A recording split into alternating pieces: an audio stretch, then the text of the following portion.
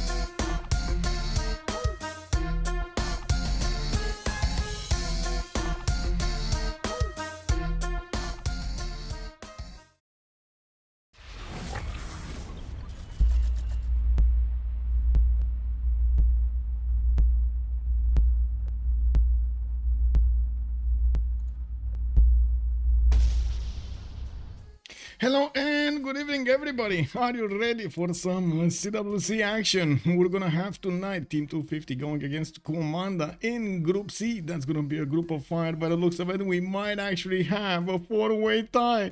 It's all depending of what they're gonna do in these games today and tomorrow. We do have them also starting up on the pick and ban phase. I do want to put it up on the screen here so everybody can see while we are gonna say hello to everybody. Good evening, YouTube, and I do want to start off with YouTube today because I did receive some messages. I'm not actually taking care of YouTube as much as I should. And to be honest, I kind of agree. I'm sorry, it takes me quite a bit of time to actually get used to on both of the platforms being online and reading all of the chats. For some time, where YouTube didn't have that many chats, and yes, I didn't prioritize it as much. But I tell you that I hope I'm getting better, slightly, you know, one brick at a time. But I hope I'm improving, especially since I'm forcing myself to actually do all of these actions and, of course, get the muscle memory going.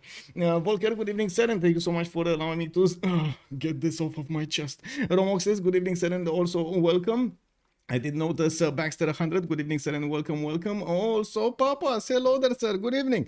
I do hope also on YouTube over there you get to see all of the picture and everything. Good evening, ma'am. Hello there, Linda, and welcome. And Sasubo, somos you, bienvenue. Lancer, good evening, sir. I do see Lina SP. Hello there, sir. You can find all of the information about the CWC on the HTTP. Oh my God, on the Civ6worldcup.com website. Also, I wait a second. Right. Lex, hello there, sir, and welcome. Daniel Dingo, good on my head. Bienvenue, welcome. Drentul, good evening, sir. I'm not sure what that is, but I hope it's a hello. Hello. Okay. Eric Coffin, hello there, sir. Good evening. And Moonsnath, good afternoon, sir. Thank you so much for picking up that first promotion. HDKHN, hello. Good evening, sir. We got also to the map choice, and it looks like on the left side we're gonna have Brazil being taken out and Scythia. On the right side, Australia and Magnificence taking its rightful place over here in the pre-game bans. We do have also the three maps available for them to pick from. Highlands, Lakes, and Tilted Access will be the choices for today that are remaining right now on the table. They have banned all on the four maps till now, and as you can see over here, they only have two more bans available. Very important to see how they're gonna pick here. I am thinking they're gonna pick something with a bit more land, so I'm thinking they have a choice between Lakes and Highlands. If they will take their chance with Tilted Access, I guess that's gonna be on them, but most of the time Tilted Access is kind of a, oh my God, they're forcing this. I'm feeling the pressure right now. They're actually forcing this Tilted Access. They're playing chicken. You see that right now they're playing chicken with each other. They want to see, are you tough enough to actually go on the Highlands with us? Are you ready for a 10-hour game? Or you want a 50-50 map like Tilted Access over here, getting the RNG going? I mean, you know, it is what it is. Who's going to build the bigger boats is going to have the bigger splash. What are you going to do now? It looks like Komanda is in a bit of a pickle. Oh, they pick Highlands. 10-hour game, let's go. Highlands it is. Yeah, it is Highlands. It is. I mean, I have a coffee. I got a lot of coffee beans. I'm ready to go. Especially after yesterday, we had the Civ7 announcements. Woo, baby, we get so much enthusiasm right now. We got them also needing to pick up the next bans. As you can see, they have 3 more for each side after they do know the map before they're gonna get the first picks. And 250 is gonna be on the left side. We got the Komanda on the right side of the screen here. I do see Vietnam has been taken out immediately by Team 250 on the Highlands map. We will have a lot of land for them to sim. Most of the time, you will see aggression maybe in the mid to late part of the game, very rarely in the beginning of the game. Maybe, yes, maybe they're going to have an aggressive neighborhood. Maybe two civilizations from opposing teams will actually spawn together, but it happens quite rarely. Most of the time, you will see some courser attacks, you will see some cav attacks, we will see some pillages. I'm pretty sure they're going to try to get some griefers in the game here, especially mentioning like Ethiopia or Lotaro over here. Both could do quite well. We do need to see also if they're going to pick up victory condition civilizations as something that could go very quickly for culture, something that could go for science later on in the game, something that could just clean the map and get a domination. We're going to need to see what kind of arsenal they want to go with in the game. Winterwind, good evening, sir, and welcome. Also, I do want to put up my chats in order over here so I don't get bamboozled by stuff.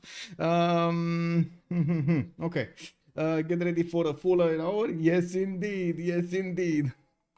Okay, so looks like Kree also has been taken out by Komanda. Definitely makes sense with those extra trade routes and with its ability to get so much extra food and gold from its trade routes. And you can imagine Kree over there is gonna be a favorite.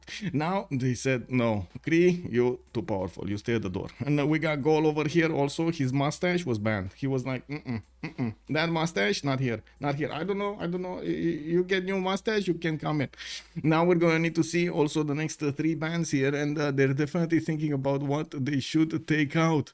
Are we actually gonna see Gandhi being taken out? Because it looks like they're again playing with fire over here, letting Gandhi and Chandragupta in for the first rotation. Russia is also allowed in, Canada allowed in. We got so many good civilizations here that can be played and can go for that victory. Yeah, of course, it's quite common to actually see the Persians also, at least one of the Persians being picked in the game and also managing to get into the ban phase. Quite a good simmer over there with those internal trade routes, since the meta is kind of going that direction. We do have Chandragupta, one of the Indias, being taken out by 250 on the right side. We do need to see if we're also going to have Gandhi over here. Looks like Komanda is having a breather. They're thinking about their choice. What are they gonna do? Komanda must win to get into a group tiebreaker. Exactly, right? Banning Brazil first. Yeah, that's quite courageous over there. Also, Tamara. We got some calls over here on YouTube. Looks like Spain, not Tamara, is gonna be taken out from the game, and immediately, of course, Gandhi got in, Gandhi got out. We got him being picked up over here by 250. He's gonna be one of the simmers in this game, and on the right side, it looks like Rome is gonna be chosen, Trajan persona this time around. Now we do need to see another pick from them, since this is how it goes, right? The team one picks one, then we got two on the other side, then we got another one on team one, and boom, we're gonna see the last bands. I do notice that they're taking a bit of time to actually think about their choice here on the team Komanda. Byzantium. Theodora has been picked up. This is a nation that we haven't seen in some time being allowed in the game. Most of the time it is in, I would say, most maps being banned. We've seen so many bans of Theodora. We're going to need to see if he's going to actually have some aggressive stance against his neighborhood, or is he going to try to just keep on simming. We do need to see also the second civilization here for team 250. Gandhi is not really a gold generator, so they definitely need to pick something out to counterbalance the gold that Gandhi is not gonna make. And also on the right side, I do have to say Rome is usually generating some gold for himself. Theodora, not so much. So at least they get some balance out of those first choices.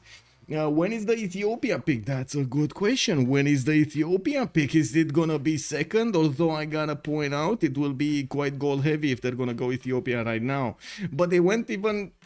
Whoa! Wait, what's this from the left side? Genghis Khan being picked up here by 250? Ooh, yeah. This kind of feels like it's gonna be 250 trying to farm over here.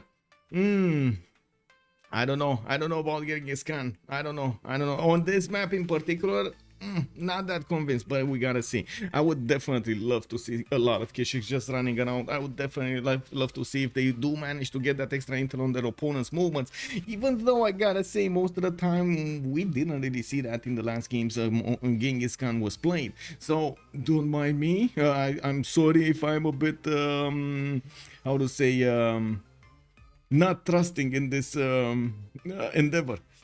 When Mali pick? I don't think they're gonna ever pick Mali. Gelukshan, good evening, sir, and welcome. That's a very good question, actually. Mali was one of the most banned civilization in the previous tournament, in the previous season, and now it's not appearing anywhere.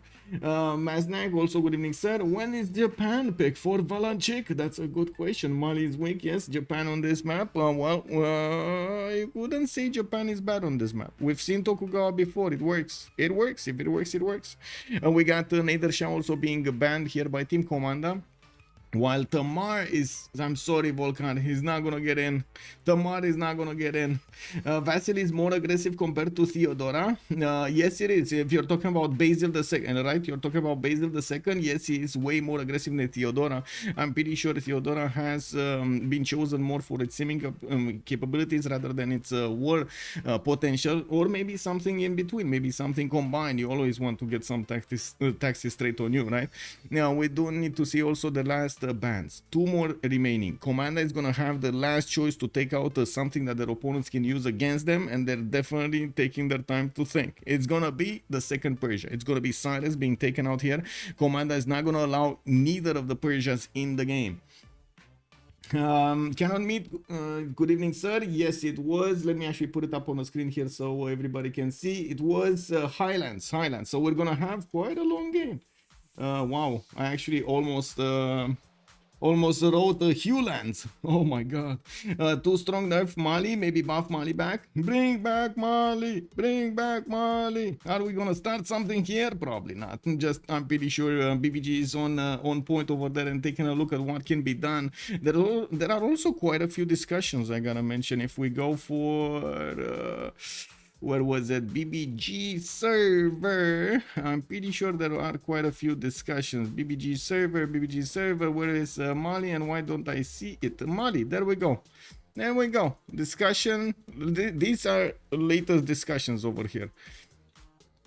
Yeah, they're thinking about it. Whoa, nobody wrote anything since May 16th. Wow, as for Mali occupied the bottom 2 slots of all civs. Oh my god, they actually nerfed Mali to the actual ground. they nerfed Mali to the ground, man. There's not even a sliver of hope for it. Wow. Civ balanced. Anyway, okay, let's come back to reality over here. We got Shaka being picked up by Komanda, and I do notice Lotaro was the last ban for 250. Close in, good enough, my heard. Bienvenue, willkommen. No mercy for desert civilizations. Well, yeah. I guess Mali did some bad boo-boo with a lot of people. Oh my god, do you know how to translate? I do not know how to translate. I mean, yes, I do know how to translate Komanda. It's Steve. Yes, oh my god, really. Yes.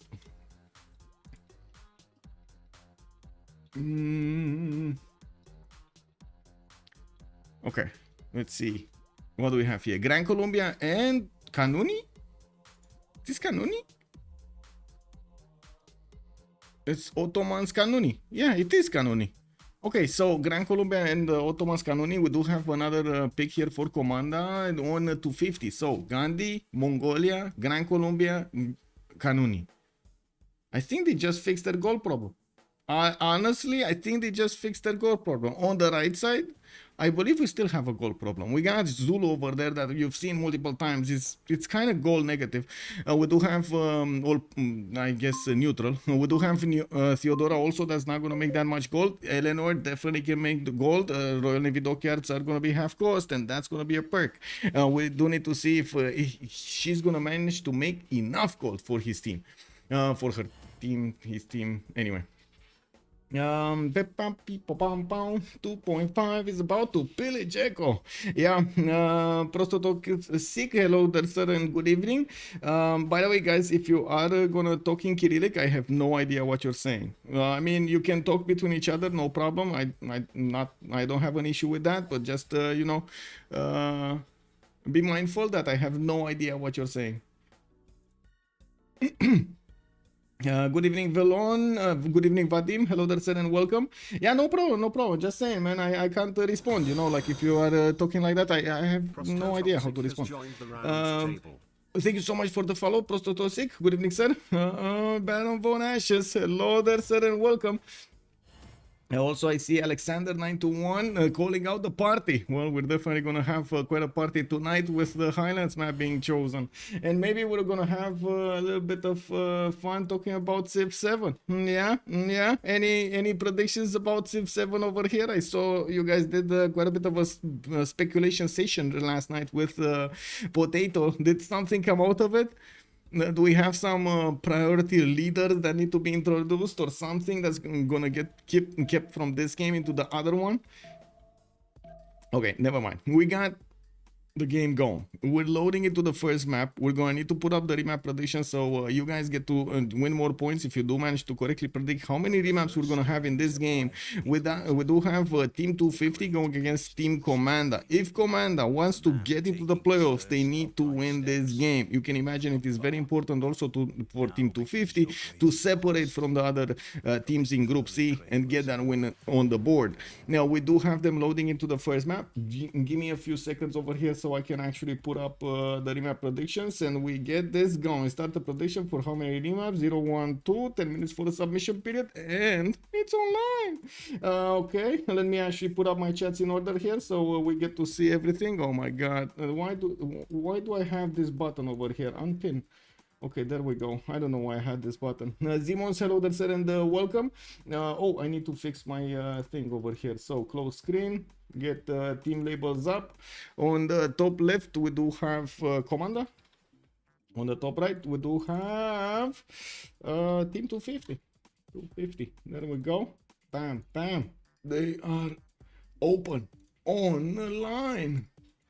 Yeah. When they will invite you to playtest, I have no idea. If they will ever do that, I have really no idea. Eddie Coffin already did. Oh my god, man, you got ahead of everybody, Eddie. Oh, I was just about to ask Twitch and YouTube, where are we gonna start looking at this map? Are we gonna start from the left, or are we gonna start from the right? And we do have immediately Eddie saying left. Right before I even asked the question. Volcar also saying Menelik on Highlands can play. It can be fast map. Colombia plus Mongolia plus Suleiman. It could be a fast map, but I doubt it. And we're gonna need to see. So if we did have Eddie telling us left, we're gonna go left. We got Demonar here. Shaka being in the middle of the map. Ulundi is gonna get quite a few passions. Not that he's gonna be a passion liker over here, but I'm pretty sure Open Sky could be a possibility with so many passions. We do have him also with a problem, big problem. Where fresh water? There's no fresh water. Like, look at this. I press the 4 button and then so much land between him and his next water places. He's gonna need to go on an adventure over here to actually get the fresh water. That's not good. Now, we do have him, of course, with the Ikanda. He's gonna be fine. Getting that extra housing from the Ikanda is gonna help him also allow him to get more population in his cities. But still not ideal. You do want to keep growing and not having to worry about how much housing you have. That's one of the reasons players do want to stay in freshwater positions. Although on Highlands, you do have quite a bit of these situations happening, and you are kind of forced to pick civilizations that would actually benefit from, guess what, extra housing from something. Isn't it just an instant remap? I don't know if it is an instant remap. I'm actually quite curious if Demonar here, like how is he gonna think about this spawn? He can work around it, but this is so slow, so slow. We do have Valanchik, also Theodora. Let me actually take a look. Where is Theodora? Do we see Theodora? Oh yeah, Constantinople is gonna be here. She's gonna have actually the Roman colors. We do have also good expanse south on the pigs. We do have to the northeast the wheat tile. We do have also the river spanning over there. More to the south is, I guess, this is much better. This area over here is much better to get the chops going and immediate tutus, not to worry about the food that much. But I do think it is a good-ish spawn. She's gonna be close though to Karakorum. That's gonna be probably the worst thing about this spawn. If KDN is actually gonna be having the opportunity, he's gonna have the opportunity to be quite aggressive against Byzantium here. Bonsoir Rafifi, bonsoir monsieur. He succeeded to escape the band. Yes, Gandhi got in. They let him loose. Can you imagine? Okay, we do have Rome here to also take a look at. That's gonna be the Trajan persona. It looks like he's gonna be the red one in this game. He does have the fish tile to the north, the +6 campus to the west side. Ooh, baby, that's gonna be amazing. And we do have him with some bananas in the capital. I mean, I'm pretty sure that population is gonna be very, very, very, very, very happy. We got him also to the south with an amber settle if he wants to go for, or next to the amber basically. Now, while in the north, he's gonna have actually Sahara El Beida. to settle and maybe get some mana score. But not gonna have that much of a problem with fresh water. He can use the bats, but I gotta say he doesn't have a lot of fresh water.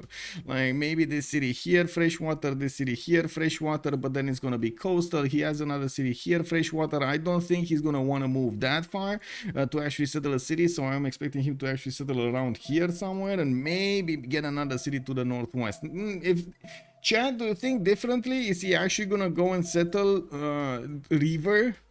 Is he gonna move 10 turns to settle a river? I don't think so. It is what it is. He kind of gives housing. Yes, that is true. Okay, solo. Where do we have solo? And what do we have here? We got solo already benefiting from an amber tile. Ooh, Matterhorn second settle on solo. He's gonna get a coffee tile with 2 extra points of culture on it. And of course, he's gonna get on his units that ability to ignore the hills, which is gonna be amazing. We got him getting another scout out wind based. Can you imagine? He's gonna have level 1 scouts with both promotions on them. Now we do have him needing to also start working on his settlers. I'm pretty sure he's going to want to be as quick as possible on that wonder, and also has some more cities to settle to the east or to the southwest here, including freshwater cities using that lake over there in the southwest. Ooh, even this north is not that bad. I think right now this is the best settle that I've seen. Isn't this the best spawn that we've seen right now? +6 science is very juicy. Yes, yes. Cool auto game. Whoever will get my points, you are welcome. Grace Mills, good evening, sir. Hello.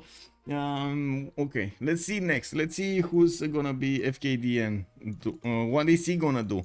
Okay, he also has some member to the south, refish to grow faster, getting his settler out in 5, and I'm very curious where is he gonna go. He has... Are these 5 horses? 2, 4, 5 horses, a single... Oh my god, guys, God of Craftsman, imagine having this city over here right in the face of Theodora. Wow. Wow. Like working 2-4-1 tiles, all of them. 4 2-4-1 tiles. Rare side these days. Oh yeah, Ottoman, yeah, very rare side. We're gonna get to Khyber also. I just realized that Civ6 community that's small that I played FFA yesterday with 2 of the Komanda members. Yeah, I mean, you know, they're getting bigger, but very good, very good. And that's how it is, right? We need to get bigger. We need to get more games going. Good evening. Yes, good evening. Yeah, okay, so looking at what's going on here, it looks like the cats are starting to... Hey. Okay. I hate her and she was like she scrammed out of there. The cat's out of the bag, exactly. Okay, well, we do have Mongolia here getting his settler out in 2 turns, and probably will move to the southeast to settle his first city, or I should say his second city. Now I would imagine he's gonna want to settle this city if he's gonna consider aggression against Byzantium. That is a freshwater city with a lot of potential horses and of course production. We do have also to take a look at Gran Colombia. Legenden is gonna be on the west side of the map, and it looks like he's gonna have quite a few mountain ranges to put down his campuses in the north, a +4 in the capital, but he's gonna need bronze working, so I'm pretty sure he's not gonna get that. He's not gonna get that. Is he gonna get that? I don't think he's gonna get that.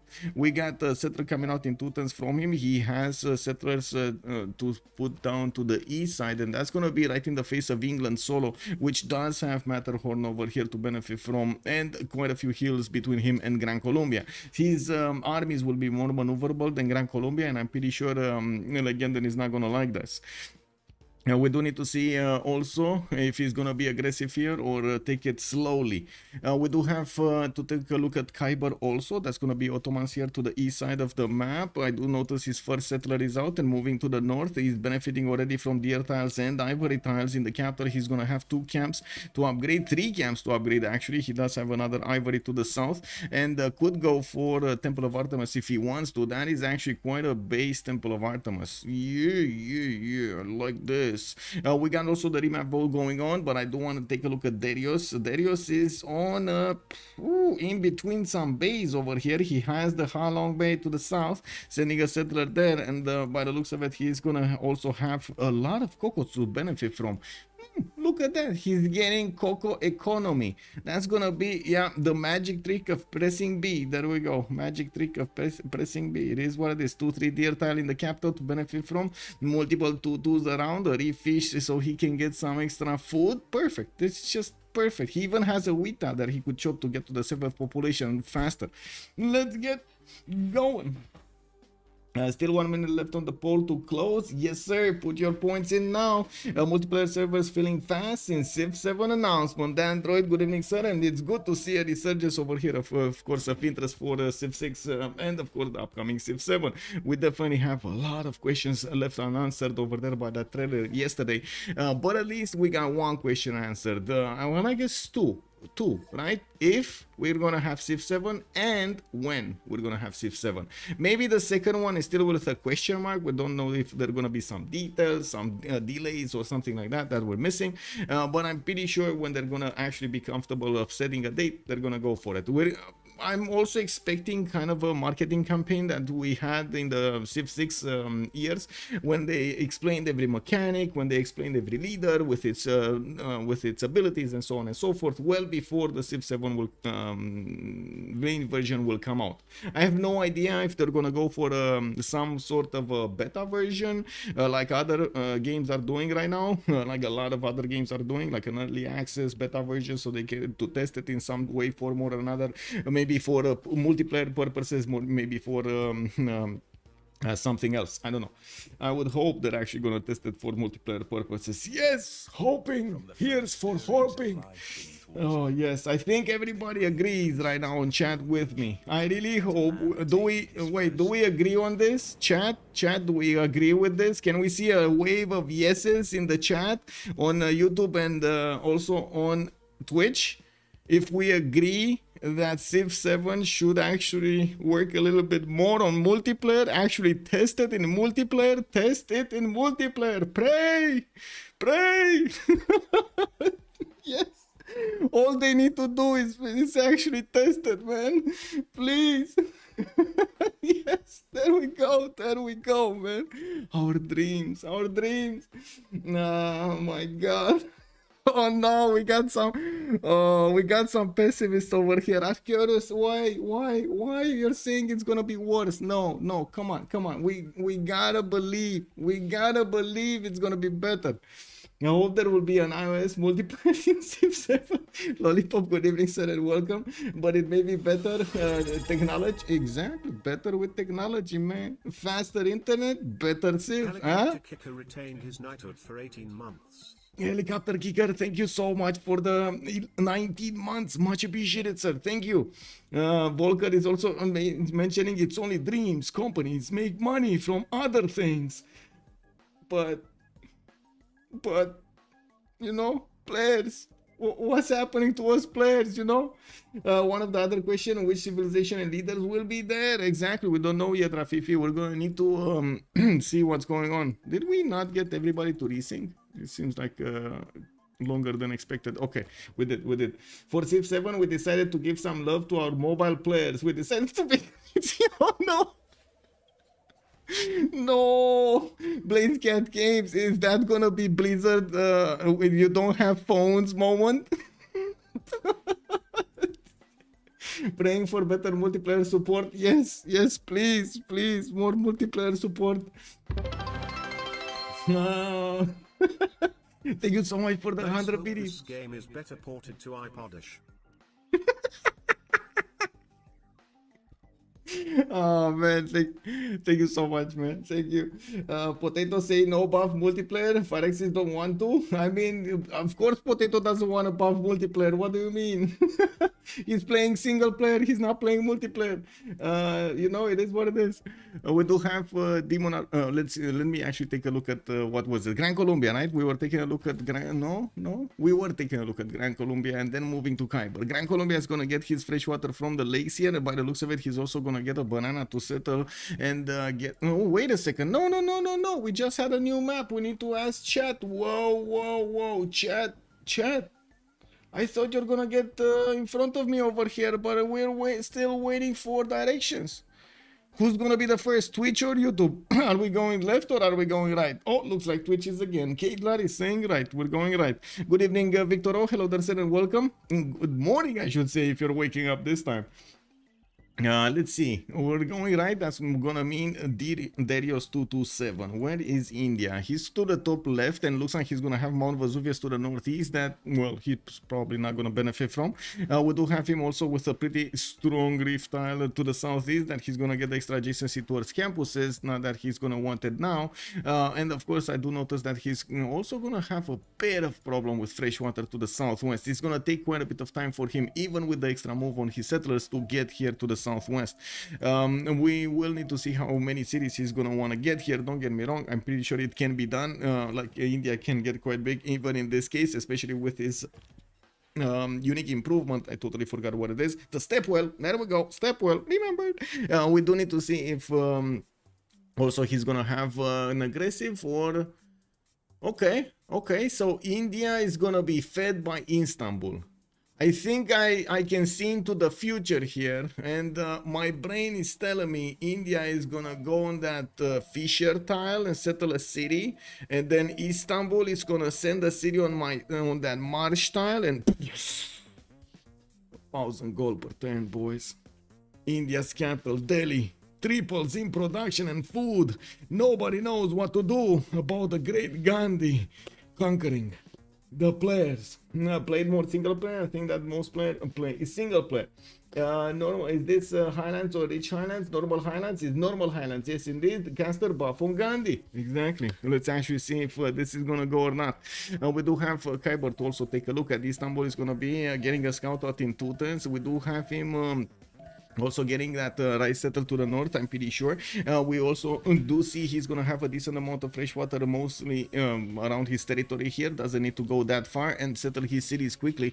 We do need to see what his neighborhood looks like. I do notice a Rome, a really far away Rome here. That's gonna be one of his targets, or maybe one of his aggressors.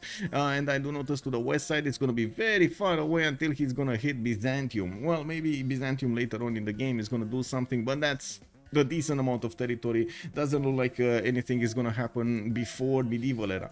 We do need to take a look also on Legenden, being over here in the left side of the map. He's gonna be to the north of Eleanor. Solo is probably gonna be one of his targets, and I do notice he's gonna have a city-state on his way there. We do have also FKDN to the west side in perfect range for Kesheks. Oh my god, this is perfect. He's getting settlers over here on the southeast, has a decent amount of flat land towards the east side to get those Kesheks going, and if he does manage to actually get with his empire as far as to Valletta, that's gonna be awesome. That's gonna be awesome. Only a few turns to get to the English territory, and you can imagine he can apply quite a bit of pressure when he's gonna get that army out, especially alongside the units of Gran Colombia from the northwest, if they're gonna do that. We do need to take a look at also here Mongolia, getting Karakorum with a 2-2, freshwater, okay-ish, river, okay, reef fish also, nice campus, okay, not bad. I would really love quite a few more mountains here, but all in all it's not that bad. Banana settled to the north with freshwater, yeah, it's okay. Solo here, let's actually see. Solo, this time around he's not gonna have Matterhorn, but he's gonna get his settler out in 4 turns, and I do notice he's gonna have a few 2-2s to work. 2 reef tiles, 3 reef tiles in his water to get some extra adjacency towards campuses, and by the looks of it he's gonna need to stay on the coast and actually get the lighthouses going for the extra housing, because he just doesn't have that much fresh water all around. This is fresh water though, with the lake over there being blocked by the ice in the south. Is it fresh water actually? Yeah, that is fresh water. It's gonna take him a bit longer than usual to go and settle a city, and I'm pretty sure he's gonna put another city towards the northeast so he can get it as quickly as possible. Possibilities to expand to the west side on the rivers of Volan, but that does expose him to Gran Colombia. Maybe it's actually better for him to take Volan and make his defense here rather than not take Volan and let Gran Colombia do whatever he wants with it. You never know. You never know what Gran Colombia will do to Volan. Now, is there so much fresh water on normal highlands? Goober Dragon, good evening, sir. It is, usually it is. Kraso 1, but I think that a better multiplayer game will attract more new players to Civ. Exactly what Kraso is saying. A better multiplayer game is gonna be much better than a good single player game for Civ. Usually the multiplayer scene is the marketing engine of a game. If you mess that up, you kind of mess the game. Just saying.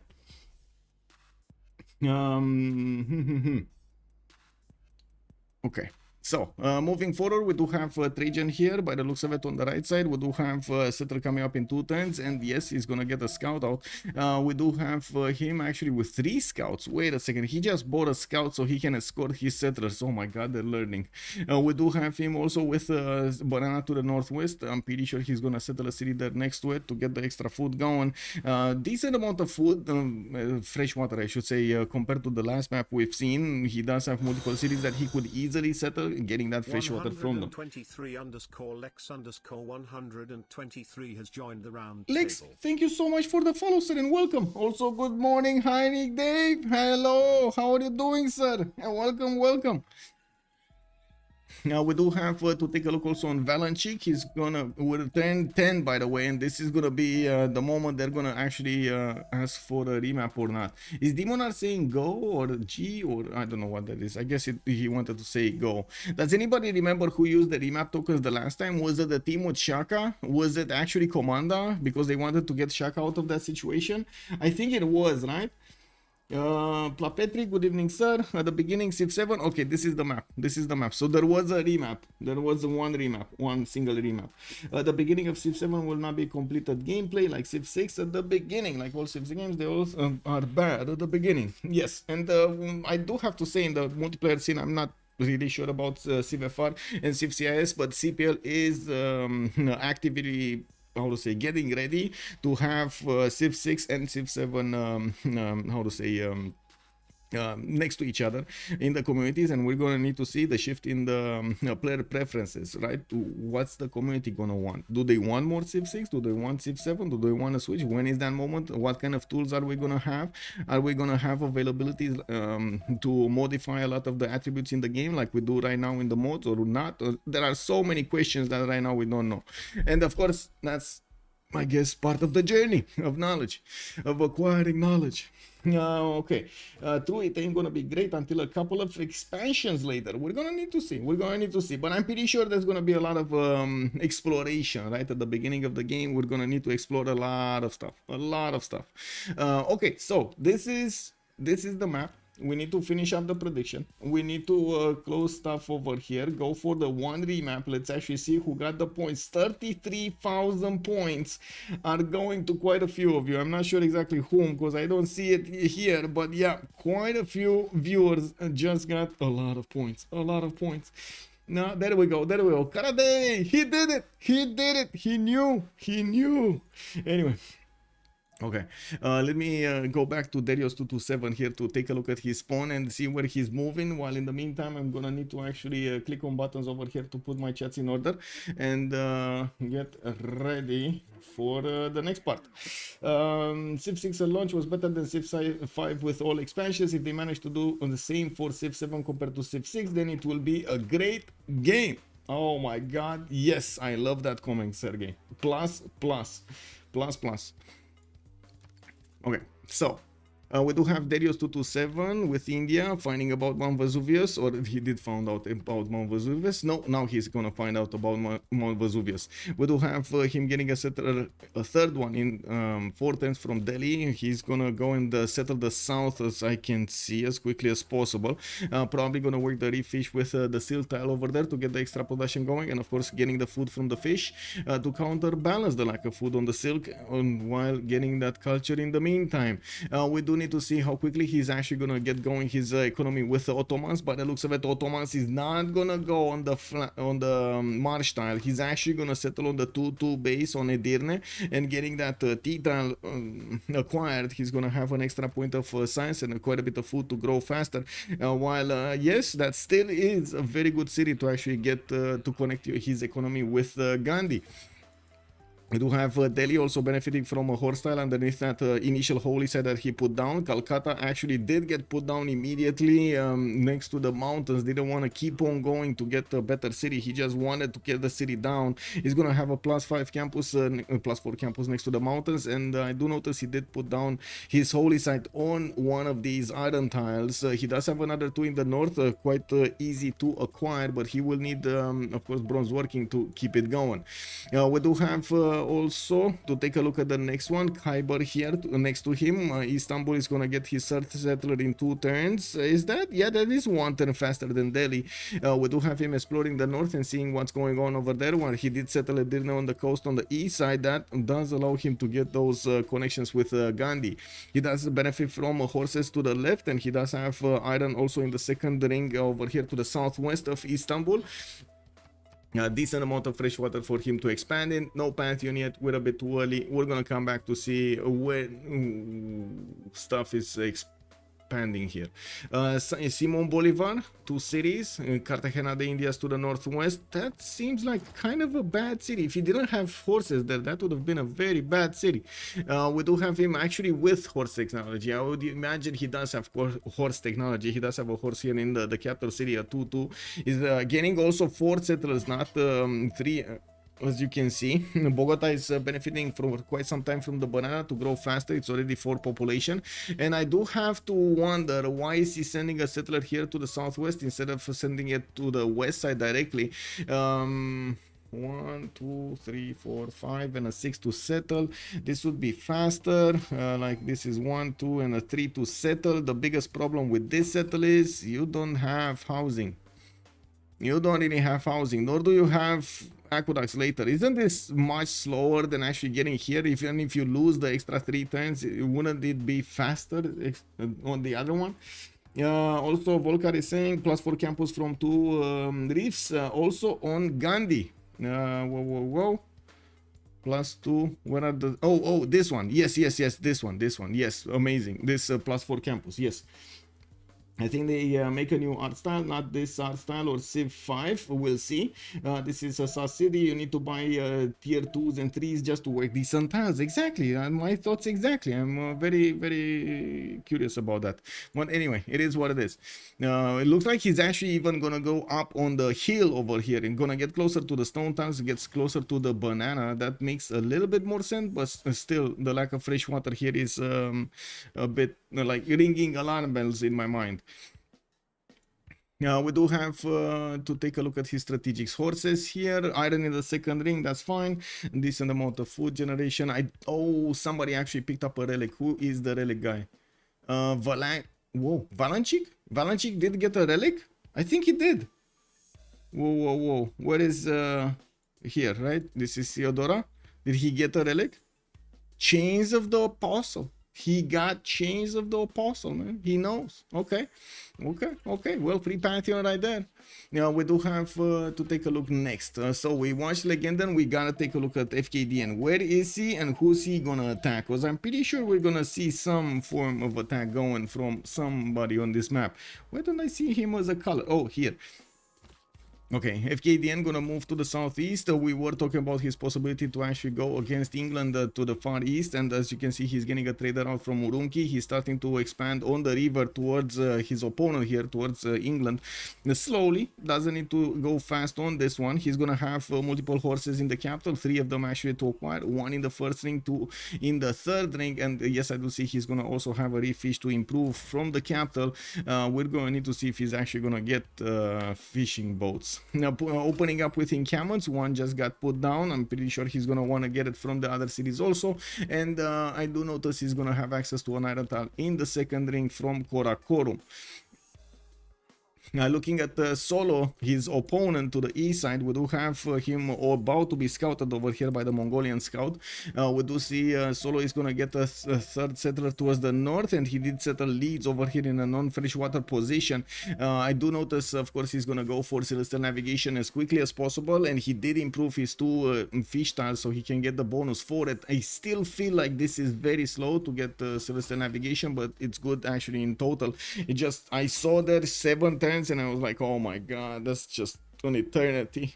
We got some monuments coming out from him to get the extra culture, and we do already have him improving quite a few tiles over here. He does have another 3 charge builder in the city of Leeds, which is gonna give him okay, an extra amenity over there. By the looks of it, he's gonna get 1 mercury tile improved. No, he's going for horses. Okay, interesting. He's going for the horses in the capital. Does he even have, wait, I don't think he has mining, nor I do think he has animal husbandry. Does he? I don't think he has either. So he can't really do anything with this. This is just a builder. He's just moving it around, you know, letting him be. Housing is overrated. Yeah, exactly, right? Housing overrated. It is what it is. I think they make, okay, this is a sus city. The hill is a better settled than the rice. Plus. Yeah, of course, a hill at least has coastal housing. Housing really important early, unless you're a harbor civ, or you can rush lighthouses. Yes. But he is not a harbor civ. He doesn't have half-coast harbors, nor is he going for harbors. He's opening up currency. Okay. Well, this is kind of slow. This is kind of slow, not gonna lie. This is gonna be very slow actually as a city. Anyway, it is what it is. Moving forward, let's see. After Solo, we got just Dima. Wait, we didn't take a look at his strategics. We got horses here in London, south, 2 iron tiles in the north for the iron strategic resource. Is gonna be fine. Okay, Theodora. Rome, Theodora, Rome, Theodora, Rome.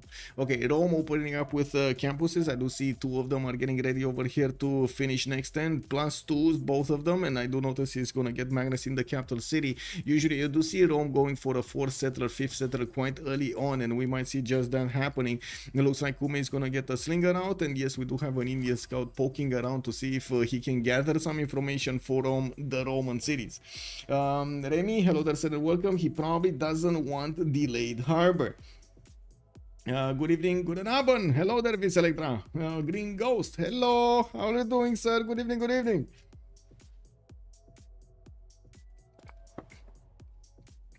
Okay, coming back. Just Dima. He has his iron in the second ring from the to the southeast of Rome, and I do notice he's gonna get his horse style here to the northwest. If he did discover animal husbandry, he won't be able to put down that Gavron Plaza there, but I would imagine he might want to get the Gavron Plaza before animal husbandry. We'll see. This is kind of tricky. We do have also him with decent places for his baths. I'm pretty sure he's gonna find ways of putting them down and getting that extra adjacency towards industrial zones. Not as big as we've seen yesterday. Those were some amazing industrial zones. Unfortunately, he didn't respect his neighbor though, and you've seen what happened. Yeah. We do have Valanchik also on Theodora with his 3 cities. He's getting God of Craftsman as a pantheon, and yes, that just got taken away from Mongolia, unfortunately for him. He's gonna get the extra production and faith on each of these improved strategic resources, and you do see he has quite a few horses here around his cities to get that going. He has an iron tile also between Constantinople and Thessalonica, and he's working on his 3rd holy site from his 3rd city. And we do have him finishing up his shrines and getting quite a few points here for the Great Prophet. For a turn, that means next turn he's gonna recruit the first Great Prophet of the game. I do see he's also gonna have quite a few pigs here to benefit from the extra gold. Not bad, not bad. Some amenities, give those pigs to his allies, you know. Okay, let's see. Shaka's 3 cities south of Valanchik. He's gonna have a good friendly neighborhood over here to the west side. Doesn't seem like this is an Ikanda opener for him, but I guess you want to get those Ikandas anyway.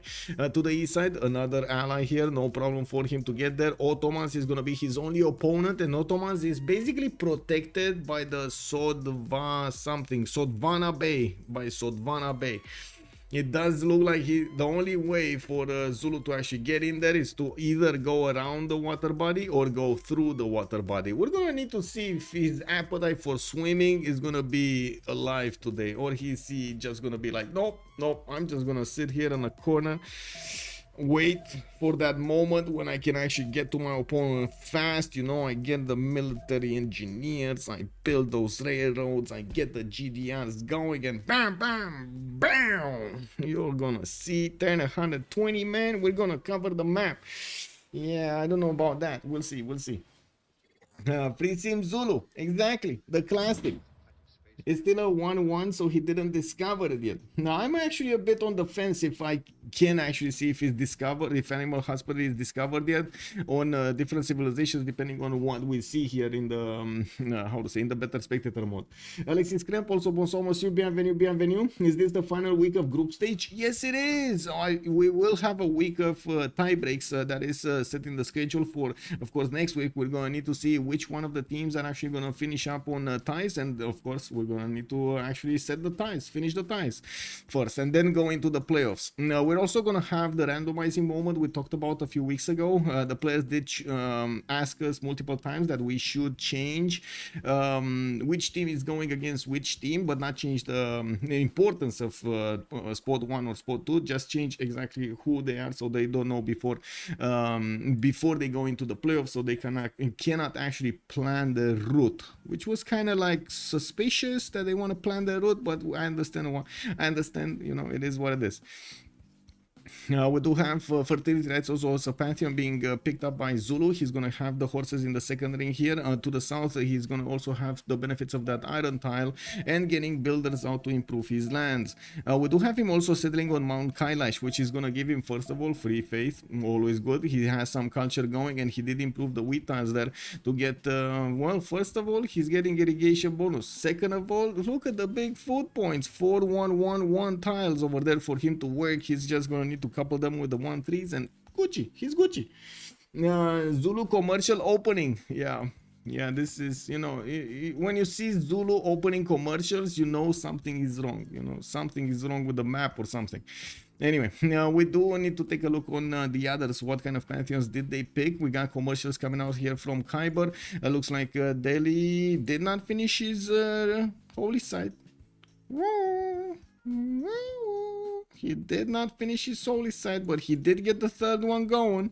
He's gonna get another settler, and I'm pretty sure he's gonna quickly finish the holy site there. But that means also he did not get a lot of great prophet points.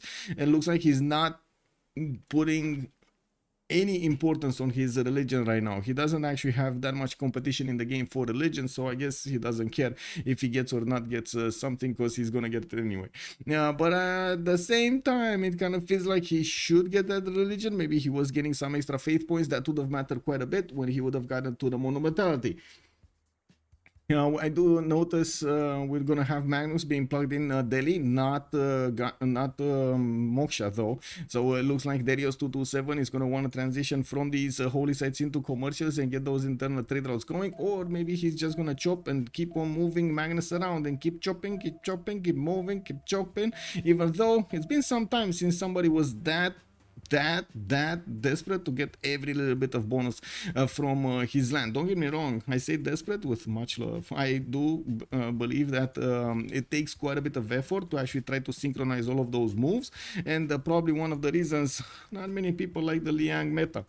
We do have to take a look also on the others. Let's see, Rome over here, we got Divine Spark coming out from Rome. He's gonna get the extra points on his scientist there, no problem. I do notice he did manage to put down his Gavron Plaza in Rome. That means of course he's getting more adjacency towards these campuses, making them from +2, +4s. This is actually gonna be very valuable for him. He's on 10 science and 9 culture at the moment with, let's see it, 24 production. Ew. He's one settler short though. I would imagine right now he should have been like 4th and 5th city coming out somewhere, or putting them in the build queues. They're not there. We got Moksha establishing Kume. Magnus already went into Rome. Okay. Theodora we've seen. Religion. Feed the world, the lay ministry on Byzantium. She's gonna get the extra shrine food and the extra temple food, and of course the extra culture from his theater squares, while he's gonna get the extra faith from his holy sites. Okay, let's see. Gran Colombia didn't pick a pantheon yet, opening up with commercials. Look at this city, by the way. Look what this city is doing. Look what this city is doing, man. Okay, I gotta ask the big question. At this level, is this a sin?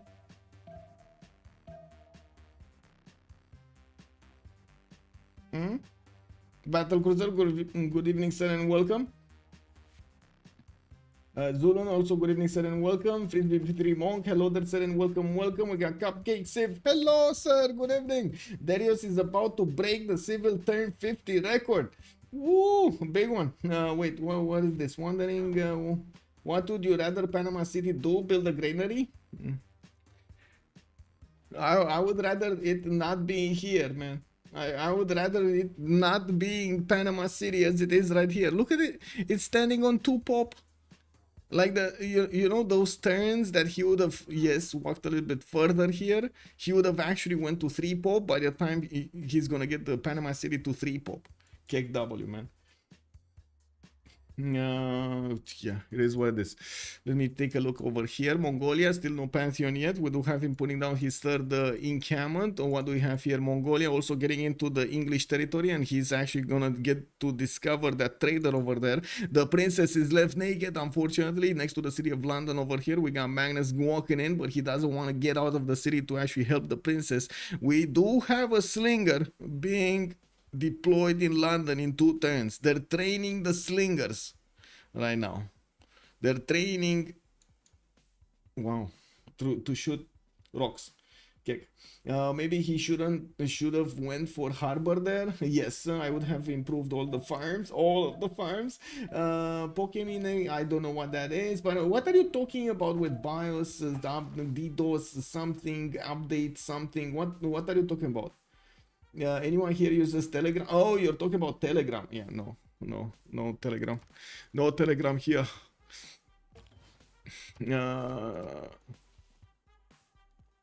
Okay, so next. It looks like the slinger did make it out way before the trader came back, so the princess is safe. Looks like the master slingers is gonna be fine.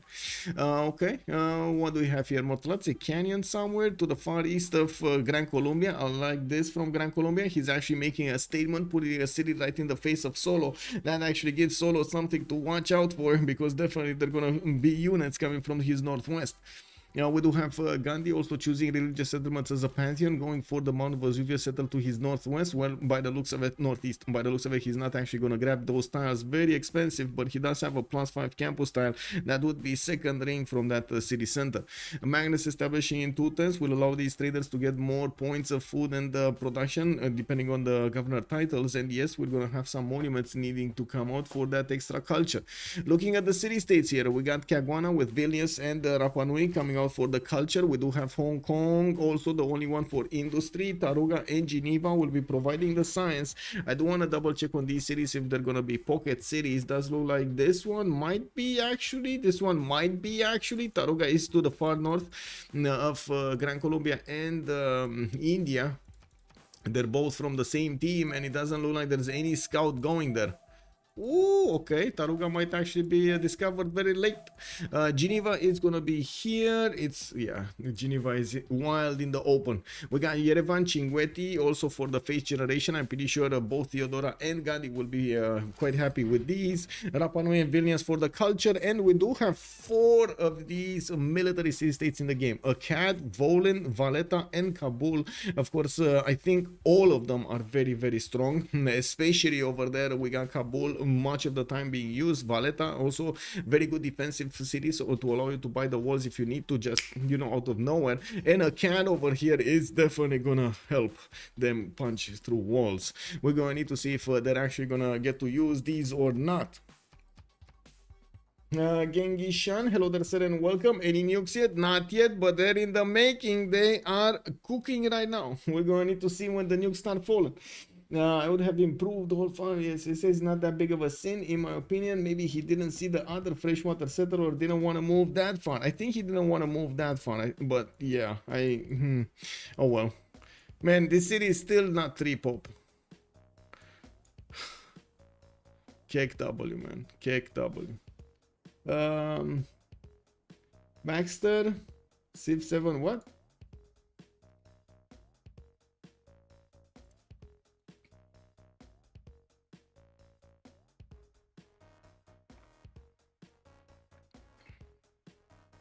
This one from the picture from DZ Civ on Reddit. Let me see. This one. This one. Wow. That is actually a volcano. Yeah. Very nice, very nice. This. Pasture plantation will fix the housing issue. Well, you say that, but that takes a long time and quite a few improvements to get there. You don't really want to improve cattle at the beginning of the game. Well, I guess we'll see. Now we do have Gran Colombia also about to chop that tile with the 1-2 forest, so he can get first of all a faster market and a place for his government plaza. I do see he's also gonna need to improve some more amenities here. He just got his gypsum tile. He's gonna need the irrigation so he can get his incense done, and I do notice he is having the benefits of irrigation because he did improve one of his plantations on the bananas. Quite a bit of gold will actually be generated by the pantheon here if he's gonna by the plantations, by the way. If he's gonna go for plantations pantheon, he's also gonna get the culture, and that's quite big actually. 1 2 3 4 5 6 7 8 9 10. What is it here? 11 12. Yeah. 13 points of culture just from the pantheon. Yeah, makes sense. Anyway, we do have them 2 turns away from getting the golden age bonuses, and we're going to need to see if they do manage to get over the threshold. They do. We do have FKDN actually only on 19 points, but he did manage to get to 19, so it's all good. Finishing up his encampment, starting to roll those great general points. We do have 1 great general point a turn here for him at the moment, but since he is finishing up more encampments and getting also the buildings in them, he's going to get more. Also getting a 4th city towards the north here. Looks like he's eyeballing that banana next to the freshwater lake, and I do notice he does have only a slinger for defensive purposes. He did scout out the majority of the lands of England and knows what he has to go up against. It looks like England is actually going to keep on expanding to the west and not going around here. Yeah, I mean, he needs to, right? He needs to actually get his foot in the door in this choke point. A 3-tile choke point is actually going to be his way of defending against Mongolia. I do notice still nobody actually got to the same level of science as Just Demo on 15, while he's getting 10 culture a turn as well on the Rome. We do need to see what Rome is gonna do with his next cities. Yeah, 4th and 5th city already coming out. Very nice. He did manage to have enough production in Kume to get another one going. And I do notice he, Ottomans is starting to come out of the fog of war there through the forest in the north of Kume to maybe fish some builders here. And we do have also some traders going towards the north. It looks like commercials coming up from Puteoli are gonna get chopped here. No, is that gonna be chop or is that gonna be citrus upgrade? I think that's gonna be citrus upgrade. Anyway, there are some Indian units that are getting pushed out from Just Dima's territory. Looks like India is going to be relatively close to the north, and we're going to need to see if they're actually going to get to bonk against each other. I'm pretty sure India is going to settle a rice settle soon. We're going to need to see how soon. Looking at India's face generation, we do have Darius 227 going into this golden age with only 9 faith a turn. Why does this smell to me like he's not going? Wait, did he just? No, he went to religious settlements. Is he actually? I mean, he built 3 holy sites. He needs to go monumentality, right? Really? You want betting? Okay, let's go. Give me a second, YouTube. I'm doing stuff over here. Let's see who will win. We got on one side team 250, and on the other side we got Komanda, which basically means team. So it's team 250 versus team, basically. Yeah, it's a P versus NP problem. Yeah, basically. Is this P versus MP? This is P versus MP. Pen and brush. He won pen and brush. Okay. Wait. He won pen and brush, or he won monumentality. He will go pen and brush. There are some words missing over there. Rafipi, I think so. Solo going into bronze. Looks like he understood he's in Irel position. Yeah. He knows. He knows he's gonna get attacked from 3 sides over here. There's no way for him to get out of this. Yeah, which religion did he take? Whom? India? Did he take a religion? He doesn't have a religion. Not yet, though. Harbor next to Vesuvius? I don't know. I mean, you know, yeah. That is quite a sight to see, right? Forking night, you stay over there. Midnight, you stay on your boat. You try to get some fish out. You have your, I don't know how it's called over there, lancer or something, like on the fish. And then, boom, you get some fireworks. Free fireworks. Who doesn't want free fireworks? Okay, I mean, the water sometimes is getting a little bit steamy around you. No need to worry about it. It's just normal steam. If you see that happening, just row your boat as quickly as possible, not taking a look at the red spots in the water. Yes, don't take a look at the red spots. Free fish fry. Yeah, exactly. Psycho, good evening, sir, and welcome. This is like one of those, you know, like if you're scared of heights, if you're scared of heights, you should not look down. That's simple, right? Scared of heights, don't look down. Very simple. Some boats might be on fire, but that's a sacrifice Madurai people are willing to make. Yeah, I mean, hey, Lancer, it's survival of the fittest, man. It is what it is. Which religion did he take? He didn't take one. Yes. Let me actually catch up on YouTube because I know I missed a few messages. Team win for sure. Team wins for sure. Exactly. It kind of hints how the graphics will look. Okay. Beautiful Indian city. Okay. I caught up with that text also. Let's take a look what kind of Pembrush and what kind of golden ages they took. Shaka on 245 cities. He did actually spend quite a bit of time to get these out. I do notice he did go for 30 rights to get the extra food from his rice tiles, maize tiles, wheat tiles, and so on, and also getting the markets for his internals. He's making 16 gold, 10, 12 science, and 20 culture with that Pembrush and voice golden age. 46 production, actually the biggest production number in his team, not from the game, from his team. Valanchik on 8 science and 9 culture. We do have him on still on 3 series. He did get his religion, lay ministry with food, feed the world.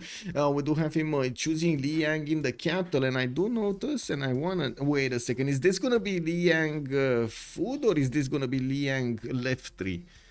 I think it's Liang left tree. Like this is the parks Liang, because we would have seen if he went for the food one, and I don't think he has enough resources to go for the food one.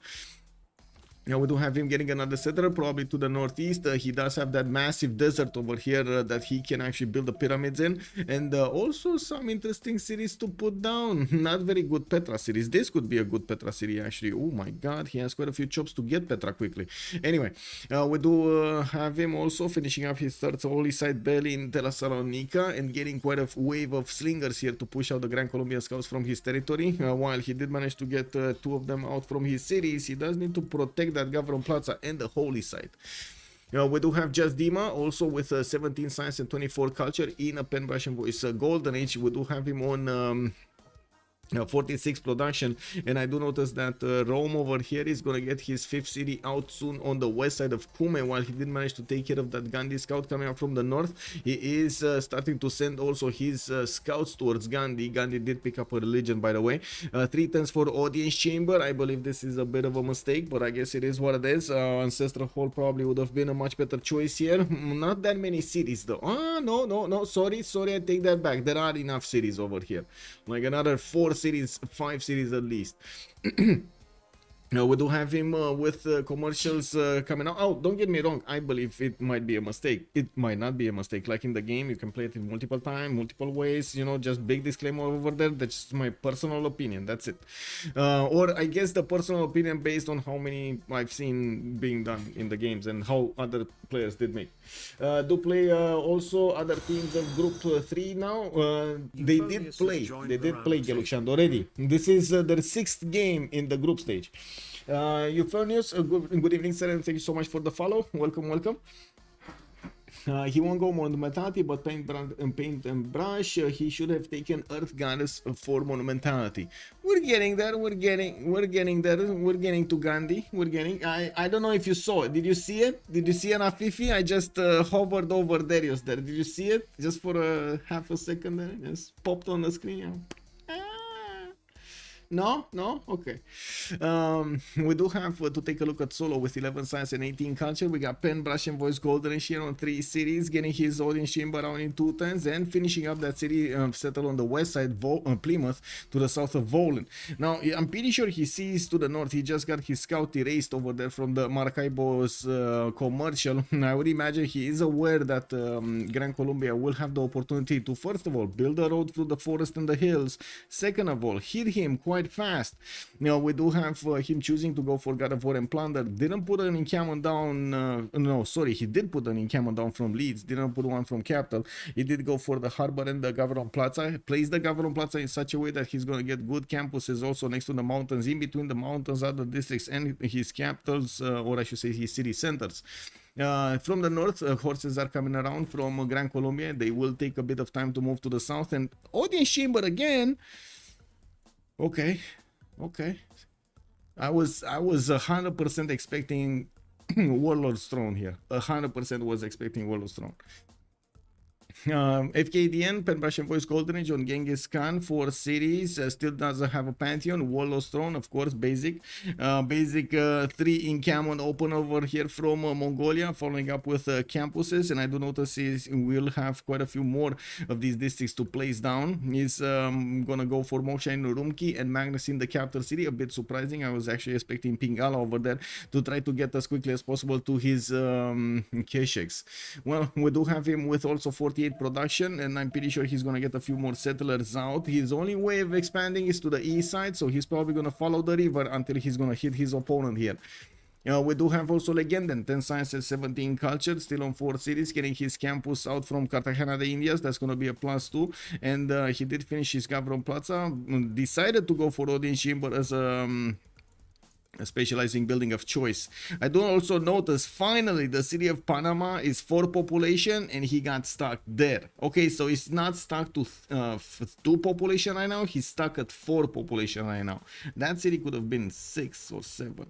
Anyway, we got a holy site coming out from him. Whoa, wait, is he just gonna try to get a prophet to deny? I think he's gonna try to get a prophet to deny Theodora, right? The taxi straight. Cupcake is also saying Moksha after Magnus. Cringe.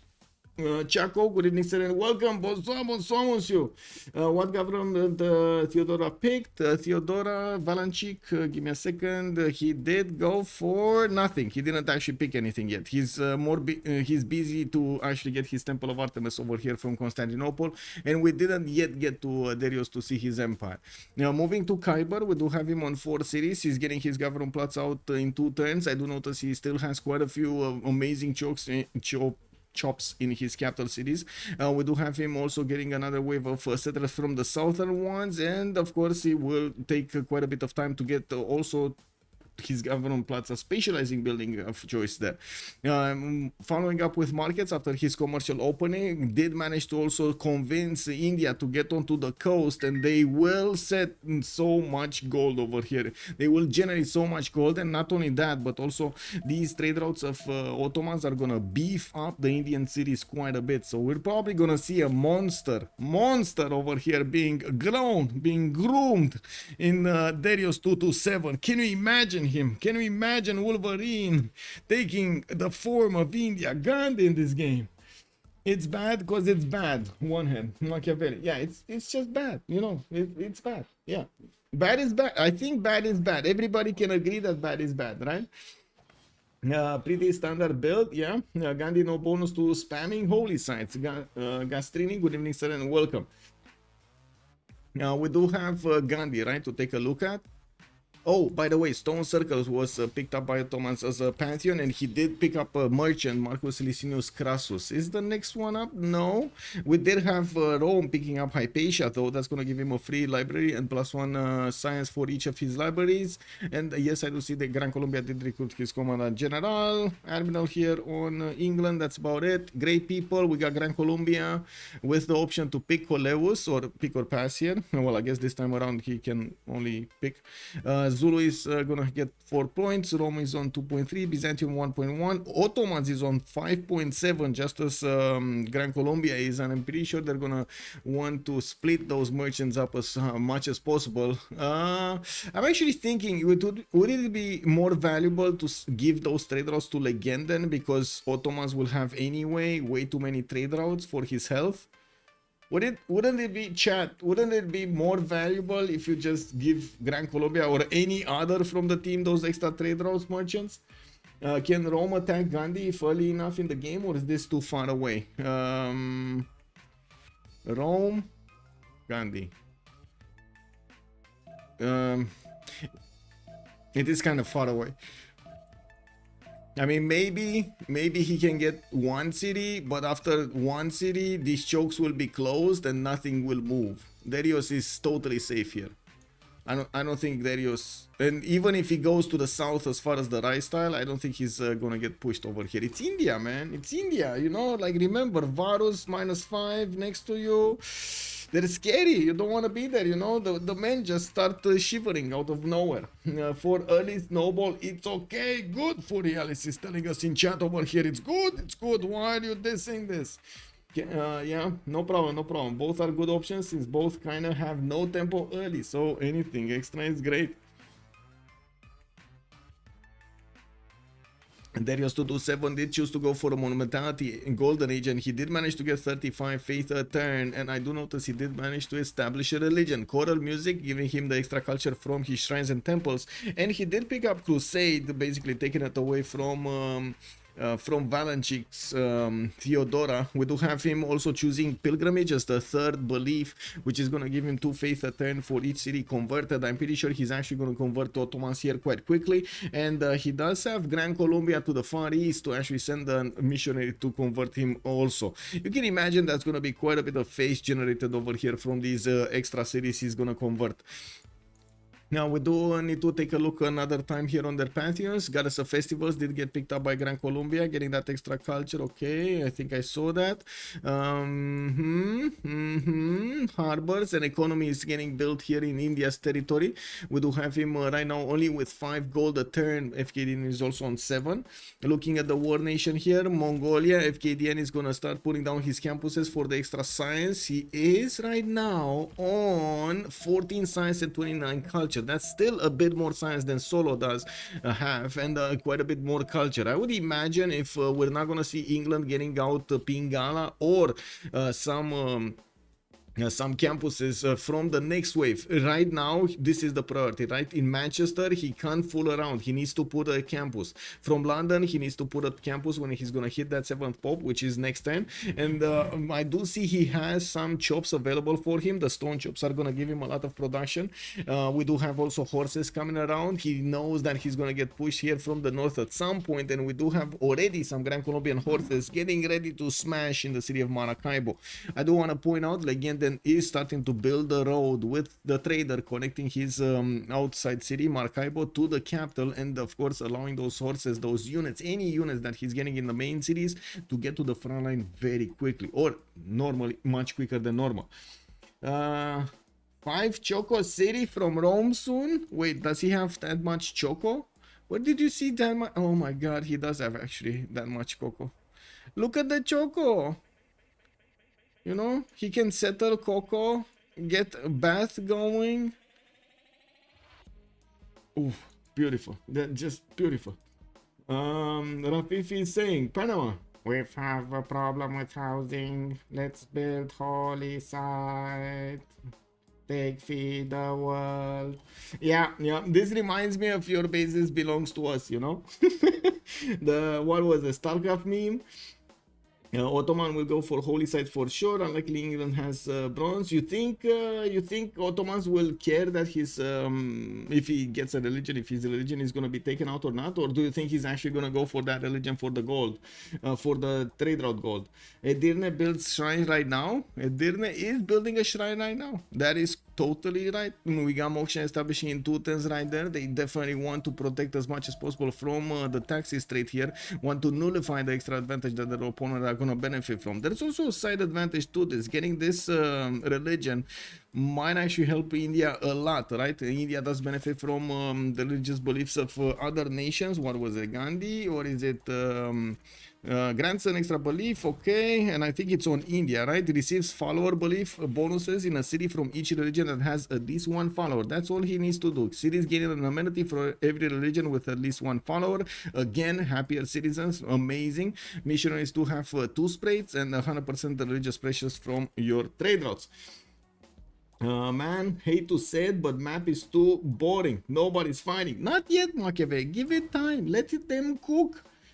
What is this? Machiavelli getting a bit... do you have ants in your pants, sir? Do you have ants in your pants? Come on, come on. You know, you gotta settle down over here. Come back in 5 hours. Yeah, exactly. I guess Machiavelli wants to come back when the GDRs are already up, you know? Oh, I see. I see. So basically, if somebody would give you a chance to go nice and sleep for the next 1,000 years, to come out of sleep when we actually have space stations and we conquered planets and everything is just paved the way for the middle of the galaxy there, you know, woo, human nature over there just getting everywhere. Machiavelli wants to be, you know, getting out of his pod over there, experience everything that everybody else has built and, you know, conquered. Yeah, makes sense. Don't get me wrong. I would want to have 1,000-year leaps also. Is it possible? Is it? He knows the way. Near birth, hello there, sir, and welcome. Hey, we got Armada Siracusa dropping 5 gifted subs. Thank you so much, sir, for the 5. Much appreciated. Thank you, sir. Chat is so surprised with holy sites on everybody. Nuclear guy went out of ban finally. Yeah, I mean, he got out, man. He got out. Exactly. Look at that. I nailed it. Machiavelli knows. Taxes deny and boost for Gandhi. Yes, big. This is very big over here. Moonsdrat, thank you so much for the 100 biddies. Much appreciated, sir. Do you like horse pushes that much? Nuke more beautiful. Games, of course. Yes, Volker, I totally get it. But I think Machiavelli is referring. We will definitely want a bit more action here. But it is what it is. Right now, we signed up for this Highlands game. And we do need to see how the players are going to get everything going. Be careful. Even on Highlands, you do need quite a bit of big brain preparation over there to actually get everything you need for the mid and late game. Any kind of mistakes you make at the beginning will be will have a serious impact later on in the game. Wow, Daniel Dingo, Dankeschön, my hair. Thank you so much, sir. Much appreciated for the 5 gifted subs. We do have quite a few new subbers here, getting to 200 again. Woo! Nice. Who took the Great Merchant? Let me actually take a quick pick over here. We got the Great Merchant. Looks like Gran Colombia took the... Yeah, I mean, it makes sense, right? He already had a lot of them. He might as well just give it away, right? Ottomans is going to get a lot. He got Coleos over there for the extra things. And also, Heinie Dave, thank you so much for the 100 biddies. We got... Much appreciated, sir. Moonsdrat dropping another 100. Oh my god, you guys really want to get me to a level 4 hype trade. Oh, choo-choo. Let's go. Headbonia, good evening, sir, and welcome. Easy dodge. The moment whoever takes a Volan loses. Wait, really? Whoever takes Volan loses? Well, I do see both Legend and the Solo do have forces next to that city center. This is not going to be as easy as pie to take it down and keep it. Keep it is the operative word over there. We got Pingala establishing Maracaibo. I do notice we got a few more horses coming around and cities from Bogota. Gran Colombia is going to back settle also to get a bit more strength in his empire, and he still didn't settle this city with 2 amenities on the west side. We do have him deploying archers with his Commandant General. Only one archer. Is Volin actually under attack? Because I didn't see him flex a muscle here. Is he? I think he is, right? He is under attack by Gran Colombia and he didn't shoot a thing. Have you noticed? Volan didn't shoot any of the horses here? How is that possible? Why? Wow. Whoa. That city got taken over. Gran Colombia over here did take Volan down, and that is gonna be a problem. Cupcake over here is telling us, is making a big prediction. Whoever keeps Volan will lose the game. Oh my god, that's big. Evening. Xaipong, thank you so much for the 100 biddies. Much appreciated, sir. Come on, yeah. Get the kind 5 rate going. Let's go. Interesting word moves already. Yeah, well, we got some. Machiavelli would be quite happy right now. I'm pretty sure he's sipping from his margarita and he's like, yeah, smell of napalm in the morning. Yeah. Yeah. Okay, let's see what Zulu's doing. Is he not putting a single Ikanda down? No, he's not. He's getting a Temenanki over here, and I do notice we do have... oh my god, man. Oh my god. What's going on with chat today? Unbelievable. We got another 5 dropped gifted subs over here. It looks like them Zelfer Jules. Oh my god, Vanyan. Welcome, sirs. Anonymous gifter. Much appreciated. Wait, is that the same anonymous gifter or different? I think it's different. Thank you so much. Much appreciated. We got another 5. Let's go. Oh my god. Wait, about to beat your last record. We got... oh my god. We're close. We're actually close. 100 biddies dropped over here. Moonsnet. Let's go. Oh my god, thank you so much, guys. Thank you. We got audience chamber in Ulundi, and yes, Dimonar did finish his Temenanki to the northeast of that city center. In Obamba, he's gonna get a campus. And Virginia, thank you so much for the 100 biddies. Thank you, sir. And thank you. Oh, my case. Good evening, sir, and welcome. Funny guy, easy dodge. Good evening, sir. Welcome. Chilney, also hello there, sir, and welcome. Show Volan. We're watching Volan. It got denied. It got deleted. England went in, deleted that city. Oh no, I think actually Gran Colombia deleted that city. By the looks of it, he does still have 4 horses, and he did grab the builder out of that city center. Okay, he just deleted, retreated. No, makes sense. Yeah. Hello. Where your stats? Fallens. Good evening, sir, and welcome. Also, game is a tie. It is decided. Cupcake already sees in the future. Diplo favor. Let me take a look here. 15, 11, 33, 15, 13, 9, 9, 7. Looks like there's a lot more Diplo favor being generated on the left side. That also means probably they do have a lot more city states with envoys in them, and of course being soothed. Now, are you allowed to catch another CS after the first one got deleted? Well, if you didn't keep it and you deleted, yes, you can get another one. I mean, you can get one. You can get and keep one. That's it. But you can get and delete as many as you want.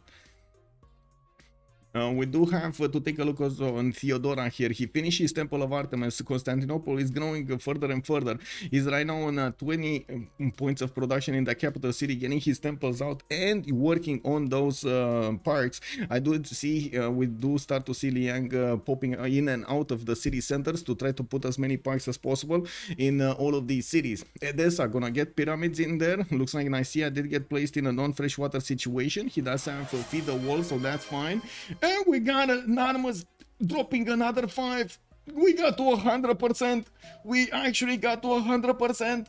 Woo! Amazing!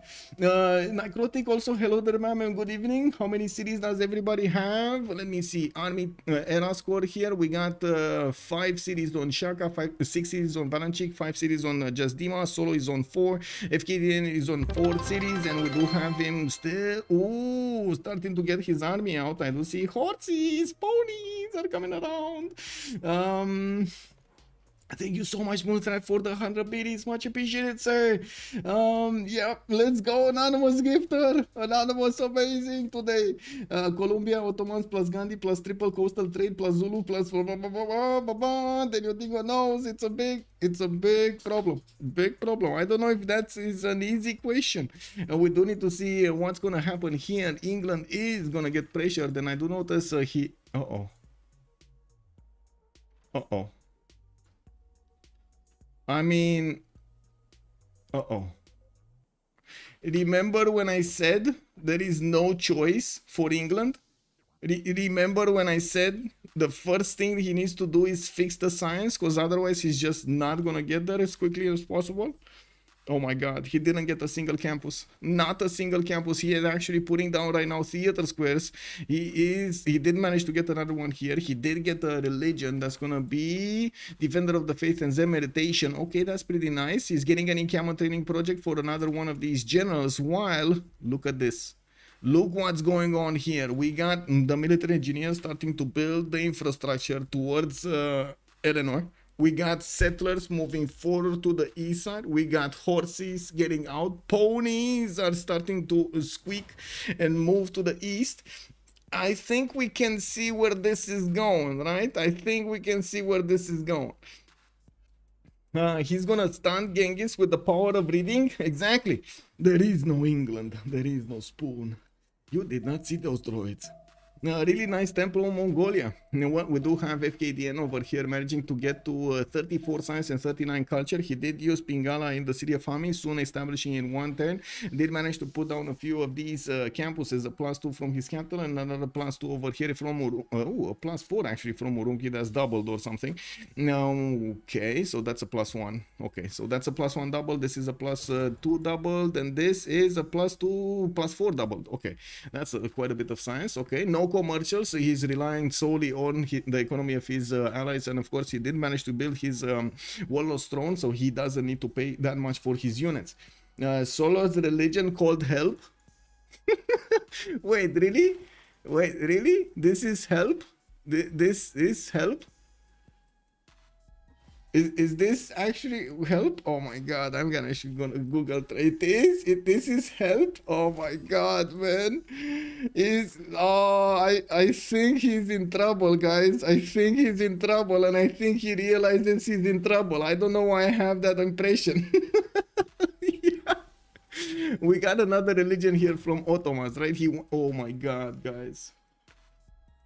They went work ethic on the second religion that's gonna spread in Gandhi's territory. You know what that means? You know what that means? Oh my god. Prepare for the Gandhi mayhem. So, okay. You don't have Catherine de Medici magnificence in the game, but then you leave Gandhi in the game. Oh my god. I think, you know, this is one of those times. Sometimes it takes a little bit for players to understand, you know, or remember, no, not understand, sorry, remember what Gandhi means. You know, if a Civ keeps on getting banned and banned and banned, players don't have fresh memories about what Gandhi can do. You know what I mean? Ashman, good evening, sir, and welcome. Legendan also has a holy site. Yes, he did build a holy site here in Panama, but I'm pretty sure he doesn't actually want to get the religion. He just wants to keep that, how to say, that great person, the great prophet. He just wants to recruit it and keep it not activated, just keep it next to okay, let me actually look at YouTube over here. Okay, that's fine, we got this. Okay, that's fine. Now we do look like we're gonna slowly start to tick off the turns until we're gonna have the golden age, the next one, the turn of the era. It's gonna be in 10 turns. We do have them having until that time to actually get the bonuses from their era score. We do see that Gran Colombia is pushing further into English territory. He's gonna need to move around these horses because these are just as strong as he has his horses. Definitely quite a few more cities getting settled over here by Gran Colombia, finally getting that western city. We do have him also with the Motrace Canyon potential settled to the northeast, and as you can see here, England does not have a single unit deployed to the west side of classical era. We do have an archer here that's just standing alone on a copper tile and is behind the forest. Wow, that guy is actually hiding behind the forest with a cup of gold. Okay. We got some Mongolian horses also deployed towards the city of Valletta. As you can see, Mongolia is starting to move to the east side. He did get his settler on that lake, and by the looks of it, he's also going to start putting down a bit more effort into his science. He shouldn't be that far away from getting stirrups. I'm pretty sure he could have gotten stirrups if he wanted to. Went for Lady of the Reeds and Marshes as a pantheon and has quite a good city over here, Coquette Kota. Look at those 5-4 tiles that he's using right now in that city center with Liang bonus. Using Pingala also for the extra science, he's managing to get 36 science and 43 culture. I don't think he actually has the science advantage on Governor Pingala, not yet at least. I'm pretty sure he should have been a bit higher. Yeah, we do have also Jasdima here on Rome. He's starting to get more second expansion phase going, and we were actually asking if there will be a war between him and India or between him and the Ottomans. There definitely could be one, but I think he needs to actually get quite a bit of an economy for his teammates here. And I do have to point out the economy is a bit better spread on Komanda than it is on Team 250. It looks like on Team 250 we do have extremely specialized nations for the roles, while we do have on Komanda a bit more like flexible nations across the board. And yes, I say that, and then we do see Demonar over there with Shaka, but it's still a decent flexibility on Shaka for the most part. I don't know if England is really in trouble though. Mongolia is far and the terrain is rough. That is also true, but his units are going to be fast also. We do need to see how quickly or how slowly, of course, Mongolia is going to want to go against his opponent. The fact that he's building the infrastructure gives us an idea of his plans. If it's going to be in 10 turns, that's one thing. If it's going to be like in 40 turns, basically it's the same thing, because that's his target, right? It's clear the target will be England over here. How quickly, how fast, how powerful the damage will be against England, we're going to need to wait and see. We also do need to see if they're going to manage to get their golden ages. We've seen it multiple times how much it matters to actually benefit from that extra science or culture that you get from the golden ages. And if you do miss it, well, that is quite unfortunate for you. You're going to have to play catch up for the remainder of the game, basically. And we do need to see also when the next population level in solo cities is going to be. We do have London growing in 5. I do see Manchester growing in 1. So he's going to get an extra district slot over there because he's hitting his 7th population. Finally gonna get a campus out from that city center, which is gonna be a pretty pogue one. Oh no, it's not. Actually, it's not gonna be a pretty pogue one, because guess what? He actually discovered bronze working when he got his encampment down, and this poggy woggy iron tile, unfortunately, that would have been the best campus ever, it's not gonna be a campus anymore because it's a iron tile. It is what it is, you know. You just can't destroy these strategic resources out of nowhere. I don't know if England is really okay. Yeah, he has the military engineer, but it's only one. It will take a while to build the road. England will have time to build the defense. I hope he rushes pikemen against 2 calves warships. I hope he does rush pikemen. Are pikemen gonna be enough though? He's on mathematics, so he's one take away from getting metal, whatever it is, over there, right? Oh, this one, military tactics. So he's there, he's getting there, and he's gonna be in a good enough time. He's also building the statue of Zeus. He knows that he's gonna get quite a few free units from that one, and it does seem like we do not have Mongolia stepping up over here his unit production against his opponent. We do have just a few units starting to move his borders towards the east. He does want to get significantly bigger. He's gonna take Valletta on the way towards his opponent, and also will allow him to get an upgrade center. By the way, he can send units here and upgrade them with the help of the city of Valletta's borders, while he will just cover the land in between with more settlers. Looking at Gandhi here, getting himself some granaries. Okay, we got nuclear Gandhi over getting his ancestral hall also in his capital. There was a question earlier for what kind of specializing building will Theodora go. He did go for Wolo's throne, and I do notice he's also putting down more holy sites and getting his Liang in the city of Nicaea. He's getting his temples out from the majority of his cities here, and working on bronze working. Well, he does have to the east side and to the west side opponents, right? To the east side Ottoman, and to the west side he's gonna have Gran Colombia. I don't really feel like he's in danger though. Can he apply some military power against somebody? I guess we'll see. Now, we do have 2 nations over 100 production on one side, on Team 250, Khyber and Darius, while Demonar is the only one managing to get over 100 from Komanda. But we do have just Demon with only 1 point. Oh my god, actually, he just lost those points. Okay, well, it is what it is. Demonar is back to 99. Now we do need to see when Khyber is going to start getting all of those banks going, the bazaars, right? And I do notice he's also going to get an entertainment complex from Edirne. This might actually smell like Colosseum soon. We do have him with a flat tile right next to that entertainment complex, next to the city of Edirne. That's going to be a 1, 2, 3, 4, 5 city Colosseum. Wait, this is too far. 2, 4, 6. Yeah, this is too far. This is 7, and this would be too far also. Dana, there was a forest fire, improving with fertility some of these tiles, and you can see the tobacco still needs to grow the forest back. That's gonna be a pretty poggy one. We got more builders coming out from his cities. I'm pretty sure most of everybody did get over the feudalism timing, and I do see them working on civil service so they could get the military alliance in between them also. Ottomans is sending missionaries to India so he can convert his cities and give him the work ethic. I'm pretty sure we're gonna see an explosion here of production on Darius. 105 right now with 80 points of faith. Caption 26, hello there, and good evening. Thank you so much for the follow. Field cannons, 2-shot pikemen. Yes. Battle cruiser, also opinion on Liang Parks on Theo this game. I think it's slow. I think it's slower than other strategies, but to be honest, looks like he's playing around it quite nicely. Like, you know, it's fine. It looks fine. It looks fine. It's in good enough tempo with everybody else. To be honest, I can't complain. I can't complain. What regime is Bolivar bringing to Gandhi? What was it? Gran Colombia is Jesuit education and missionary zeal. Oh my. So wait, he's getting Jesuit education, right? He's getting Jesuit education, so that's gonna be, he's gonna get work ethic, feed the world. No, he's on choral music and Jesuit education. Oh my god, man.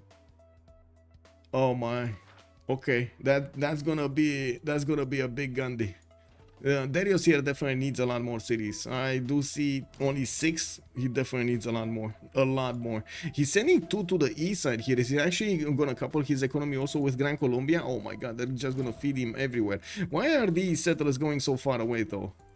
You see them moving on the sea so far away in the Arabian Sea towards the east side, towards the Gran Colombia. Were they pushed by wind or something? Why did they go so far away? I was expecting at least them getting here somewhere, right? One here, and so on. Anyway, it is what it is. In the era score screen, I do notice Valanchik is about to hit his golden age. He's 5 points off. We got 4 points off on Solo also, and I do notice Valletta has been taken down next to Solo. This city is gonna be serving Mongolia's upgrade soon. Military engineer also keeps on building the roads. He's halfway in the Gobi Desert, and I do notice we do have Ulaanbaatar also being sent. Iria is being set down. 2, 4, 6, 7 cities right now with encampment projects coming out from Mongolia.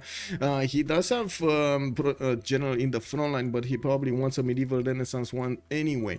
Looks like England is gonna finish also his statue of Zeus in 2 turns and getting some spearmen out to defend himself. The statue of Zeus finishing is gonna give him more production towards anti-cav units and a load of free units for him to benefit from. Mongolia can go caravels. Where? Whoa, you mean here with a canal? Maybe. Yeah, that would be funny. That would be actually quite funny. Okay, we do have FKDN also 6 points out from getting his 5 points out from getting his golden age, and I do notice FKDN is gonna be 8 points out. We got Khyber over here 7 points out, while Darius is gonna be 10 points out. There are still quite a few points that need to be acquired here. Darius, Magnus internals working on 118 production, 85 faith at 10, only 22 science and 45 culture. He's actually keeping his science and culture relatively low over here. He definitely needs to get a lot more population in his cities for the extra districts, and of course having more cities is gonna help with that.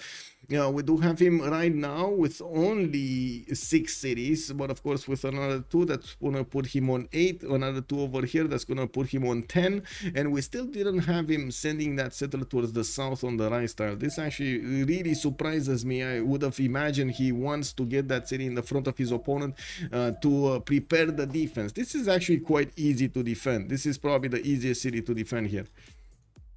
Yeah, we got Rome also starting to put more cities on the east, 2, 4, 6, 8 soon, and I do notice he's getting some more campuses, starting to get his industrial zones down. Jasdima did get to 34 science, 52 culture, and 114 production. 117 right now, actually does have the most production in the game at the moment. With legions coming out from Kume for the extra points, I'm pretty sure he is managing to get the 48 out of 48. Oh, he needs 11 more points. He needs 11 more points to get to the golden age. So this is a +4. This is a +4 industrial zone. That's a splendid 51, 59. He's getting the legion chop in Kume again, 4 more points. That's going to be 55, 59. So yeah, what is he going to get on other points? Maybe a boat. He probably can get a boat, but he probably has sailing from somebody else. I'm pretty sure he has sailing from somebody else. Horse doesn't have a horse, so that's another point from there. And maybe, I don't know, did he get to monarchy? He didn't get to monarchy. We don't know his culture tree. Where is he on the culture tree? Maybe he can get boosted by his teammates to get to divine right. It's 5/10. We got time. We got time. Early victory in Ravenna. Wow. Yeah, he did go audience chamber. He actually is one of the few in the game that went audience chamber. Yeah, Yarjin, good evening, sir, and welcome. Solo is a genius in this game. Baited Mongolia to attack him with a bunch of horses and built statue to defend directly against him. Yeah, it is a good play. It is a very good counter here. The only thing that I have to say about England, I totally get that he needed to build up his defense here, and he had quite a few problems, but unfortunately, if he doesn't keep on getting cities, he doesn't, like, literally just number of cities, he's just doomed. He's just doomed. He needs to get the settlers out. He could get settlers out. He's not getting the settlers out. On the east side, he has safety, right? He can definitely put another 2 cities to the southeast of London on the seas and put them into safety. Like on the west side, he definitely would probably want to plug this choke back and push back Gran Colombia as much as possible. Even though you do see Gran Colombia is starting to wrap around, they did take out that culture city from the north of England just to not allow them to get culture defense or something. And then he's just keeping these horses next to Maracaibo. I would imagine he's gonna go for castles, upgrade them into, get more first of all, and then upgrade them into coursers. That will be a strong enough unit to go against the English horses and take them down. Maybe it will be at the same time, oh my god, Mongolia is gonna get the pillage. And we got all of the units from the Statue of Zeus starting to get out over here from the encampment. He's gonna be fine, but still, that mine is dead. That mine is dead. He can't do anything about it. Yeah, it is what it is. And I gotta say, I don't know exactly who baited who, because it looks like England definitely put a lot more effort into this defense than the Mongolia put on his offense. Do you know what I mean? I mean, it kind of feels like we still have to see Mongolia actually getting a war attack against his opponent. He's basically got the stick in, you know. He didn't get the gun in, he got the stick in. He wanted to see what's going on, if he actually rattles a little bit the cage of Solo over there to see if something lashes out of him. And something did lash out of him. There were quite a few anti-cav units coming out, right? Exactly when he got there.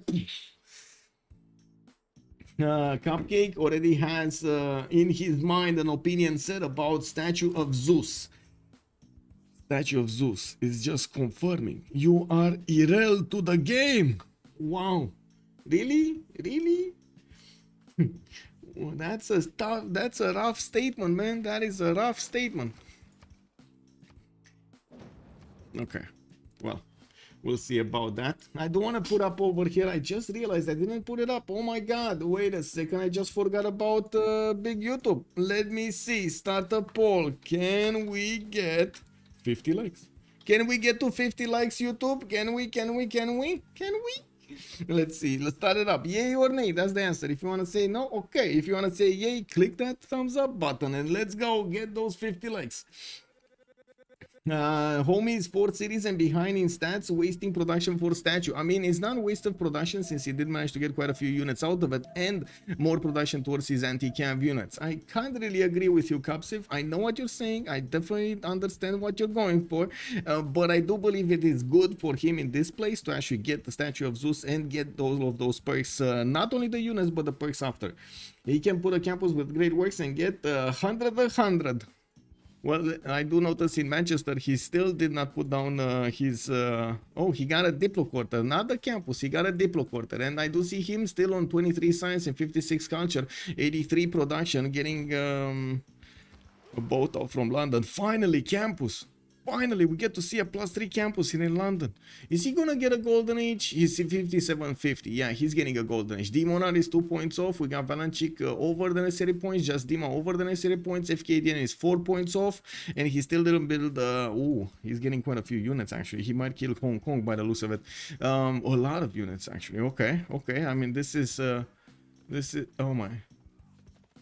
my god.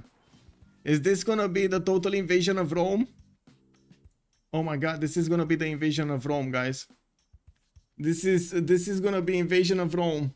This is 5-head strategy, shipbuilding Mongolia. Divine Right coming out next turn, shipbuilding N1.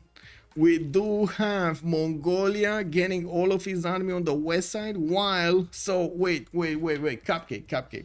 We need Cupcake's approval on this one. I gotta ask, Cupcake.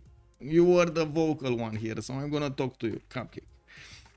Do you think FKDN played with the mind of Solo and his opponents when he sent just a few units, a trickle of units over here to Eleanor to poke him badly and tell him, oh my god, you're the target, forcing over here a defense, while letting Rome know he's safe, and then building another army, a bigger one, a massive one, Chad-like one, ancient one, and then swimming them across to Rome's territory, which is undefended.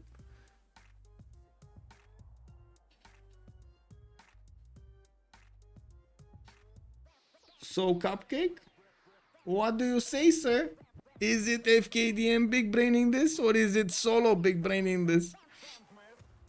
That's what you do. You shake them all. You shake them all. Oh my god, I can definitely imagine that scene of shaking the trees over there. Cupcake, man, shaking everything.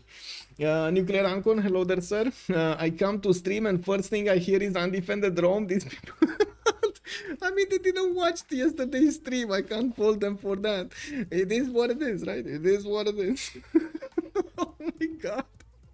Oh yeah. Yesterday we did have Rome that got so big, man, so big, and then he died so fast to Poland.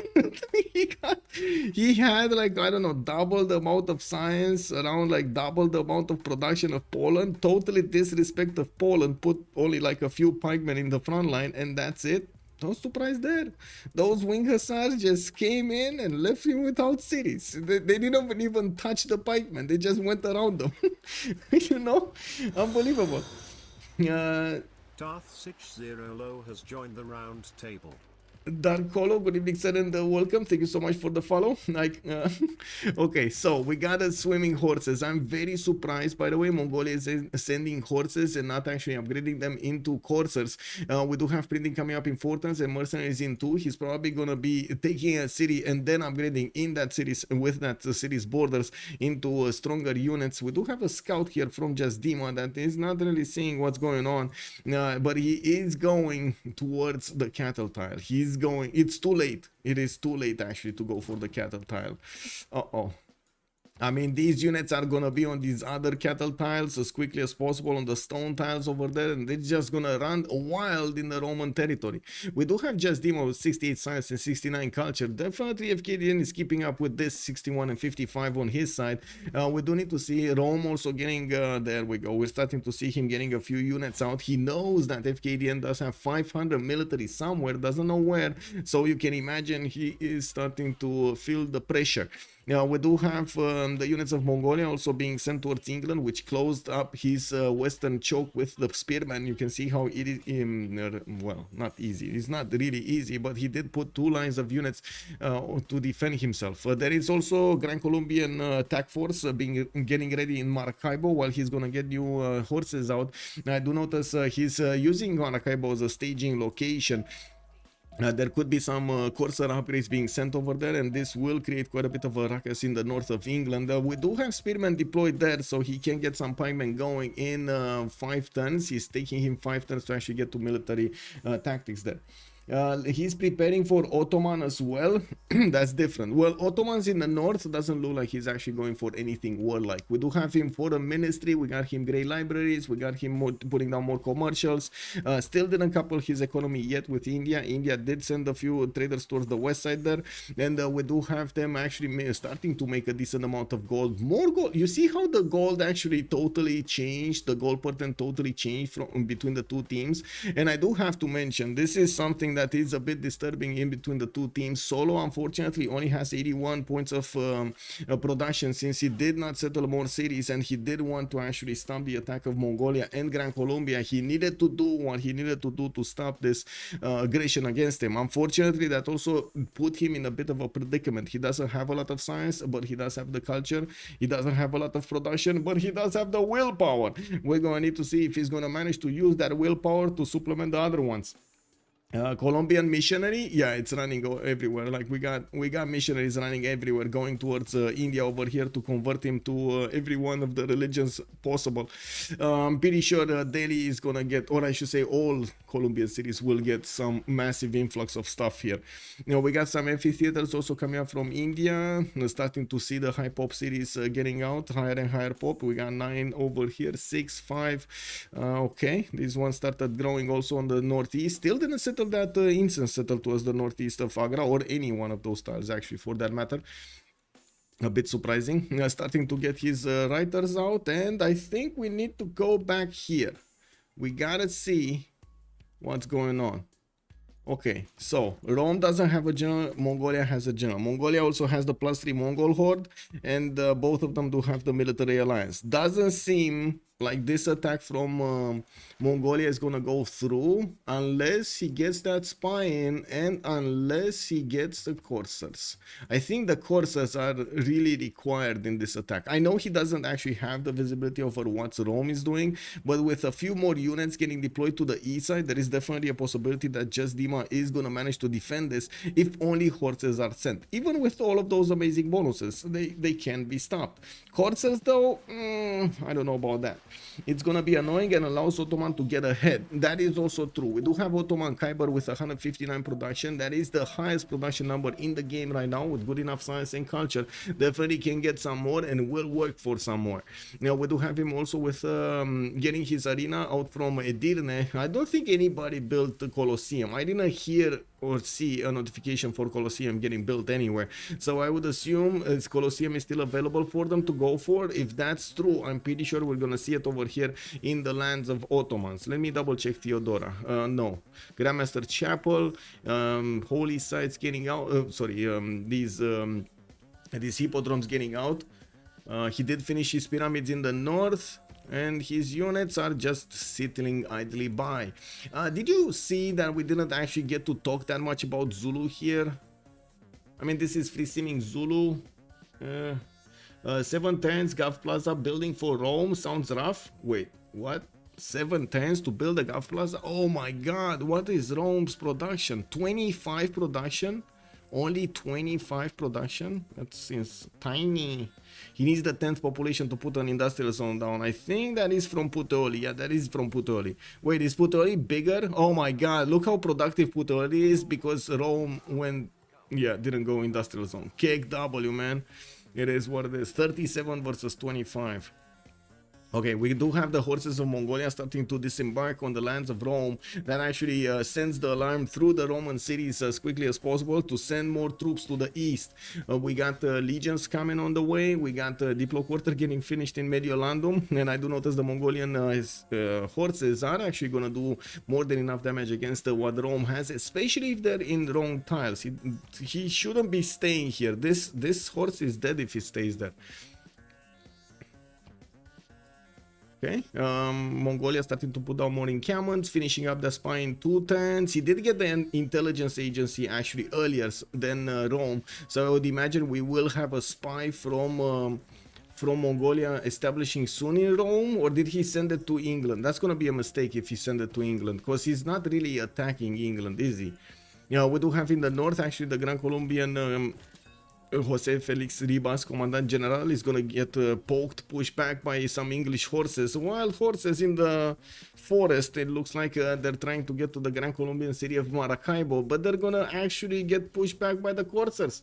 They're gonna find the coursers are a bit too tough to handle.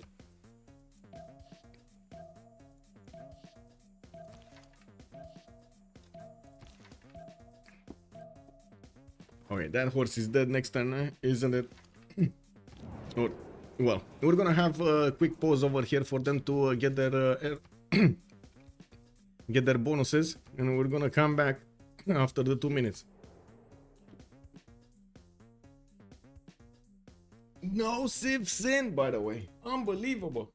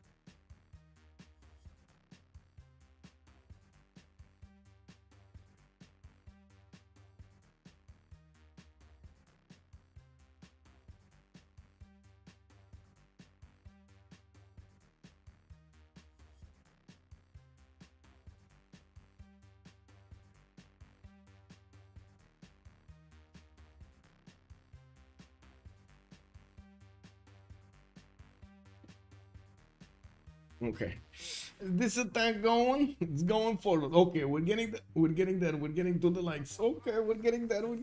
How is YouTube going, by the way? How is everybody feeling over there on YouTube? You good? Okay, so World Congress finished. We did have Gandhi getting his minus 20 population, unfortunately. No growth, 100% production towards commercial hubs. That's going to be amazing for the bazaars, for Kanuni. And 2 diplo points on Theodora.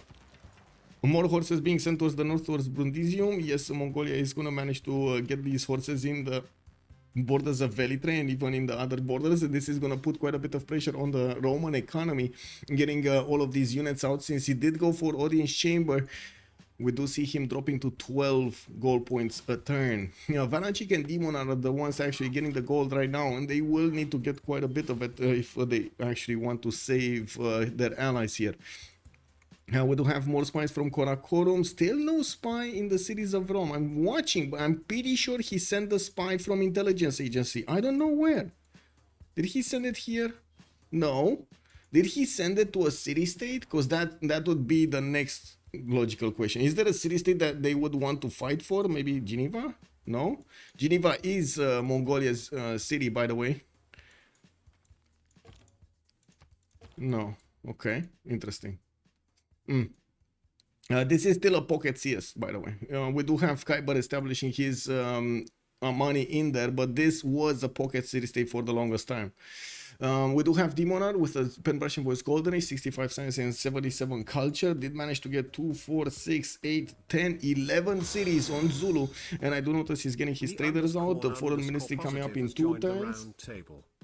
Thank you so much for the follow, Nena Positive. Good evening, sir, and welcome. Also, Cupcake Civ is ranging plus 100% commercial hub is brutal, arriving next turn. Yeah, that's gonna be massive. Now we do have Valanchik also with 69 science and 115 culture. Went for a Pen Brush and Voice this time. He did manage to get 2, 4, 6, 8, 9 cities out, and I do notice he couldn't manage to take a CAD, nor did he probably want to. He did couple his economy together with Demon and starting to roll some gold through the city of Etequini and Ansira. He's deploying Liang first, but I would imagine this is going to be a Reina city soon. 3 turns for Grandmaster Chapel to come out. He does have 136 faith per turn. Not as much as you might think, but yeah, it's still good. And plus the 139 production that he's benefiting from, and all of the hippodromes that are giving him the free units. Just Dima is on 78 science and 73 culture with a Pen Brush and Voice Gold, and she did manage to get 2, 4, 6, 8 cities, and I do see him getting pushed by Mongolia. FKDN's units are not yet on the same level as Rome is, but you do manage to see that he did conquer one. He did manage to take the damage to Rome and got one of his horses away from him. And with the Corsair upgrade, it does seem like Rome at the moment is being outmatched. But wait, do I see an extra intel? And wait, do I see an extra... potential intel from the spy also? There's still no spy. There still is no spy. Unbelievable. I can't believe this. Where is the spy? Does anybody know where FKDN sent his spy? Or did that guy just went AWOL? Did the spy just pull a no-show on him? Oh my god. There's no spy anywhere. Maybe... So no spy here on his opponent. No spy here on Rome. Or is it just taking so much time? They didn't have planes back then. They were moving by cart. It is what it is. Okay, well, solo, free inquiry golden age on 46 science and 68 culture. Doesn't seem like that free inquiry is giving him that much. I do also notice Rome did manage to chop a tile, and he's gonna get intelligence agency next, and working on terracotta army in 6. This is a wonder that should have actually been built here by Mongolia next to one of his encampments. I do see he has the spots for them, but did not build them. More horses are also available for Mongolia, quite expensive, but are in the third rings of Karakorum. And I do notice he's getting as many of these units as he possibly can. Construction coming up in 1 for FKDN with 70 science and 58 culture. He definitely is keeping up with the science necessary to bonk against Rome here. Doesn't have the same amount of production, but since he did go for Warlord's Throne, he does have more production towards units from that, and he does have the encampments giving him also some benefits here. We got Legendan, also over 100 science. He's actually the first one we're going to talk about over 100 science, 113 science and 80 culture. You can imagine Llaneros are not going to be that far. And he's also going to try to push into Byzantium's territory here. He's going to do some damage against the horses of England quite easily with his coursers benefiting from the extra damage points of the commandant general and the movement. And we do need to see when the attack is gonna start, but I'm pretty sure it's happening. It is happening. Campus research projects, we do have Isaac Newton next. Looks like Gran Colombia is gonna pick it up, and he did manage to do the first attack against England. Probably gonna take that other horse down. He does need to push the general. This is the first move, right? He needs to click on the general, push the general back. These units remain without extra movement and without the extra +5 on them, and they will be so much easier for this guy. There we go. Push on the general. No more extra bonus damage over here on the English troops. We do have the other courses moving in. Pikemen immediately getting upgraded in the city of Manchester. I do want to double check the damage. There we go. Pikemen is stronger.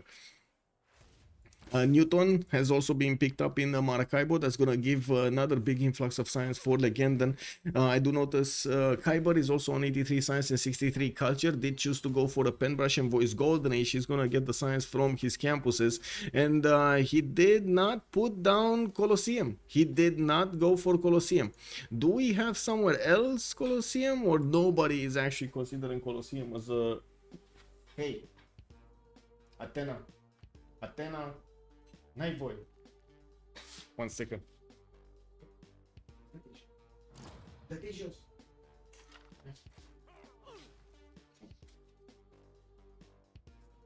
Yes, the culprit.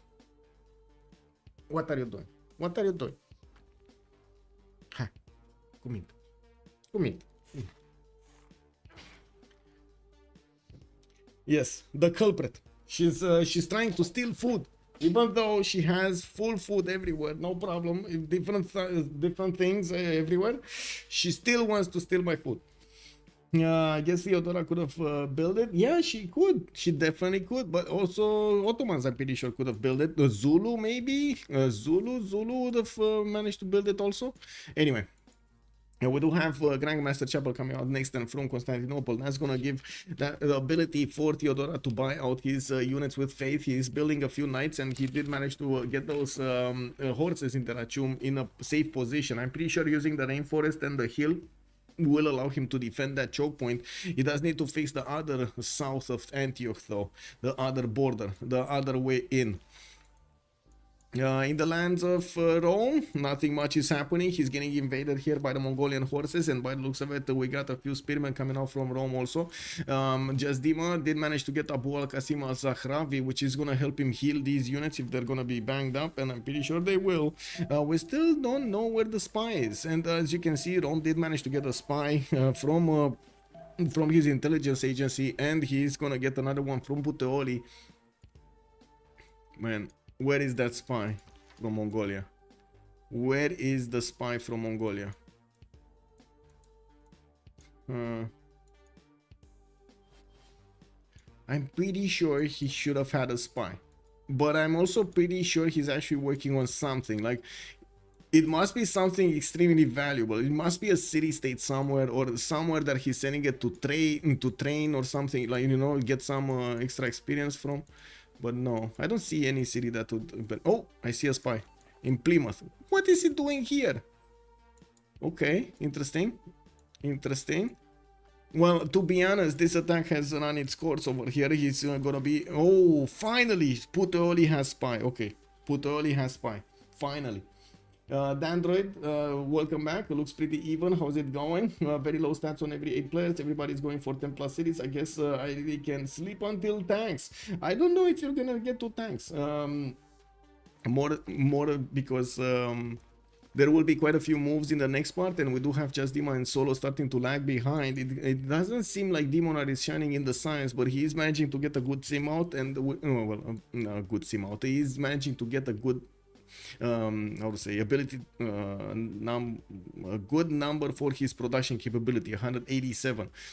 We do have him actually the best in his team right now. Not a lot of science, but you know, that can be helped. We do have him getting his libraries. He will get his universities. With the production, he's also gonna build them faster. He does want to keep on getting these cities out and improving them, and you do see the wave of builders with feudalism coming out here soon. Okay, we do have Ottomans also, workshops, getting those production capabilities higher on 186, just as Demonar is, but a little bit higher in both stats, 97 and 71. We do have him man-at-armsing from Edirne, and I do notice also from Bursa, we might actually see him trying to take down a CAD. Let's actually see who got the city-states. A CAD is Khyber City, Kagwana is Demonards, Legenden is Hong Kong, okay. Darius is on Chinguetti, we got Legenden on Kabul also, Solo is Rapa Nui, Khyber is on Taruga, and FKDN is keeping Geneva with all of his might and power. Okay, makes sense, makes sense. His horses are actually starting to get back into the water. Some of them did manage to get towards Puteoli and will pillage a few more tiles. He did manage to also only get one single horse out, and he will repair that. Didn't start attacking to the other units because they didn't get upgraded into either legions or coursers, making them a bit too hard to handle. Oh my god. 1 second, need to get the cat.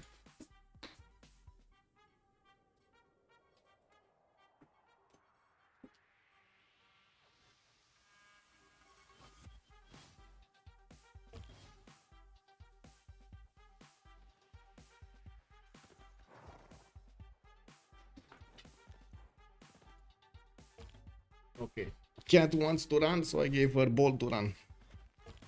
Okay, so we do have more courses coming up from Rome. Again, he's gonna get pressured on his economy. This is gonna put quite a bit of a problem on the whole team. It's not like he was having a great economy before. Now he's gonna have a weaker one with so many units coming around and not having Wallo's throne. We do need to see if Solo is gonna also manage to get to put down more cities, especially with the pressure coming from the north. Gran Colombia is managing to force both Byzantium and England to get more units just by the sheer presence, just the presence of these Grand Colombian coursers. We do have foreign ministry from Bogota. A bit surprising he's not going intelligence agency, but I guess it is what it is. Consulates coming around in his Diplo quarter to get those extra points of favor.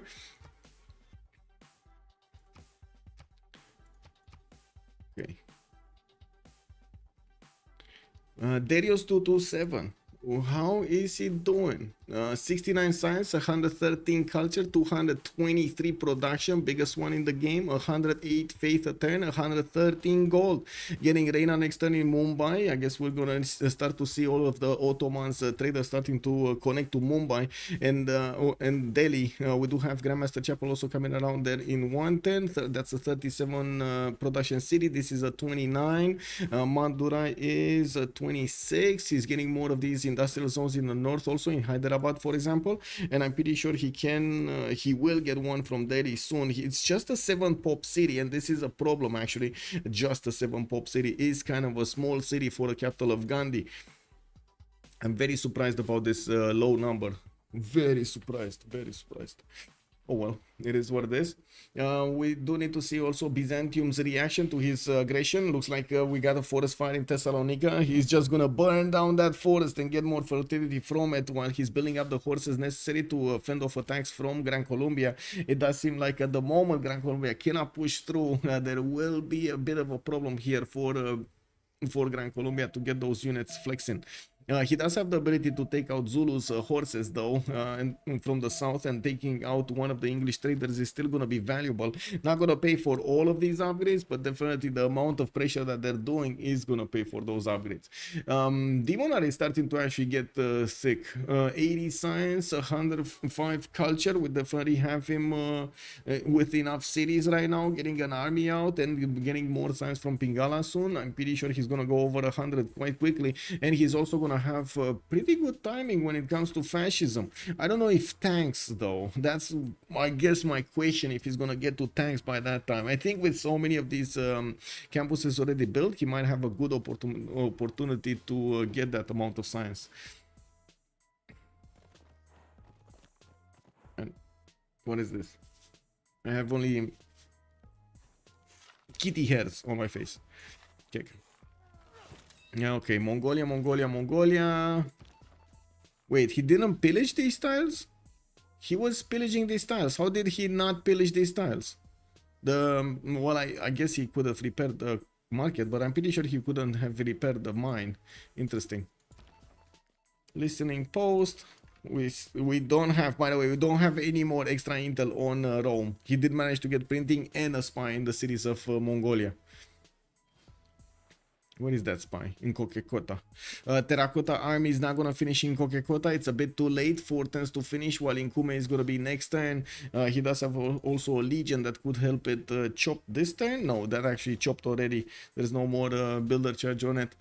From the North, Ottomans will have his Grand Bazaar starting to come out from all of the cities. These will give him an extra trade-out capacity, which is amazing, unbelievably amazing on Ottomans. And CC is going to have all of them available to send to Gandhi. You can imagine Gandhi is gonna get so big with 3 types of religion also in his empire. He's gonna get the ability to use that faith to buy out campus buildings or theater square buildings, and then, oh my god, just build the next ones.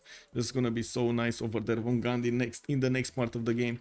I'm actually curious if Mongolia is also gonna want to get a few units against England. By the looks of it, he just took Valletta and waited there. We got him getting his universities up, and in the tech side he's going for military science in 2 turns, while I do notice he's getting his military engineering, sorry, in 2 turns, not science, and the humanism in 6. So we do not have him with a single Keshek coming around, which is kind of surprising for Mongolia. Usually he does want to actually get some Kesheks, especially against Rome, for example. It would have mattered quite a bit to have those. They could have done the damage against the Corsairs and the Legions. He's not defending with handicaps, and he doesn't have a general. Now, I'm also very surprised Mongolia chose to go for horses instead of Corsairs, but I think they actually did the same amount of pressure as these Corsairs did on Byzantium, right? They forced both of their opponents to get all of those units out as quickly as possible. And you've seen what happened to the economy of Rome when they started doing it. The promotion also gives extra food. Yeah, it's swapped. It's actually split between the two. Yeah, that Magnus promotion is if absent as why low pop in Delhi. Oh, so he didn't get the growth one? He probably didn't get the growth one, right? It's so you need this one. You need surplus logistics for the 20% growth in the city. And remember, he did have also the minus 20 in the Congress, right? He has minus 20% growth in the player cities for Gandhi. This is slowing him down quite a bit, but still doesn't excuse 7 Pop Delhi from the beginning of the game. I would have imagined he would have gotten it a lot higher. Oh well. Okay, nothing's happening here. We did have the Grand Colombian courses getting next to the trader of England, but it looks like the Byzantium Knights were there just on time, just in time to save him. And I do notice these Grand Colombian units will have the opportunity to go towards Zulu. This might become a bigger problem for an enemy that, well, doesn't have an army out yet. I'm pretty sure Demonar will have, there we go, courses to upgrade in Nongoma, and he should be able to take care of the Grand Colombian units, or at least for some time before until he's gonna get his Knight Corps on the front line. These Knight Corps are definitely gonna be strong enough to take on the courses mano a mano. Outside, hello there, sir, and good evening. Feels bad when top simmer in your team is Zulu. Yeah, it kind of feels bad, not gonna lie. Guitars very soon if they choose to. Yeah, and I think they do have more than enough gold to upgrade into. Kyber is on 183 gold. We got 150 on Darius, and even FKDN is starting to be positive gold. Legenden does have 128 science. Stirrups coming up next turn, and I would imagine he's gonna need to start building up another army, right? Because these units are kind of dead. Whatever happens here, these units are kind of dead.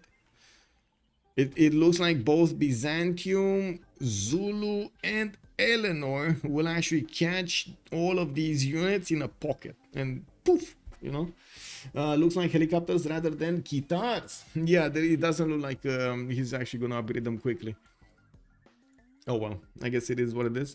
And city, Newcastle upon Tyne to the southeast of London. That's a freshwater city. He's getting another one here. That's also fine. Wait, why is he putting it on the 1-3? Oh well, it is what it is. We got England actually pushing into Mongolia's territory. He could actually attack the horses from across the river without that much of a problem. I do notice FKDN is getting his walls up in Valletta, and he did deploy one of his generals to the site, El Cid. El Cid is actually not giving a single bonus to any of these units, by the way. Oh, well, yes it is. Wait, there's another general. There's Strungtrak. Yeah, there's Strungtrak. Athena. Tejos. Athena. Athena. Hey. Cheers. Huh? Yeah.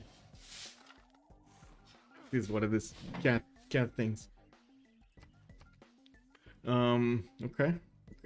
What do we have here?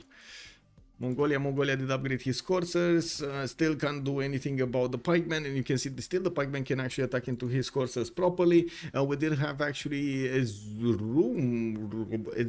Erzurum being placed in front. Looks like Kyber is going to take a defensive position in the face of Darius, protecting him from Rome. Looks like Darius 227 is going to go for a longer strategy over here. Maybe culture or science, or even he's going to clean the map with units. I doubt it though. I would imagine it's going to be culture or science at some point. We do have Oracle established in Madurai. He did manage to get Mausoleum of Halikarnassus also in Hyderabad. He did recruit Isidore of Miletus in Trivandrum. And I do notice he's starting to get quite a few more cities with industrial zones. That's going to be quite a powerhouse here. We do have him on 267 points of production and 127 points of faith per turn. About to hit 100 science with already 137 culture. That is not the biggest culture in the game. Valanchik is making the biggest one, but not by far, 147. We do still need to see Mongolia flexing some Kesheks against his opponents. Looks like he did upgrade crossbows, and these will do the full damage against the pikemen if the pikemen get next to them. Because, well, pikemen don't have sensibility. Does Gandhi even have a flat tile for a spaceport? Yes, sir. Yes, he does. Right next to the city center, he does. Look, this. He has actually 2 of them. Yep, 2 of them.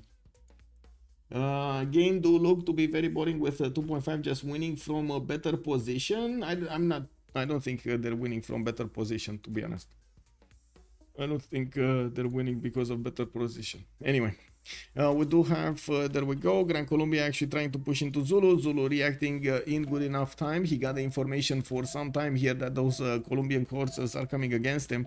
Gran Colombia is also gonna want to drag all of this army towards the south with him. We're gonna, as you can see, we do see Byzantium from the north trying to push in and taking a few hits on his units. The knights are not gonna be allowed to just, you know, shadow these Gran Colombian coursers and not pay the price. And we got some more night cores coming up from Zulu, and looking at his numbers here, it does look good all across the board. I do have to point out he's barely getting his libraries going. There's a lot more science potential here when he's gonna get his universities out. They don't have the benefits of the science cities though. Both of the science cities are on Team 250, and Kabul has just been defeated. I don't know where Kabul was, or what it did, but it's not in the game anymore. I'm pretty sure I saw it somewhere, but anyway, it's not in the game anymore. Any more units here? No. Rome did manage to successfully push out. Oh, there we go. This is Kabul. This is where Kabul is, to the west of Dima. Got it. There still are a few Mongolian units next to Velitre. As you can see, Rome is still not managing to recover in his economy. He's on minus 18 gold a turn, but he does have 221 points of production.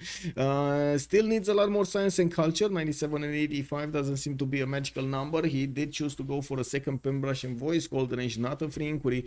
And yes, he does have a lot more culture because of that. With new universities coming out and campuses put in, we're going to need to see if he's going to manage to get that science at the correct level, or I should say a higher level. We do have FKDM, for example, with 101 of his own and also 67 culture. He's putting down more universities, and he is in a Pan-Russian voice golden age. It looks like the next units are actually gonna go towards England. Okay. Next unit's going towards England. Is he going? Okay, he's going calves. Interesting. I was thinking he's gonna go field cannons, but he's going calves. Okay, Gandhi really should have the ability to just flatten any tile he puts his gaze on. Oh my, just carve it out of the land over there. Why did India not put mausoleum in a coastal city? I think production. Hyderabad was just better to get it than in Mumbai, and I don't think he cares at all about the extra points that mausoleum gives you on the tiles in the water. I think he only cared about the extra charge that he gets on his engineers. That's it. Like, if later on in the game he's gonna get Da Vinci, that's gonna be incredible. He does have all of these other engineers with the extra production of for the wonders, and that are gonna be amazing. Looks like he's starting to recruit also quite a few great writers, great artists. He's on 43 tourism a turn, still 140 faith, and these new cities still are yet to get bigger, to build so many more districts. Bigger, stronger, faster.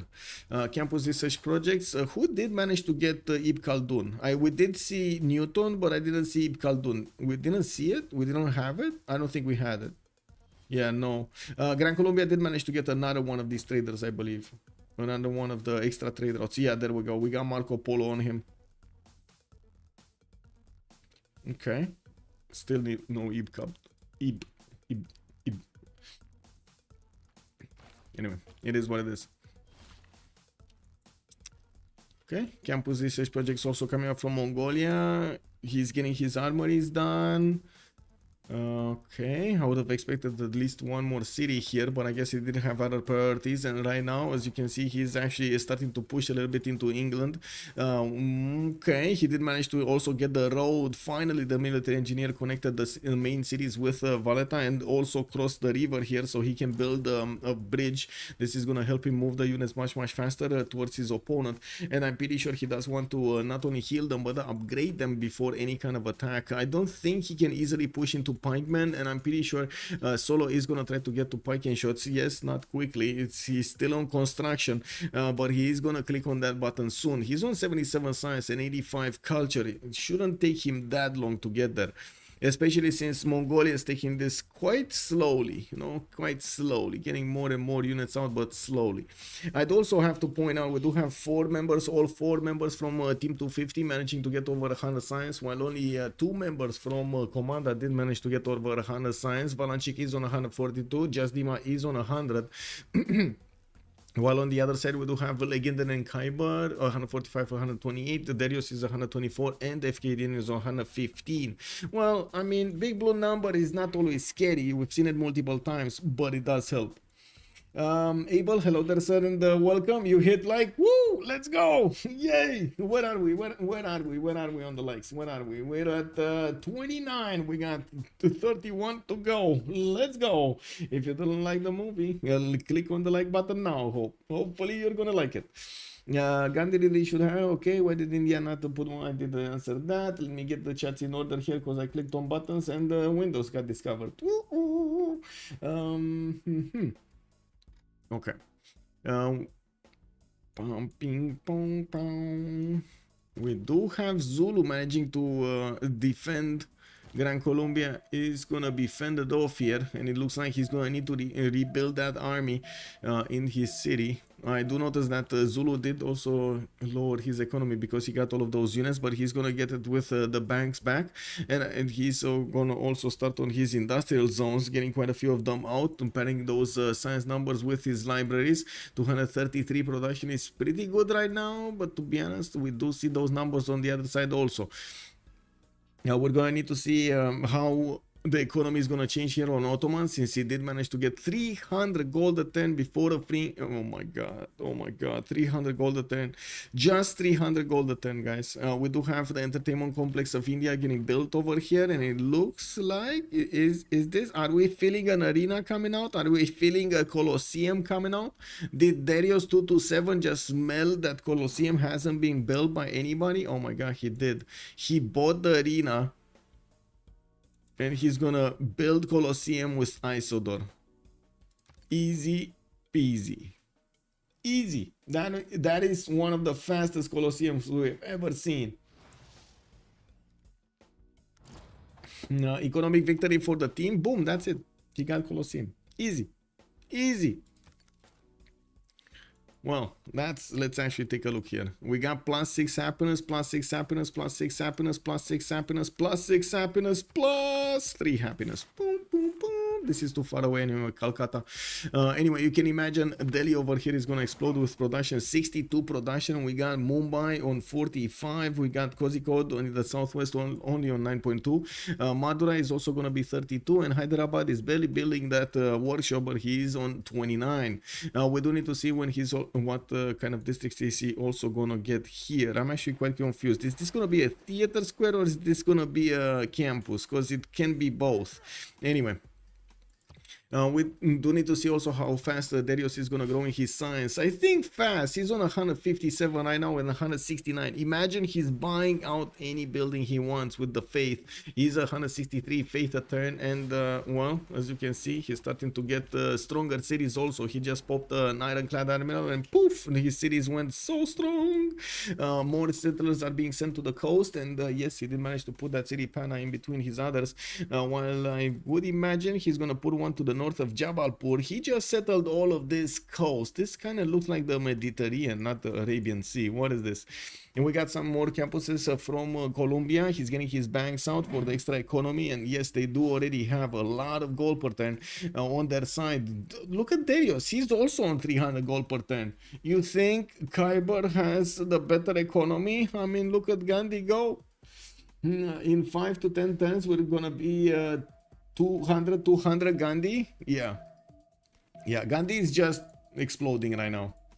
This is just him, woo, you know, getting onto the rocket, woo, to the moon and back.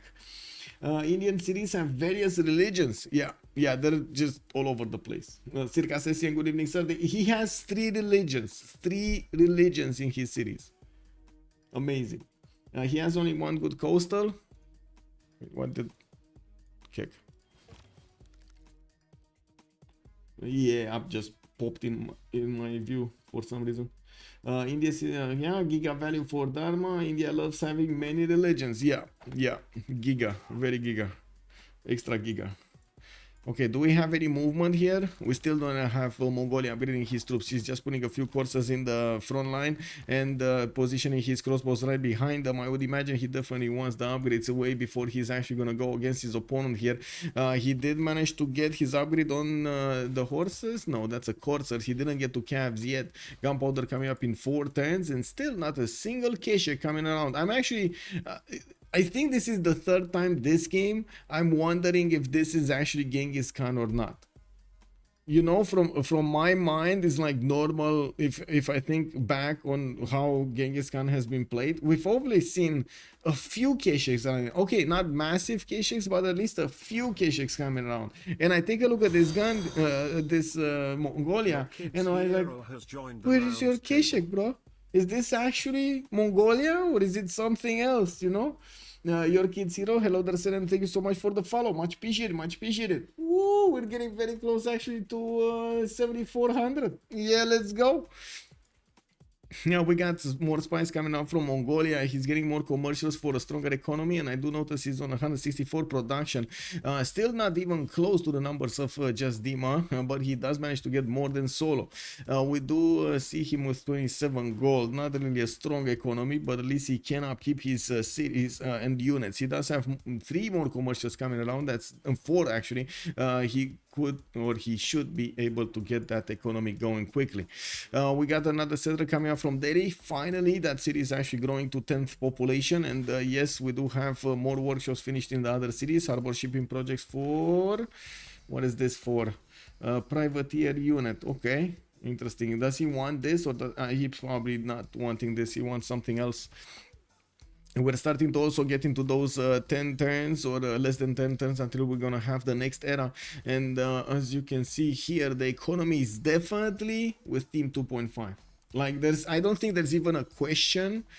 The economy, the gold is with team 2.5. We got 200 gold on Legenden, 300 gold on Khyber, and then Darius is making more gold than Kanuni with 326. Unbelievable. More gold than Kanuni's multiple trade routes.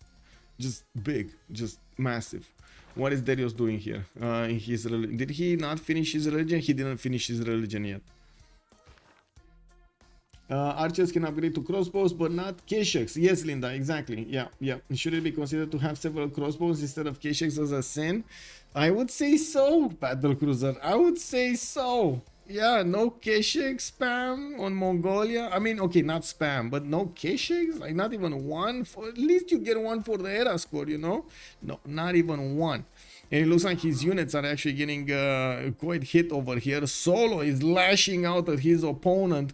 And as you can see, Mongolia is going to need to react with his crossbows, pushing back these pikemen. He's sending his general back on the front line because, well, there's just El Cid over there and he's feeling lonely. We got... still no upgrades here from Mongolia yet. Looking at the tech side, we do have Mongolia switching to metal casting from his other one. Interesting. Wait, did he just finish packing shot and military tactics? I think he finished military tactics. Anyway, weird. I saw him move from one to the other. In his main series, he's still working on his economy, getting all of those commercials out. And I do see a trebuchet coming out from Urumqi. Still keeping units in the face of Rome, but not doing anything against him anymore. I do see Ottoman did manage to get the Janissaries. These are only 65 strength right now, but these used to be one of the strongest units in the game. It hasn't been used or applied against an opponent in some time, but oh my god, whenever we see an attack from Ottomans with these Janissaries, it's unbelievable. Like, I've seen them clean maps. Wow. Sin if no Keshiks. Do we have a common thought here? No Keshiks equals sin. I'm gonna put it right here. I'm gonna put it in the chat. No Keshik equal sin. If we got 3 yeses, we're gonna put it as a sin. If we don't have 3 yeses, it's not a sin. you know. Really late for K-Shakes, you need to build them earlier. Yes, I know, but he didn't build them at all. You don't need K-Shakes, yeah? Okay, we got one, we got two, we got three, we got four. I think it's a sin. Yeah, I think it just got passed. It passed. It's a sin. Yeah. K-Shakes are really overrated. Well, I think you got a few. I mean, you're Mongolia. You need to play the role, no? They're good but hard to build. Yeah. It is what it is. Let me actually put it up over here. It got decided, so we're adding a sin. It is what it is. I don't think FK is gonna like this. Now we do have England. Okay, putting back new pikemen over there. I do see Mongolia is still fighting with his horses, not upgrading them into horses or others. Even though he does have a strong economy from his allies, he's not actually asking them for gold. Interesting. He just wants to handle it himself. We do have Gandhi managing to get a few more wonders, and I do see he finally got that industrial zone from the city of Delhi. Ooh, wait. Did he just put the industrial zone on the single tile that he could have put? Okay, there's no space victory, guys. I think that boat has sailed. There is no space victory. We're either gonna see Gandhi just run through the map, or we're gonna see him try out some culture or something, because he's not going space. Where is he gonna go space? No flat tile. There's no flat tile. He got too much caps and 0 K-Shakes. Yes, exactly. 3, yes, it's like 1%. I wouldn't be surprised if almost everything can pass. Monkey Wazaru, I think you'd be very surprised. Very, very surprised. Watch back on the last streams. I do have to say the viewers did not accept that many sins. I have asked and tried, and they said no multiple times. It's very hard to actually get 3 yeses in chat. It's very hard, don't get me wrong. Yes, the main advantage of the Civ is the spawns bias plus recap and the intel diff bonus. Gandhi not going for nuclear domination would be a sin. I mean, he might go for nuclear domination here. Not space, just, you know, nuke them. Is this Highlands 6 players or Rich Highlands? This is Highlands. This is Highlands, not Rich Highlands. And it's Highlands 8 players, not 6 players. Yeah, normal. The general, did I say hello? Hello. Good evening, sir. Okay, coming back to chat over here. Let me put up first click this off, second take this and this. Okay, there we go. Volkar is also saying on YouTube, Gandhi don't go to space. He not go to space. He send others nukes. Yes, gifts, right? Volkar, he's sending gifts of love, explosive love. You know. Anyway, we got over here some settlers also moving around. Looks like we're gonna see more cities from Gandhi. How many cities is this guy gonna put down? We do have right now from him 13 cities. He has the most cities in the game. While I do notice Dimona stopped at 10, Valanchik stopped at 10. We do see also Khyber is on 9, while Darius is gonna get 14. Wow. Okay, well, we do have more builders coming out from him. He's finishing up his aqueducts for the extra adjacency towards his industrial zones, and I do notice he's actually going to get the Forbidden City in a new city, in Trivandrum, where he will have a few chops available, and also the help of Isodor of Miletus 2 charges. We do have on the side of Zulu, him starting to get his Ikandas down. He's going to still try to get this Corsair out of his territory. And I do notice he's getting the science and the culture at the same time, but not nearly as fast as Gandhi. With Gandhi Monarch here on 134 science and 157 culture. But with 258, do I see this correctly? This is 400 production. This is 395 or this is 30? Oh my God, it's 395. It is 395 production points on Darius, and he has 200 points of faith also. We got over here Darius still needing quite a bit of science, but I'm pretty sure he's going to get his universities out quite quickly when he's going to put down those campuses and finish them, while we still have a lot of chops available. Ooh, look at the city of Agra. Look at Nagpur. Yeah, it's still quite a few chops. Where K-Shakes? Knights. Okay, so we're talking cuirassiers and field cannons. This is the only thing that could probably break England, cuirassiers and field cannons. or at least the earliest units that would break England. I should actually start the proposition like that, right? The sentence like that. The only two units, the next upcoming units that would break in England are Cuirassier Corps and the field cannons. He's not gonna. Oh yeah, he's. Is he gonna get the course? Yeah, he's gonna get the course. Nationalism coming up in 6 turns, while Solo is gonna be 4 turns away from it. He's also gonna get gunpowder, and it's gonna be one more technology closer to getting his piking shots, which is gonna be a strong unit. Not as strong as the Cuirassier Corps plus the field cannons. Field cannons over there are actually the meat of the things. We do need to see also if Gran Colombia is gonna manage to actually get the new units out, the new wave of units out. Looks like he did rebuild quite a few of them in Maracaibo to the north, and did fend off attacks from Byzantium, settled the city of Cuenca on Motrace Canyon, and getting a few crossbows out for good measures, putting down encampments so he can start getting those armories, barracks armories, and his military academies later on to just pump out as quickly as possible corps or armies. And he did manage to get a good amount of science and culture. He's going to retain the science. He is in a Pen Brush and Voice Golden Age, while yes, he's going to lose a bit of culture. And I gotta say, this is actually quite a good surprise to see more players go towards Pen Brush and Voice than Free Inquiry Golden Age. To be honest, Lionero can slam over these units. Yes, they will. How many traders is Darius getting fed? Let's actually count the traders. We got 1, 2, 3, 4, 5, 6, 7, 8, 9, 10, 11, 12, 13, 14, 15. Just 15 traders. Looks like Ottomans is also going to have units deployed to the west side, where Geneva is going to get under attack by Byzantium. Valachik did send a few units over there, maybe to take care of the science of their opponents, but by the looks of it, Ottomans is going to have the bigger stick here. Oh, somebody actually got enough envoys. It's Darius getting 3 envoys out of 55. My only wish for Civ7 is if developers somehow include nuclear bonus for Gandhi. Goober Dragon isn't Kyber on 10? Wait, 10 cities? Wait, 10 cities? We got him on 9. Says 9. Kyber. We got him on 2, 4, 6, 8, 9. He's getting Machu Picchu here from Halep. Looks like he will be fine with the units. Yeah, fine here, fine here.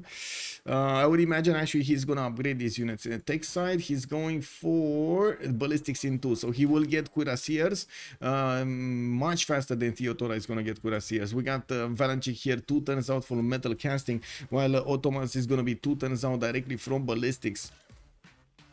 It kind of looks like these knights are gonna get it.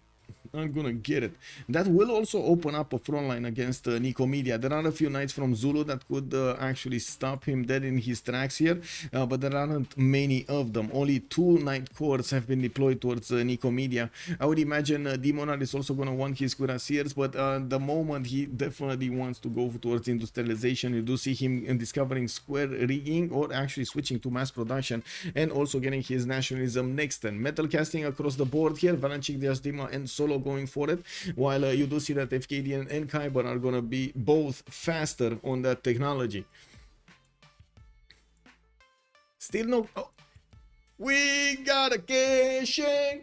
Look at that. We got a Keshek. Korakorum Keshek Kokekota. Is this FKDN repenting? Is he gonna be forgiven by chat? Is this what's happening?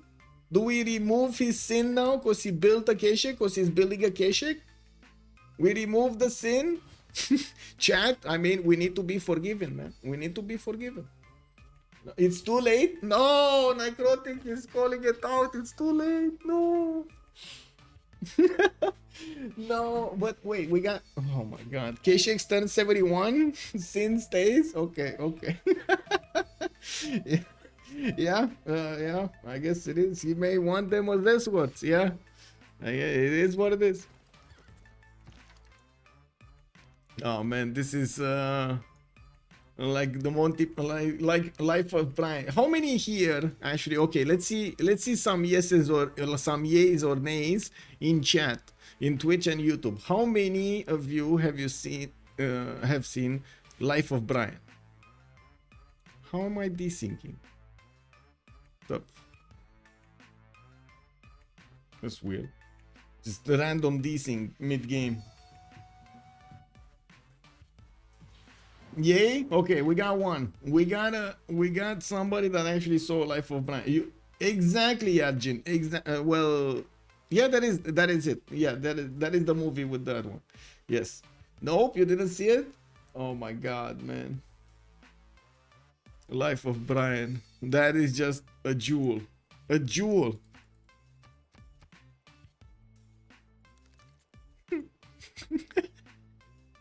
Oh man. He's the Messiah. Something everybody calling him out.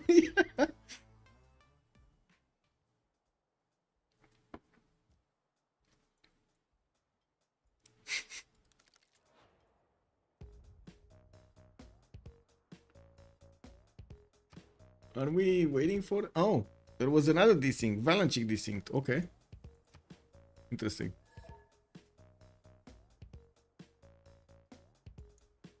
Random desync.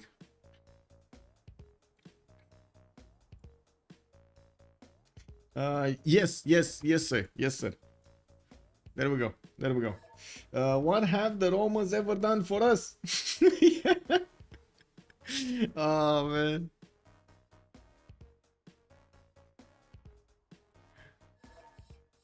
I was remembering the scene with Jehovah.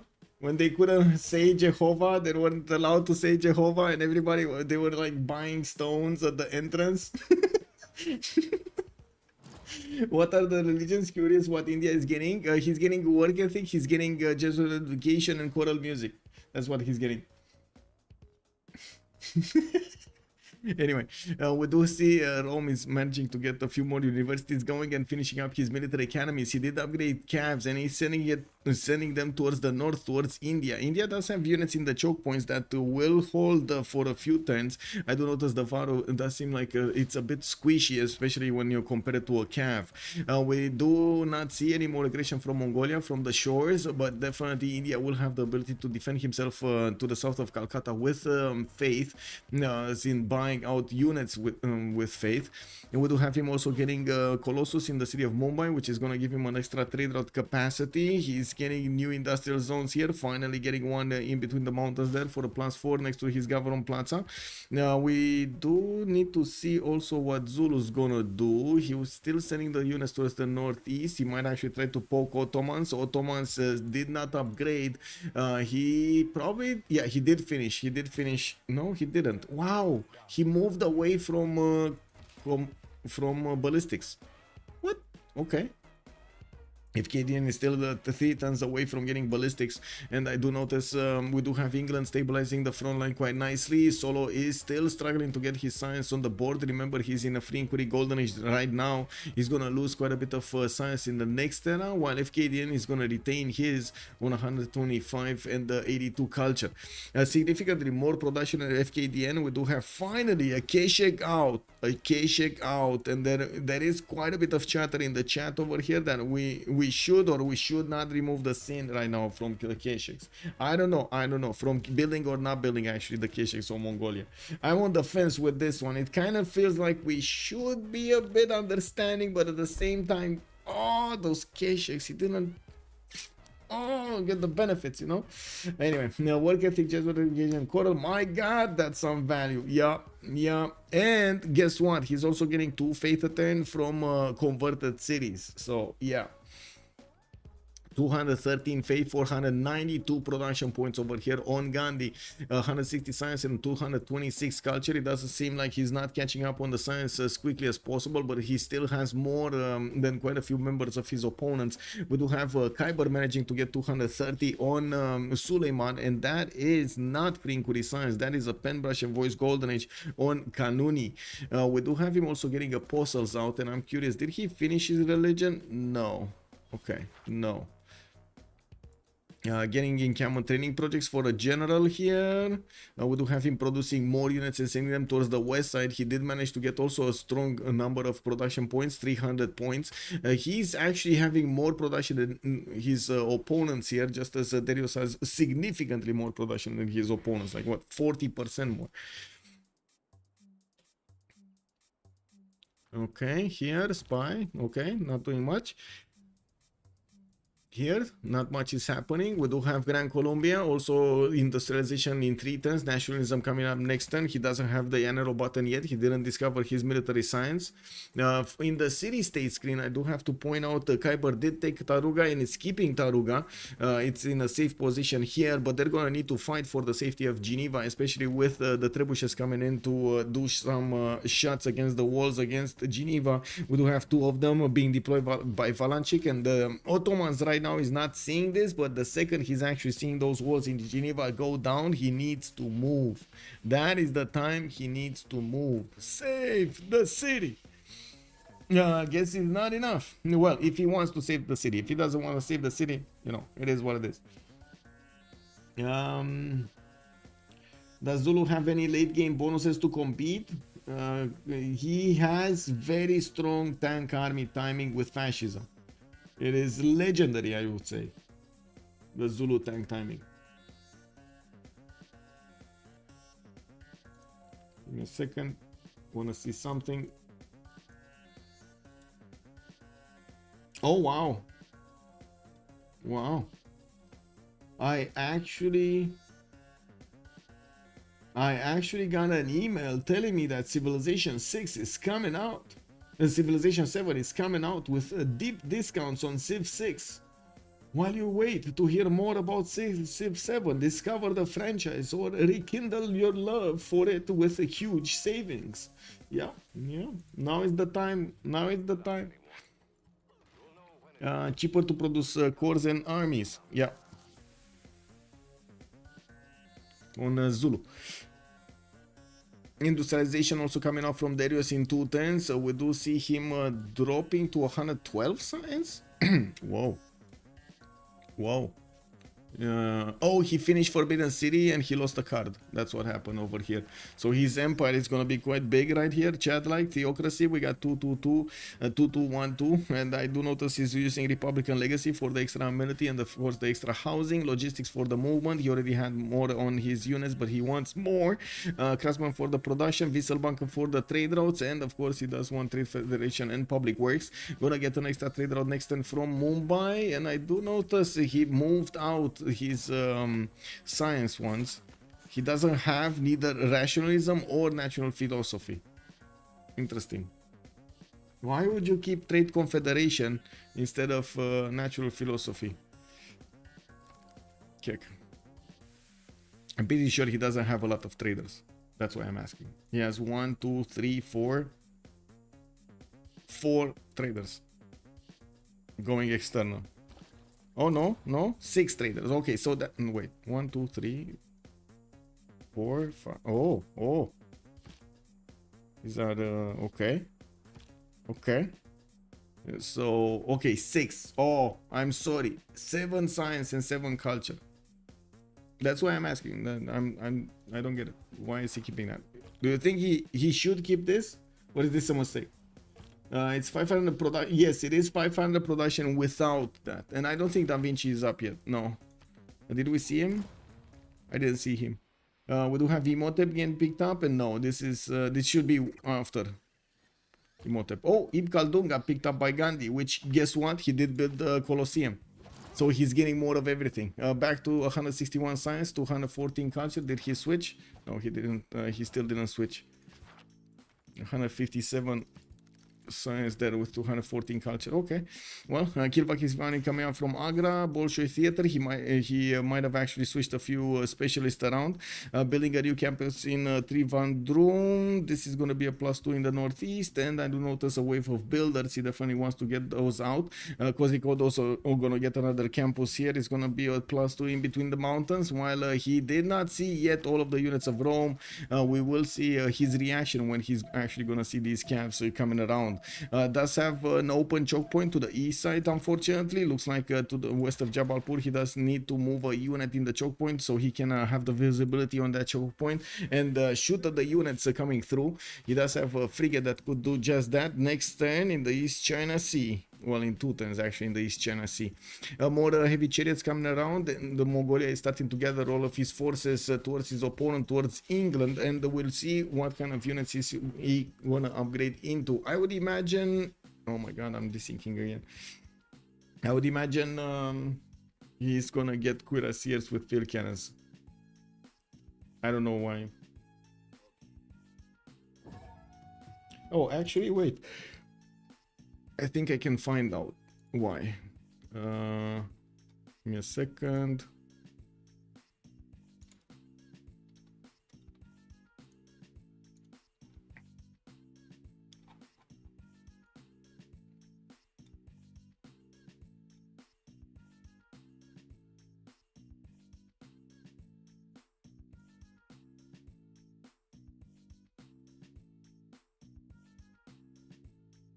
Oh.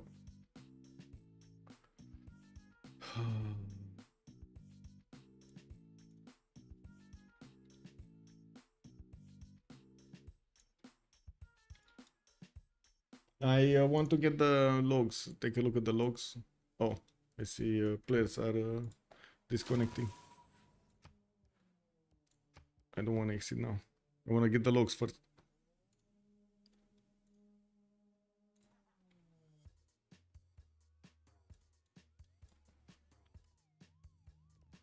Okay, there we go.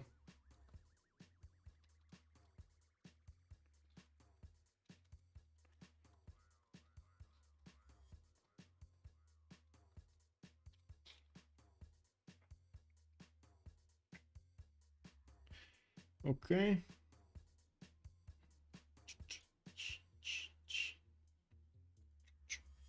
Solo Gandhi win. We're gonna need to see. Max the Joe. We're gonna need to see. Okay, we're getting everybody back.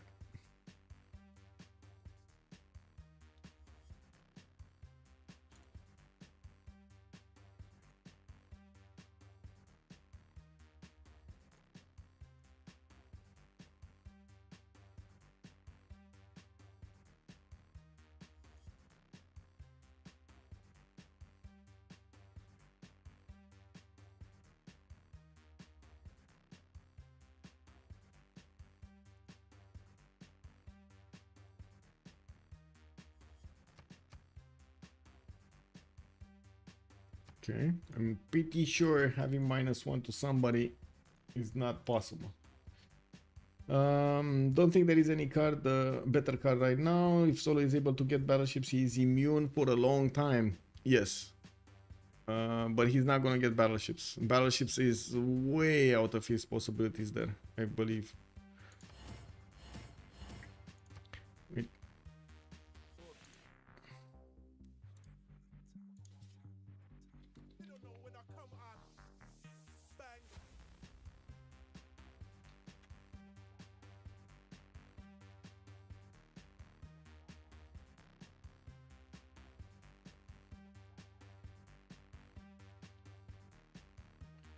He's already on the metal casting.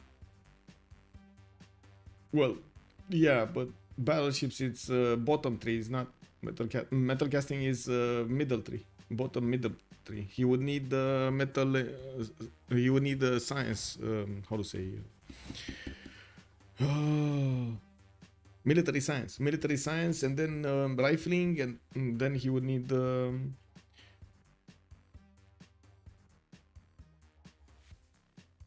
Refining. There we go. Finally. Oh my god, that's why I was. Now looks like they're also asking for a break right now or after we load. I don't know when. That looks like they're making the lobby work first. Okay.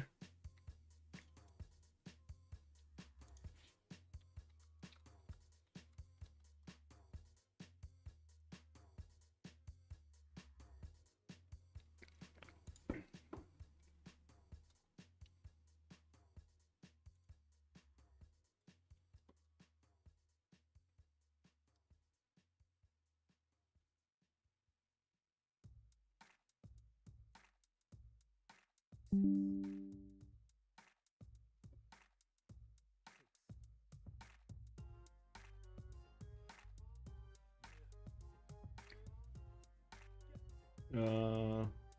me a sec.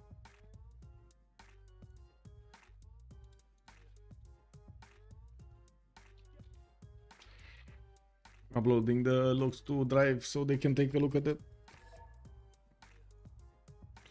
Okay, so we gotta pause until XX16. That's gonna be 10 minutes. Let me put it up on the screen here. So we got a countdown.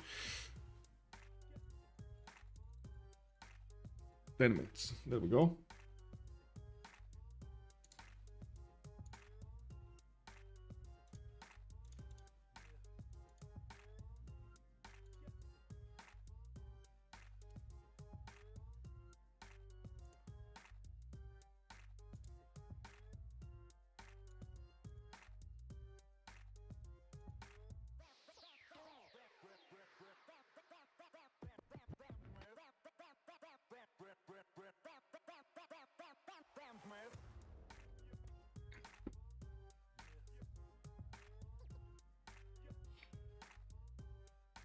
Okay.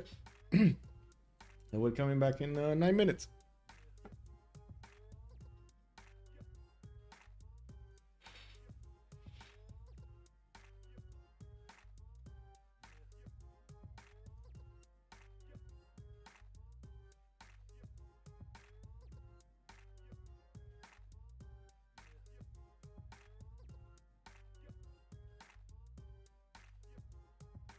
Yes, small break.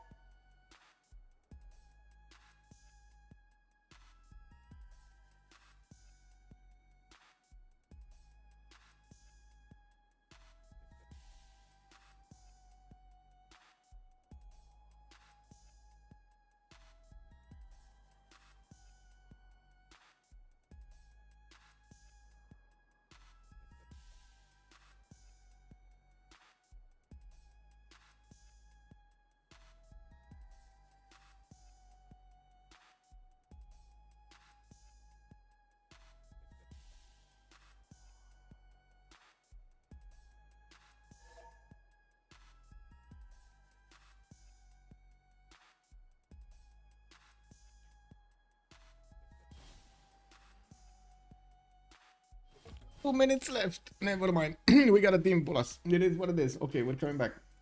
I did actually pop my head 4 minutes ago and I was like, woo, hello, is everybody here?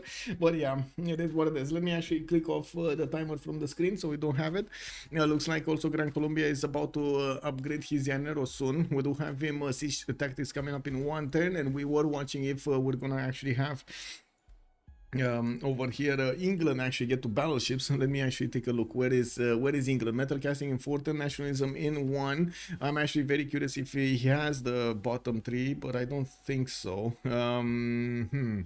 Oh well, I'm referring to these on the bottom 3, like these siege tactics, printing he probably has. Siege tactics and military science, I don't think so. Does he? No, I don't see this.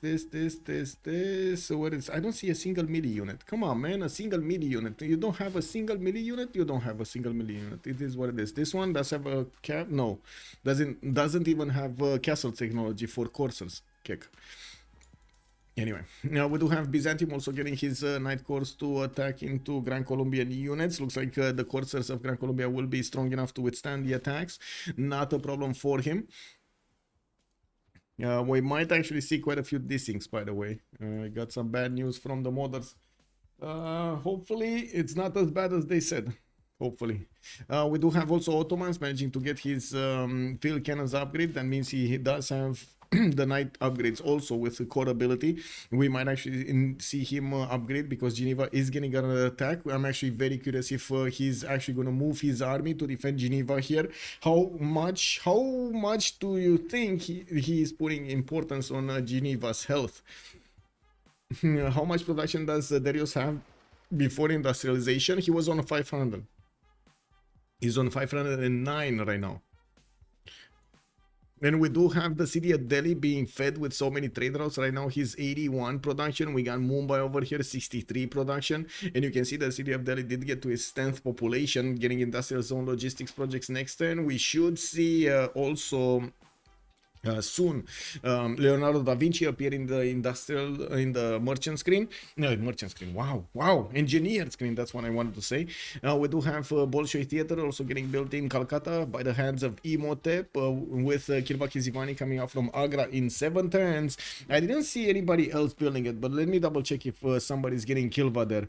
6 turns in the city of Ulundi, but he does have 2 chops. He has 2 chops. He doesn't have a builder for them. Maybe this one is gonna go and try to chop Kilva. 1, 2, 3. No, that's too close, too far, too close, too far. Okay, let's see.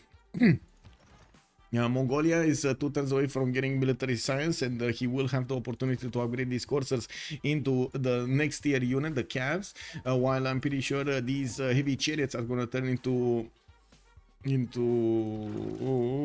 cuirassiers. We do have the upgrade button. That's what I wanted to double check. That means also the crossbows will have the upgrade button for the field cannons. That should be a strong enough unit to punch through the Pakistan line of defense of England if he does have enough of them. We do see on the west side that there are some calves from Rome being sent towards India. India is defending himself with knights out of position, as in these knights are not going to have the ability to upgrade into stronger units where they are right now. They will need to come back and move forward. Or he's going to need to buy units from Calcutta and send them on the front line, because, well, I'm pretty sure the Cavs can quadruple tap these Indian knights and get through if they want to. Who built Mausoleum? Yeah, he did. India did. That will make sense. Yes. So let me actually put up on the screen here the chats. Baxter, welcome back, sir. Anything happened in the past hour? We did have an attack from from Mongolia across the seas against Velitre, against Rome. Didn't get that many pillages there. We did have also him starting to get an army out to go against England. Gran Colombia sent a few coursers in the middle, tried to get to Zulu, got pushed back. Byzantium started to get more units and pushing Gran Colombia over here in the choke point, while England, the majority of his army is being built in the southwest to withstand the next attack. Mongolia, as you can see, will have field cannons to flex against his opponent and cuirassier corps. Now we're going to need to see if these are going to be strong enough. We do have also the next World Congress in 1 turn, and it looks like we didn't have a desync. We didn't have a desync. Nice. Nice.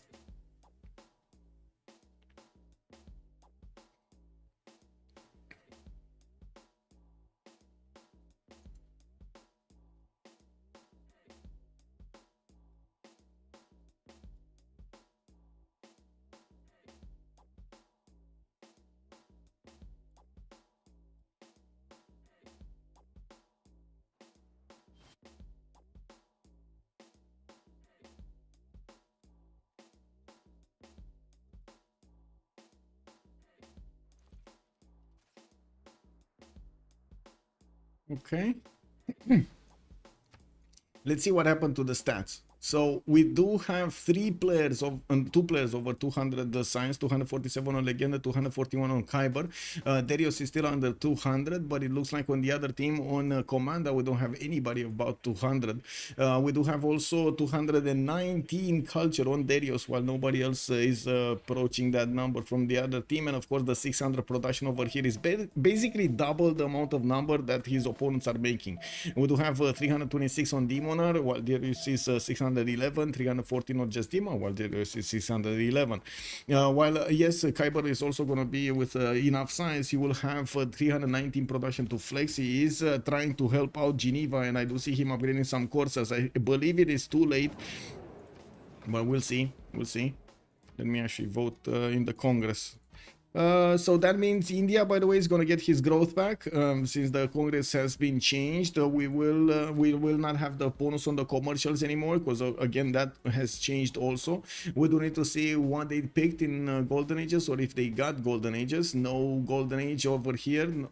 Okay, do we have a Golden Age here? Yes, we do have a Golden Age on Suleiman, and I do see a Golden Age on Gandhi. Both of them are actually going to get a lot of gold from the reformed coinage Golden Ages. We got 432 gold points on Kyber and 567 gold points on Darius. And while on the other team, oh my god, they're barely making 300 combined. And this is a problem. This is a problem for the future. This is a very big problem. I guess we're going to need to see what's going to happen here, and I'm pretty sure we're going to need to see if Gandhi is going to start to get the military out. By the looks of it, we might actually see fighters coming around, or I should say flight. Air Force. Oh, there we go. The Roman units have started bonking against the Indian ones, and as you can see, immediately Darius is going to need some help here to fend off attacks. The Cavs are going to be strong enough to attack even into the Varus that are holding the choke right now. And since they have started moving out of position, they're starting to lose their 45 bonus. We do need to see new units being bought here in Calcutta and being sent to the south. It should be enough for him to get something like a cuirassier or a few cuirassiers to fend off this attack. He's on banking. I don't think he has cuirassiers. No, he doesn't have cuirassiers. He doesn't have ballistics. 1200 GPT versus 300 GPT. Yeah, that is a problem. It is a huge problem if Darius won't feed all of his mines. Well, yeah, that is true. If he's not going to feed all of his mines to the Cavs of Rome. The Cavs of Rome are coming, and he's definitely not ready for this. Yeah, Fortals Kilva in Agra. We did see Kilva being built over here. So 410s. Let's actually see who's going to be first here. It's going to be Kyber above Demonar. Yes. So Kyber is going to get the priority if it's going to be same turn. Okay, Byzantium did also manage to get his cuirassiers on the east side. He might actually follow up this attack against Geneva with stronger units. I do notice Geneva is being kept under siege, and yes, there are 2 Night Corps that will do the damage against it. While I don't see Ottomans moving, he just upgraded a few units in the city of Adana, and will need to actually get back Geneva. Well, I guess he just gave up on the city. I don't think he can get it back. Like at this point, if Balanchik just clicks buttons, and I'm pretty sure he's going to click buttons, he's going to take that city and raise it to the ground, and he can't do anything about it. He's just going to stand there, look pretty, and let it go. Right? There's no way. No way. Max, hello there, sir, and good evening. Can Ottoman enter Geneva territory? Oh, that's a very good question. It's not his city, so he can't enter it. Yeah, it's not his city. Yeah, oh my god, you got it on the money over there, Idoki. On the money. Ulysse versus AB is over. How is it going on over here? It's still ongoing, sir. Highlands map, it's still ongoing. We got the players over here getting ready for the late game. This is a long map. A lot of cities have been settled. A bit of aggression between them, but not too much.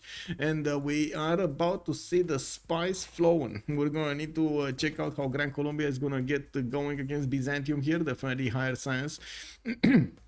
Llanero's coming out next turn, and I do see Byzantium. It's not like he's just, you know, pumping out units everywhere. He does have the ability to buy them with faith. Doesn't have a lot per turn, 151, but still that's something. And I do have to point out Gran Colombia did manage to acquire a decent amount of production on his side, 333 versus Valanchik's 292. Well, in total, it does look like Byzantium is still stronger. Now, we do have Great Zimbabwe getting built in Adrianople. Looks like more hippodromes are coming up from the eastern cities, and he's getting the Statue of Liberty. He did manage to roll the extra 2 diplo points that he's getting from the Congress, and as you can see over here, he is on 9 out of 20. If he does manage to finish Statue of Liberty, that's going to be 12 out of 20, and that is victory condition for the game. He's going to need to somehow outsmart his opponent so he can get the next Congress. Yes, no spoilers, no spoilers. Click buttons, click buttons, and Sasu is calling out. Yes, click buttons. Yes, we do have more lighthouses for the extra trade routes. As you can see, Byzantium did finish off Geneva, and now, well, he incurred the wrath of Ottomans, which is gonna try to well, take out these Byzantium units. We will need to see if Ottomans is gonna keep on building stuff here, because he does have a decently sized army on the west side. Getting Taj Mahal in Halep, and I do notice he's also getting some more traders out so he can send more to Gandhi. I mean, just send everything to Gandhi. I gotta say, there was a prediction earlier that we might actually see Gandhi getting 200. It looks like he went a little bit over in the culture, and he forgot about the science. From the south, with more Roman calves coming in, it looks like India is going to want to get a few pikemen out from Calcutta to stop the bleed, and getting those Varus right in front of them. We're going to need to see if he's going to have enough faith per turn to resupply his army in the south. He doesn't want to, how to say, he doesn't want to stop building Bolshoi Theater, and he definitely doesn't want to stop building Kilva Kisivani. Kilva is going to 100% finish over here on Gandhi by the looks of it, so he's going to get another 2 very good wonders with another 2 campuses coming out soon, and that's gonna give him the ability to buy them out. I guess I don't know if he has the religions over here to buy them. Oh, he's getting them spread everywhere. Beautiful, beautiful.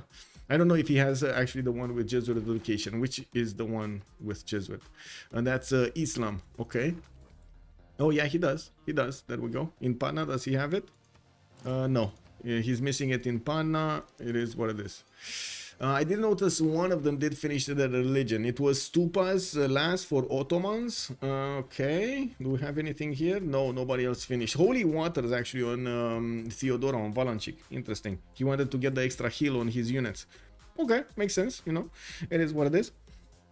I do see Zulu is also starting to put some spies into Gran Colombia's territory to steal his gold, and in the meantime, of course, Gran Colombia is industrializing. Darius did get industrialization, I think. I believe so. Yeah, he did get industrialization. He's going to need to get his factories and his coal power plants up, and of course, with 650 points of production and 200 plus points of faith and a lot of gold, you can imagine in the late game, he's going to do whatever he wants.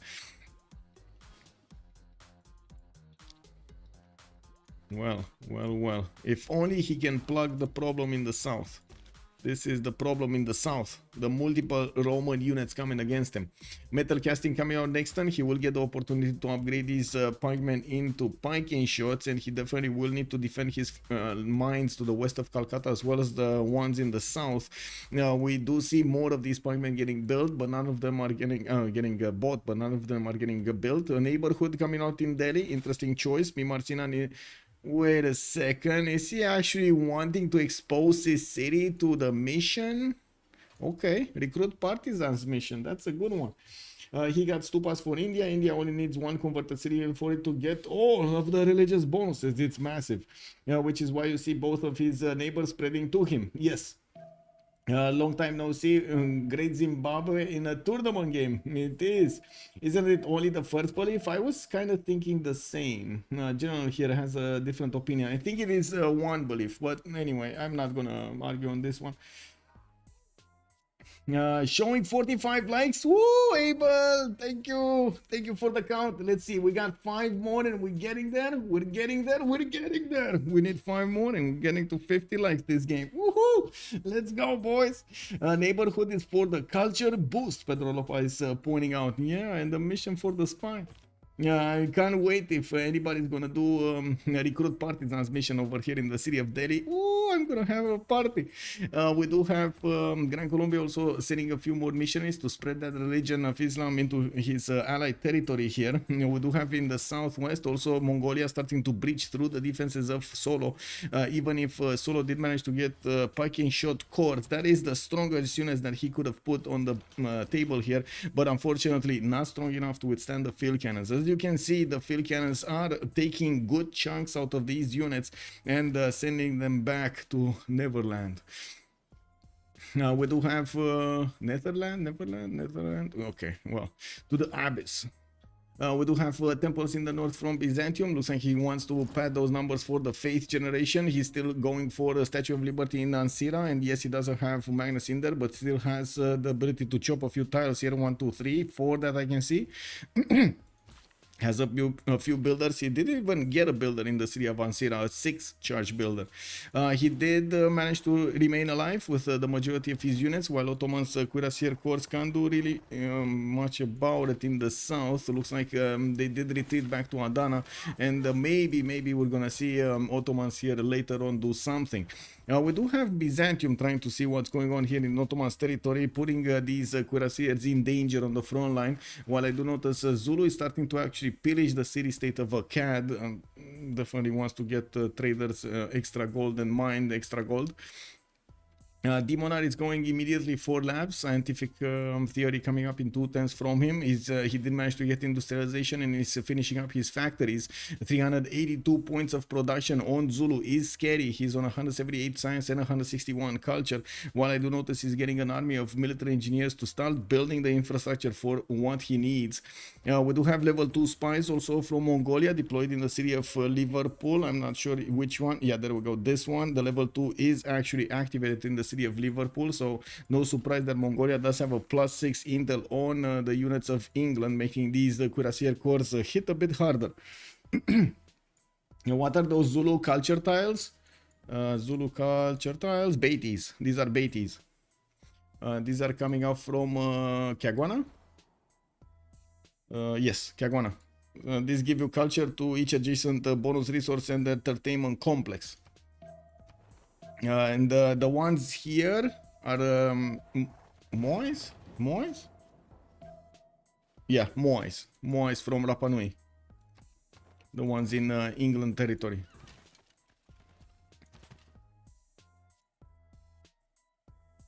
Was that the general getting pushed back? Whoa. So these units over here will have the general bonus. Is that a correct general? It's Ethelflaed, okay. I do see Plymouth did manage to finish the walls there.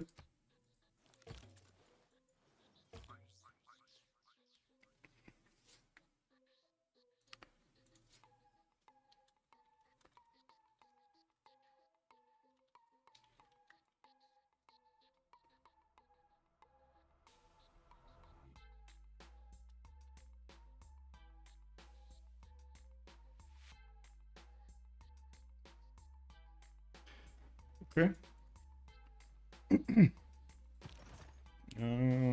Gandhi. Oh, finally we do have 200 science on Gandhi, 265 culture, and I do see him finally getting from Delhi one of these campuses and from Mumbai. You will see how quickly he can actually get to the higher science numbers. Unfortunately, he's feeding his mines to his opponent. Looks like Rome did manage to get in with quite a few units, and is disturbing the peace of India.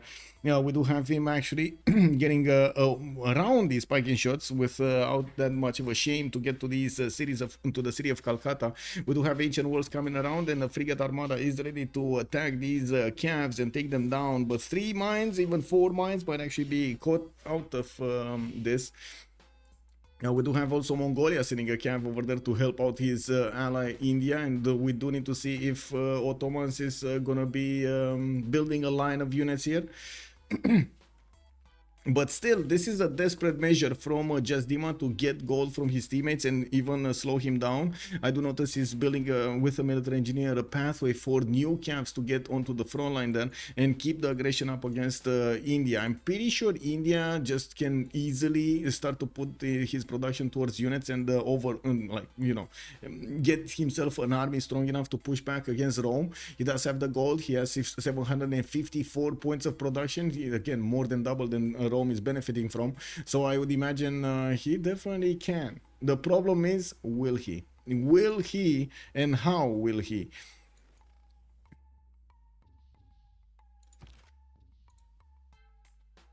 Are there certain breakpoints you want to reach in terms of culture, science, faith values? It kind of depends on, it kind of depends on where you are in the game and what your opponents are doing.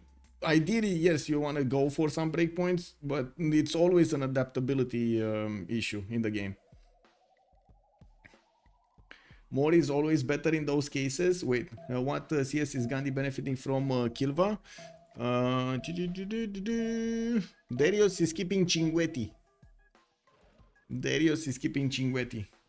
But they have a soft camp because you can only take one tech per civic and the civic per turn. Yes, that is a soft cap. Nykrot is also calling out no Llaneros. No Llaneros? No Llaneros. We don't have actually Llaneros here upgraded from Legend. And I don't think it's for a lack of having the technology. I'm pretty sure he does have it because we do see rifling coming out next turn. It does look like he wants to go for something else here.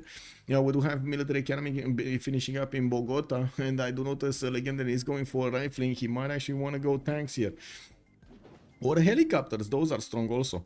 It does also seem like FKDN is managing to break Solo's defense, and we do have the field cannons moving in. Field cannon cores are putting these spiking shots to shame. You can see how much damage they're doing. 91 attack strength against a 67 strength unit. It's not fun. Not fun at all. Now, we do have, as you can see, more spiking shots getting built from English territory. This is where the statue of Zeus is actually coming in. This one that is giving him significant production bonus towards building anti-cav units, and it makes it way easier for him to actually get these out.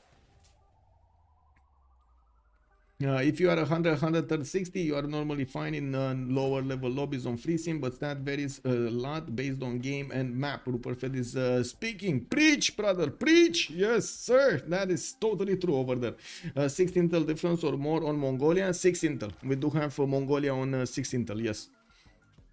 He did manage to get a level 2 spy, and we didn't have level 2 spy counter here. Looks like Rome did get a level 2 though. We don't have it from England. Wait, he has a Siphon Funds mission finishing up next turn. This spy might actually get the level 2. He might get the level 2. It's too late though. It is way too late. Like, these field cannons already got the promotions and they're cutting up on the front line. I don't think he has a chance to stop over here the Mongolian attack. How is this Sea Dog still alive? Wait, this Sea Dog should be... I think Mongolia should see it, right? He has a unit next to it, so he should see it. Interesting. Is he gonna delete that Sea Dog, or is he moving forward to delete that Piking shot? He can't attack the Piking shot. He can only move here, here, and here. Wait, yeah, he can. Well, I guess he could have moved on the ship tile if that field cannon didn't shoot. With science and culture being priority, I'm assuming minus, so faith is just kind of tertiary at that point, even if you're playing a faith civ like Scythia. Wait, it kind of depends what you're asking. You're talking about the 160? Again, it really depends on what Civ you're playing, because Fate might be quite important at that point in time.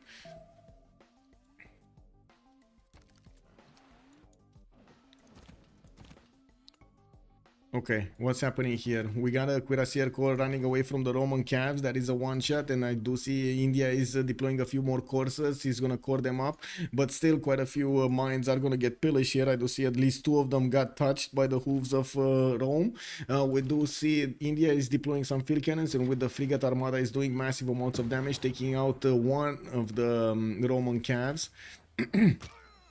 Another one, maybe? No. The other one survived with his life. With more coursers coming in, Darius is also gonna get the upgrade button next turn to upgrade them into calves, his own calves, and he's gonna core them up right in the face of Rome. Yes, there are a few more mines available, but it doesn't look like it's gonna be a terrible amount of damage being done by Jasdima's calves against India's units. There are more units coming in from Jasdima from the south, but you can see that he stopped building for some time so he can get some simming done, and this will give the moment that India needs to actually get his army out. Well, that is a problem. All of these units just running wild on his territory are a problem. A conga line of calves. Yes, we do the conga. We do the conga. Da, da, da, da, da, da, da. But this game is like 95% decided. Whoa, the general is so convinced over here. We're gonna have a win. Alright, to be honest, looking at the score screen, like looking at the stats here, it definitely seems like Team 250 have this in the back. We do need to take a look if they keep this effort up, if India is actually gonna get going. We do see him struggling to get his defense up in the south. Yes, he can still do it. Yes, he has the production, the money, the gold, the faith, anything he wants, but he needs to actually do it, right? He needs to push back these Roman units. This is probably a last gasp effort also from Komanda to get the gold going on their side. Demonar is on 168 gold with Valanchik on 105. I gotta say, these numbers do not look good for tank army push. I'm pretty sure Zulu is gonna require a lot more gold in his economy if he actually wants to have tank armies in his command. Do we have where's the Gavron Plaza? Gavron Plaza did not build Wall of Throne. He's actually with the audience chamber and foreign ministry over here, so again he's gonna pay 1 extra gold point for each of those units. Just need to deal with Theo Zulu tank push and they are fine. Yeah, and I'm pretty sure the tank push can be stopped by planes, right? 1, 2, 3, 4, 5. That's it. 5 planes, no more tank push. But he does need to settle a city over here to get these mountains. Anyway, I'm pretty sure it's happening. Alhambra in Istanbul, gonna give Ottomans over here an extra military policy slot to use, and that's gonna be quite valuable. We do need to see how much bullying is happening here. Looks like England is getting pushed turn by turn. He's losing tiles here and losing units at the same time. We do have some of the field cannons here getting the promotions. They need to switch places so they can promote and keep on shooting. Diplo points. Okay, we do have Valanchik still on 9 out of 20. He was building the Statue of Liberty. It was here. It's being built in 410, so that's gonna put him on 12 out of 20. He could get, I think, Potala Palace. I did not see it anywhere, so he might get that. And he's getting Mahabodhi Temple from Kherson. I think this is Kherson, right? Just need to deal. Okay. That means he will get 14. With Potala Palace 15. Wait, they might be one single congress away from a victory if they get the full one. He's getting the Potala Palace in 5 turns here, so that's 15 points. Could get Noble, that's 16. Gandhi just got Leonardo da Vinci, by the way. Wait, whoa. In the scientist screen, we got Dmitry Mendeleev. We're coming close to Noble. We're coming close to Noble also. So 16 points possible here on Valanchik. I don't know. The general?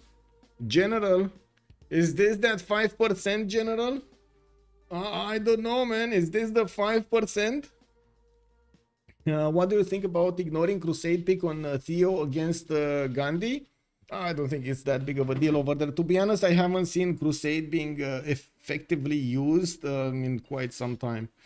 How did big production India not build one of those? Exactly, like a very good question. How did big brother over there, Darius, did not build those? What is the Diplo favor looking like? Let's get to this question, and let's put up also YouTube. What's going on? Baxter saying do level 2 spies, doing Diplo mission visibility give 2 levels. Yes, 2 levels. If you have a level 2 spy, it gives 2 levels of extra intel on your opponent's movements. So basically you get plus 3 for a level, plus 6. Since it's Mongolia, you get a double, plus 12. Not enough two tiles to build a Diplo one. Yeah, exactly. The Flying Toilet has the right idea over here. Not enough sheep, man. Not enough sheep. If he had enough sheep, I mean, you know, he could have done it. But not enough sheep. He didn't do it.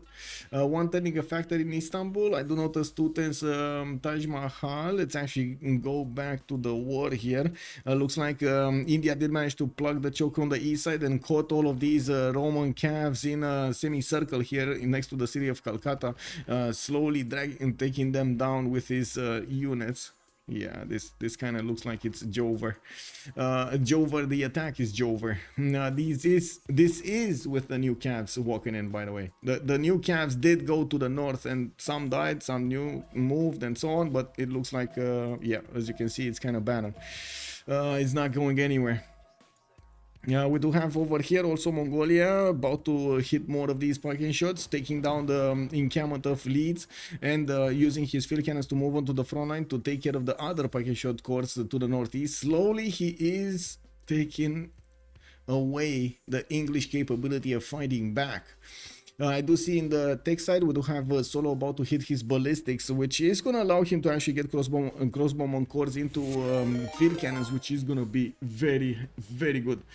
Hey, Decon, hello there, sir. Good evening, and thank you so much for the raid. Much appreciated. Welcome, everybody. Let me actually do Camriel. Good evening, sir, and welcome. I mean, we gotta do a shout out over here. I don't think I've ever seen you, by the way. Thank you so much, my man.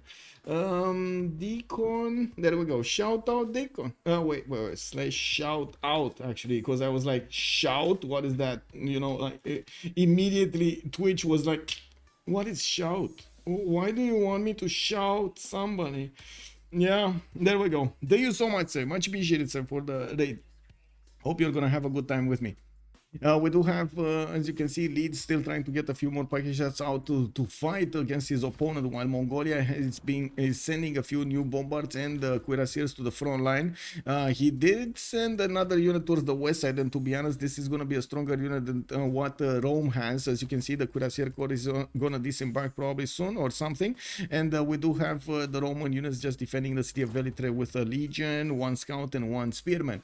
That sounds like a joke. A legion, a scout, and a spearman went into a bar.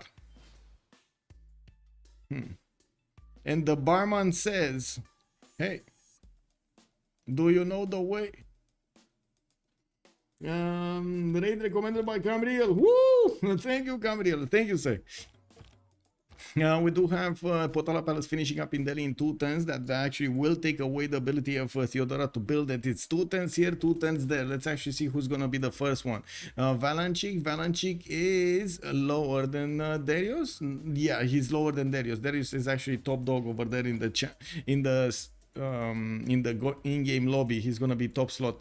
We got him campus research projects, industrial research projects. Let me actually take a look at the what's going on here. Okay, definitely he wants Gustav Eiffel. I would imagine he wants Nobel also, but we're going to need to see if he's gonna manage to roll that. Not to mention Einstein.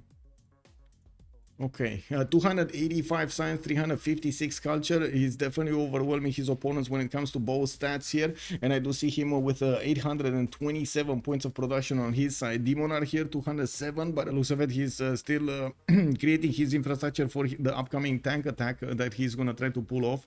We're going to need to see if that's actually going to be successful in good enough time, getting in tank command training projects from the majority of his cities to roll these modern ones. This is very important to have, by the way, late game, to get this modern advantage on your units. I do see Zulu is probably going to get at least one. Rome might get one. It doesn't seem like Gran Colombia or the others will get one, but I do want to see the previously recruited. Looks like Mongolia did manage to get Dandara. That's good. That's good. Do we have another one? Jeanne d'Arc on Rome. No, so Dandara was the first one, unfortunately. Okay, so at least Mongolia is going to have one, and then Zulu is going to have one, and it looks like what, Byzantium is going to have one, or what was it? Zulu Rome. Okay, Zulu Rome and Gran Colombia. Mongolia.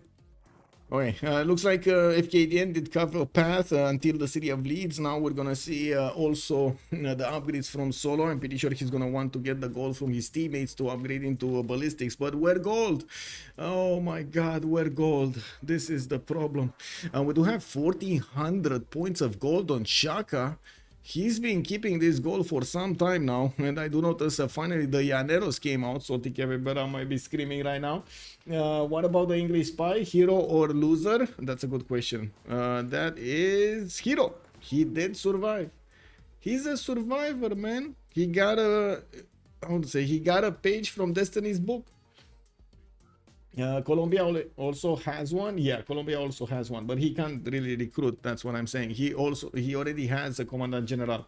Yeah. But that's extra.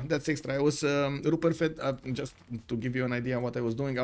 There's a limited amount of generals for each era, and I was trying to figure out if they will take all of them and who's gonna remain without. Yep.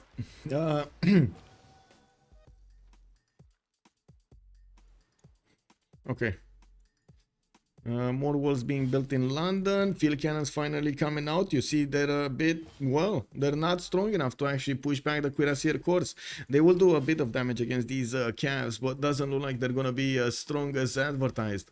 We do have a defense of frigates and sea dogs over here in the city of Plymouth, while I'm pretty sure the Mongolian units are still going to be focused on taking down the Pikeshore line slowly but surely. They could take out a unit every turn, or 2 units every turn actually, with the firepower they have. The new bombards coming in are going to help him deal with the frigates in the water and the sea dogs, and also the city's defenses. This is a 75 fortification strength defense there.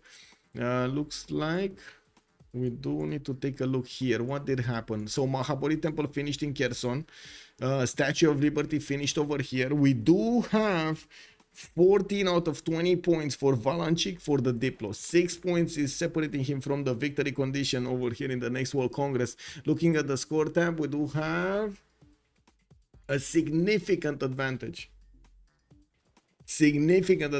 But they cannot win all of them. Oh my God, I gotta say this is beautiful. What they did is beautiful. How they actually kept their Diplo favor, how they were thinking about it and so on, and they actually got with enough Diplo favor right now to be competitive. I am thinking maybe they can actually liberate some cities, but I don't think, can they? What was it? Valletta, but that's never gonna be liberated, right? What was taken and can be liberated? Here, no, Bursa, no. Oh my God, nothing. There's nothing that can be liberated. Oh no. Well, I guess maybe the only thing that they can liberate is these English cities after they're gonna be taken over by Mongolia, if they're gonna be taken over by Mongolia. Yeah, that is a problem. That is a serious problem. Check Diplo quarters and building is in there. A lot of CS Dej. Yeah. Diplo quarters. I don't see a single building in Eleanor's territory. Let's take it from the left actually. Let's take it Dimonar. Dimonar. Where is his Diplo quarter and what does it smell like? No Diplo quarter here. No Diplo quarter. No. Hey, where is his Diplo quarter? Oh, here. Okay, he has all the 3 buildings. No, 2 buildings. Consulate and Chancery. Okay, Valanchik.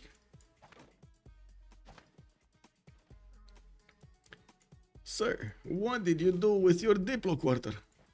Oh, there we go in Ansira. He has 2 buildings. Just Dima.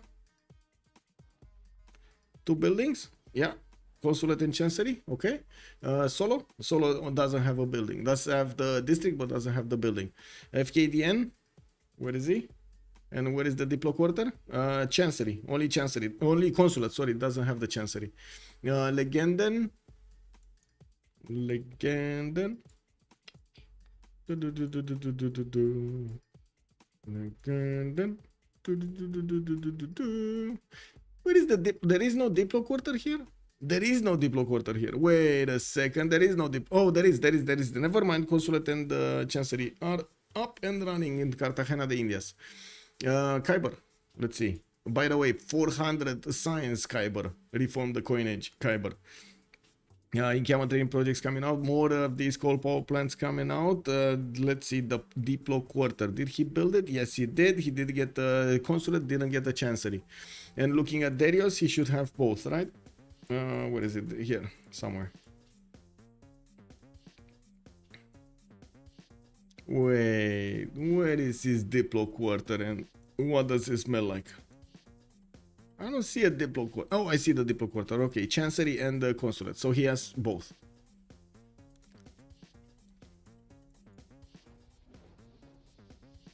Hello there on YouTube. I do not know how to pronounce that name.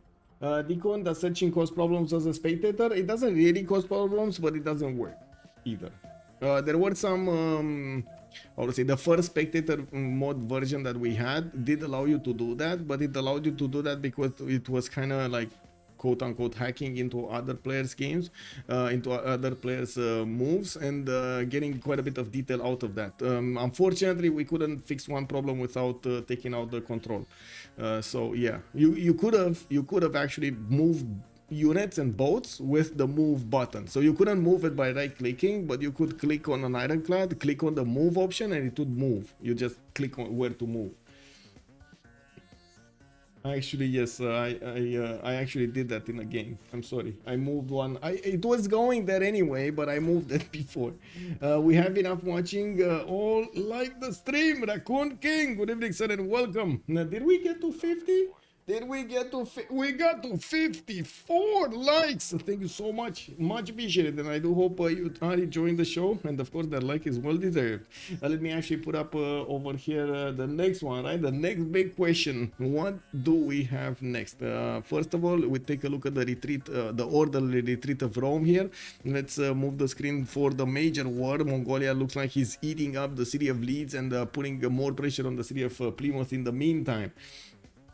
And the poll, we got a new poll started up soon. Can we get to 70 likes? Yay or nay? Yay! I hope it's yay.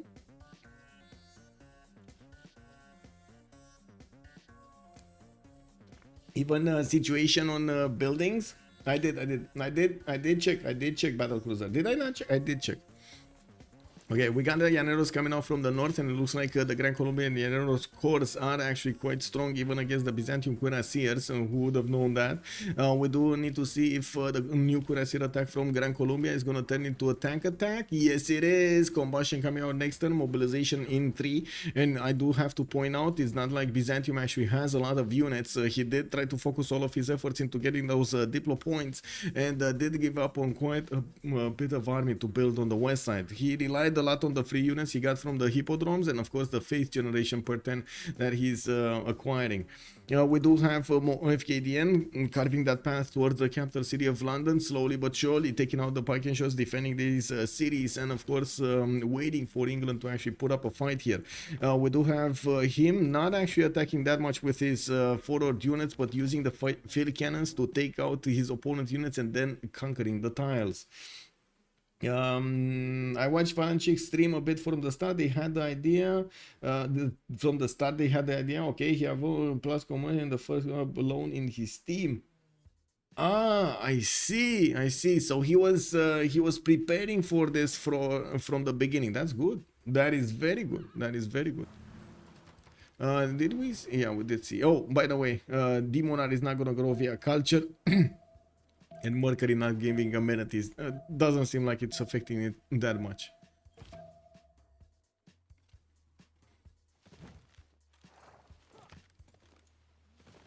Okay. Oh, this one actually has a promotion available. And these Viking shots actually attacked in such a strong unit that right now they're gonna die in droves. These field cannons should actually take out 3 Viking shots this turn. Is this a 2-shot? Yeah, that is a 2-shot. This is not a 2-shot though. This is not a 1-shot. Okay, they're attacking the city. He wants the city above all. Did he just lose a tile? Oh no. He lost one of his calves. And another. Okay, let's see what FKD is going to come up with. I'm pretty sure he can still attack with quite a few of his field cannons. Finishing up the road is also going to give him the ability to get new ones, and he is upgrading artilleries. This is going to make it much easier for him to actually attack into the units of England from afar. He doesn't have yet balloons. Would be quite awesome for him to get flight, but yeah, not close enough. Now we will see tanks being upgraded here from Gran Colombia. He does have major advantage right now in technology over Byzantium, and especially against England. Byzantium is on combustion in 310, so he's gonna get his own tanks. Doesn't have that many units though. This is the problem, not many units. Gandhi, is Gandhi doing well here? What is he doing? Getting campus research projects. Looks like he's trying to take away Alfred Nobel from Byzantium's grasp. He does need to actually get 840 points, but remember, he does have about 1,000 production on his side. I would assume he's actually gonna get Noble, you know, but I might be wrong. We'll see. We got Moksha establishing in the city of Calcutta. He did actually get, ooh, a spy actually. No, we do have Magnus established there. I don't know what I saw, but anyway, I was thinking maybe he got bamboozled by a spy. So many campus projects, by the way, so many campus projects. Looking at the Rome's territory, it looks like his whole infrastructure is geared towards war. We're probably going to see tanks coming out next, and of course coupled with the Rome cavs from the northeast. India is sending cav armies to hold the chokes, and just Dima just disconnected. Yeah. Darius carrying, yeah, Darius carrying everything. Unfortunate disconnect.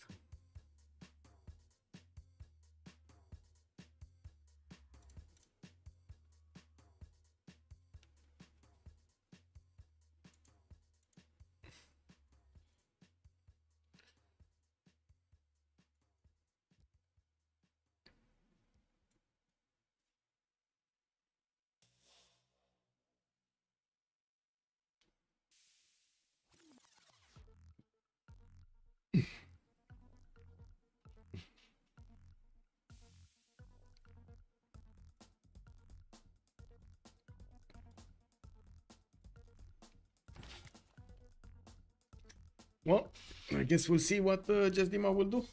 Let's get back.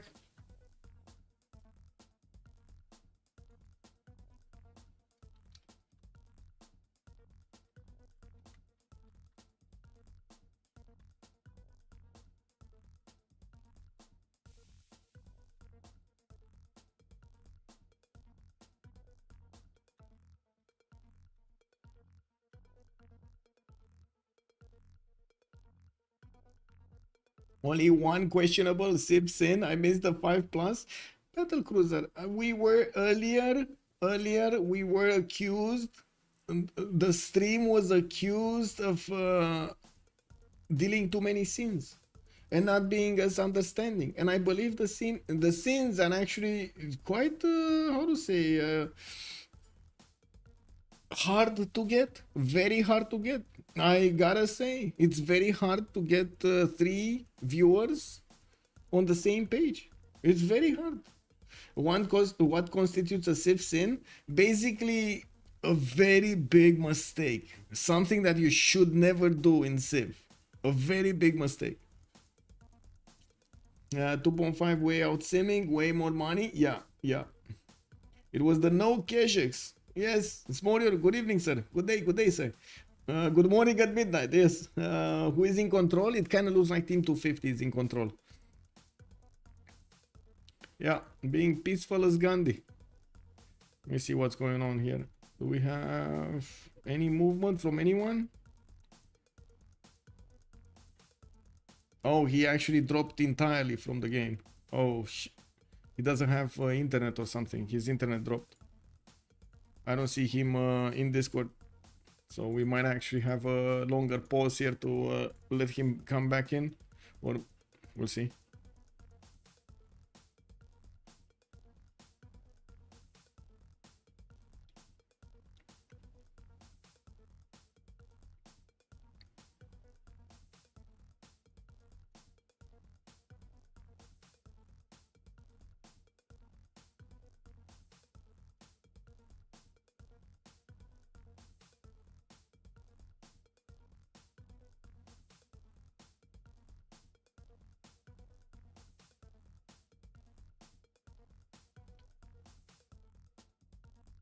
Yeah, a stoner and escort a settler, basically. Yeah.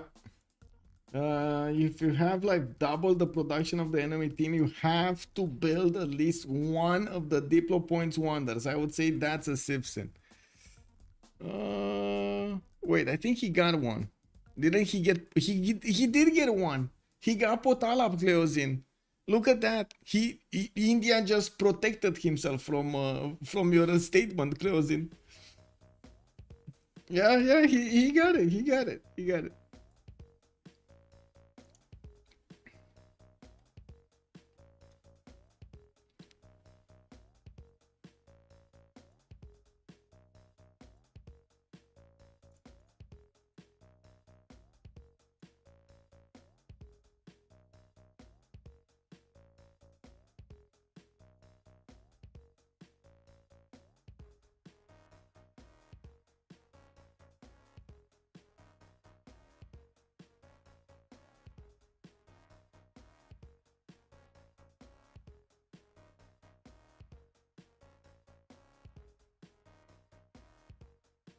Imagine team talk where you worry about Civ6. Yeah, exactly. Like you don't worry. You shouldn't worry about that. Oh my god. Yeah. I don't think they're worried about that. Okay, Zulu's building the infrastructure towards his opponent. Looks like Ottomans is going to feel the brunt of it, and we're going to need to see those tank armies coming around soon. They will still need an economy to build them. Now, we do have only maybe 350 gold between them, and that's really not enough to get any kind of significant army out later on in the game. We will need to see if in the next World Congress they're going to manage to get the Diplo victory. They're still going to be closer to a Diplo victory regardless of if they actually win or not. Now, we do need to take a look if in the next era they're actually gonna get enough era score to come back into a heroic, especially Demonar and Valanchik, both of them. If they do manage to get the reform the coinage, this is gonna be quite massive in between them. And of course, Zulu building up the infrastructure to go against Ottomans does tell Ottomans here he needs to prepare. And we do have a lot of production on Khyber, 489 points versus Demonar's 500. Ooh, wait a second, Demonar did get more. We're going to need to see after the how to say when the units are gonna come out, if he's gonna manage to build enough of them. I do see planes coming out from Adana. I didn't see flight on Zulu though. I do think he has it. I didn't see aerodromes put down. I guess he's gonna use more flight for the balloon rather than anything else. Rifling coming up in 110 here from him. He's very close to tanks, and I don't think he has any other possibility than hard building them. Oh well, I guess we'll see. There is a chance that Zulu will take out Ottomans, or at least carve a path through his territory. It looks like also the city of Leeds has been defended. Solo is pushing back these units, while Mongolia is still gonna get to attack with quite a few of these field cannons against the pocket shots of England. We're gonna need to see if he's gonna have enough strength to also take down the city of Leeds. Artillery is on the way. We got more cuirassier armies also getting... wait a second. I think these guys got repaired. They have experience on them. Well, not all of them, but I think some of them did get repaired, like healed up. Ooh, line of bombard corps. More cuirassier corps and more calves coming in. Demonar is figuring it out. Okay. I think just Dima's internet just went poof, which is kind of a problem.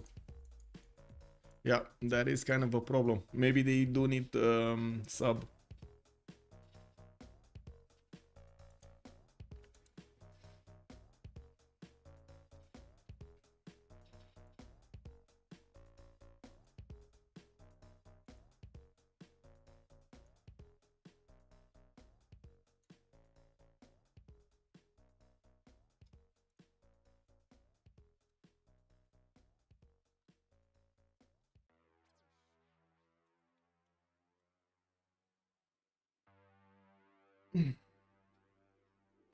Maybe Valanchi can reach Diplo Civic before nuke. Let's see. Let's see how fast he will be. I do have to point out Darius over here did get that wave of campuses everywhere, and with his production capabilities he did manage to very quickly get the universities in them, and now he's 416 science. He's also doing a lot of projects, so a lot of this is gonna go down actually when he's gonna stop building projects. He's around 300 something, 350 probably, 330. But still has a lot of potential to go higher, especially with the research labs that are going to soon come out. He's on rifling 110, ideology coming on 110. It looks like he is respecting that he might be attacked by Rome, and is trying to go for the bottom 3 defensive defensive technologies. I'm pretty sure he's gonna need steel walls, and he's definitely gonna need combustion over there to fend off attacks. He could go helicopters also. We still don't know if Darius is gonna want to clean the map with just military units, or is he gonna try to do something else. They definitely have the economy to do whatever they want here, with more than 1,000 gold being produced, 1,200 gold, actually more than what, 1,400 gold being produced between them. That's a lot of gold. They are denying the Diplo scientist. Yes, they are denying the Diplo scientist. This is what they're doing. It's either Ottomans or India getting it, I'm pretty sure. Byzantium, let me see. Can he get the projects? He's getting the projects, but slowly. Slowly. 7 turns for a project, that's not gonna work.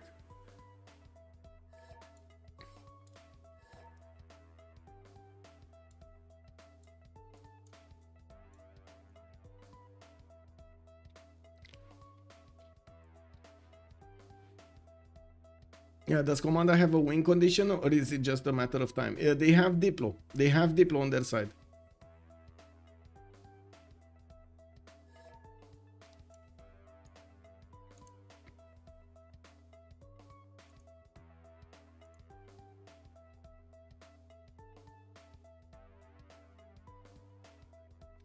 If Team 250 wins this, there won't be a full tie. Yes, no more 2 versus 2 versus 2 versus 2 on Terra. Oh my god. His internet service dropped for some reason. Yeah, his ISP dropped, unfortunately.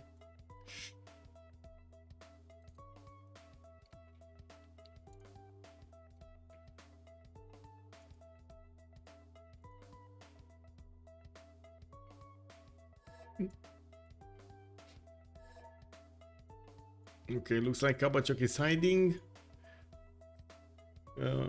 We'll see if they get to find a sub or not. Dochchenko. Nikki, I don't know what you said there. Give me a second so I can put it through a Google Translate. Okay.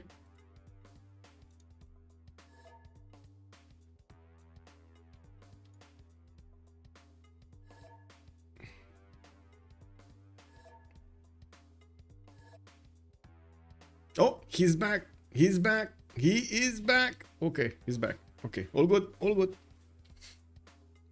He's gonna need to get back into the game though. They're definitely not gonna full kill anyone this game. Yeah, doesn't look like there's anybody gonna get full killed.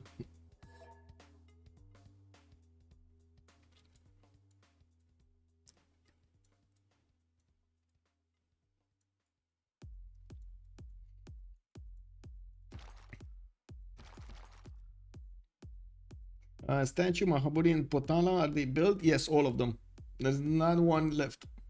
And we do have already, what, 14 out of 20 for Valanchik, and they are fighting for Noble. I gotta point out, if he doesn't get the 15 points, he's gonna be 2 congresses out from winning this, not 1. And anything can happen in the second one. And he doesn't have a guarantee the next one anyway, right? They don't have enough Diplo favor to guarantee the win in the next one. Okay, we got Just Dima connecting. Nikki, I'm sorry, I do not know Cyrillic, so every time you tell me something, I need to parse your test through. Everything is clear, little brother in the hat. Hello, hello. Okay, okay. Everything is clear, okay. Very clear, yeah. Okay, we got aerodromes coming up in Rome, and I do see Rome is starting to spy on the cities of India. We're probably gonna see Rome over here upgrading his tanks soon. He is gonna need quite a bit of gold to do so, and I'm pretty sure they don't have that much between them. They do have around 2,000 something gold points on their side, and I'm pretty sure these tanks are gonna cost a lot of money. Money. We got the campus research projects finishing up in 2 turns, the majority of them in Darius's 227 territory, not only beefing up his science numbers, but also giving him those very valuable points on the science today, on the scientist. Okay, they're imposing. More aerodromes on the west side. Ottomans is gonna need to get a big number of planes if he actually wants to fend off tanks from Zulu, and not to mention getting his other units also. I really hope we're not gonna desync from now on. Crazy! Woo! Yeah. Okay, we got military academies coming out, finishing up in the Zulus, Nikandas, almost everywhere. He's starting to get cav armies from everything, so I would assume he's actually going to want to get the helicopters over here. Much faster unit, quite strong. And while the Llaneros corps did turn around from actually attacking into the English cities, we do have some cuirassier armies defending the city of Manchester here from Theodora. We do see Gran Colombia did send a few units to Cuenca. Maybe he is going to... Oh, he's scouting the way forward into Valanchik's territory, main territory over here. He's gonna want to get these bad boys in there through the Gulf of Izmir. And we do see the Grand Colombian tanks might actually start pushing through the middle over here to the south of Antioch, and we do need to see if he's actually gonna want to finish off Manchester or go that way. With also the units of Mongolia able to do attack shots. We're going to need to see how FKDN is going to deal with these. Looks like the one in the south did shoot, not available. This one still has a shot available, could kill that Pike shot, needs to get something to replace that, and I don't see a unit ready to do so. There's no unit other than this, right? This, but he doesn't want this to move. He needs to keep the line defended right from the west side. So yeah, he's just not going to have anything to take back that tile, the encampment tile. These Sea Dogs are helping out a lot England defending his coast over here, especially since he can actually defend these cities with them, put them in the city centers and shoot out with them. The fact that he did manage to also get to field cannons does help him out quite a bit, especially against the normal units, the normal field cannons of Mongolia, not the cored up ones. We got more tankers and more Llaneros coming out from Gran Colombia's territory. He has kept up not only with the necessary science and culture, but also with the production capabilities. 473 points of production on his side. Now, while we do have Khyber, 489, still not as high as Demonar on 504. This 1,000 military, though, on Darius is just incredible. Okay, more campus research projects. What's going on here? We got Rome, we got Ottomans, we got India. India's making 192 points. He's halfway there. Okay, there we go. He's getting the points going. Gran Colombia, 24 points a turn. Byzantium is on 61. Okay, only 2 projects.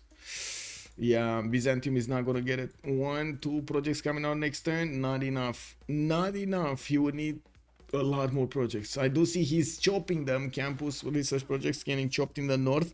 Still needs considerably more projects. Okay, I think Mongolia did lose one of his field cannons, the normal one. Yeah, I think he did, unfortunately.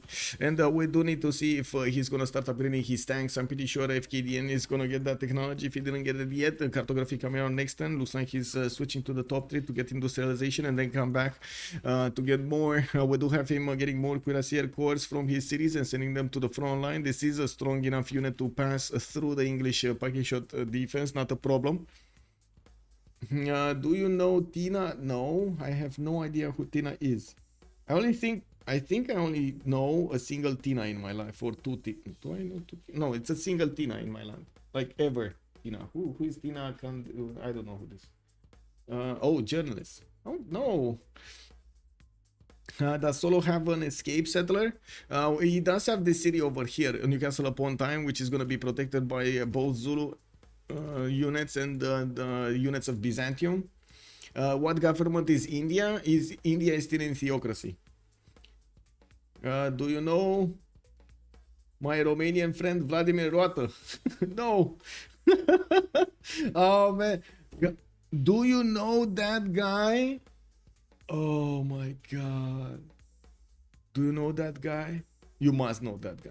That guy, you remember that guy at the party that day? Oh my god, it was like, we just went from that place to the other place and we met over there, and then in that place we had to meet that guy, and then that guy did that thing, and oh my god, it was unbelievable. That guy, do you know that guy? Zulu can defend past Manchester. Yes, Zulu can defend past Manchester over here. He's just gonna plug this. I guess it is gonna be a question if this city is gonna be taken over by boats. Maybe that's one of the reasons FKDN actually wants to get boats technology.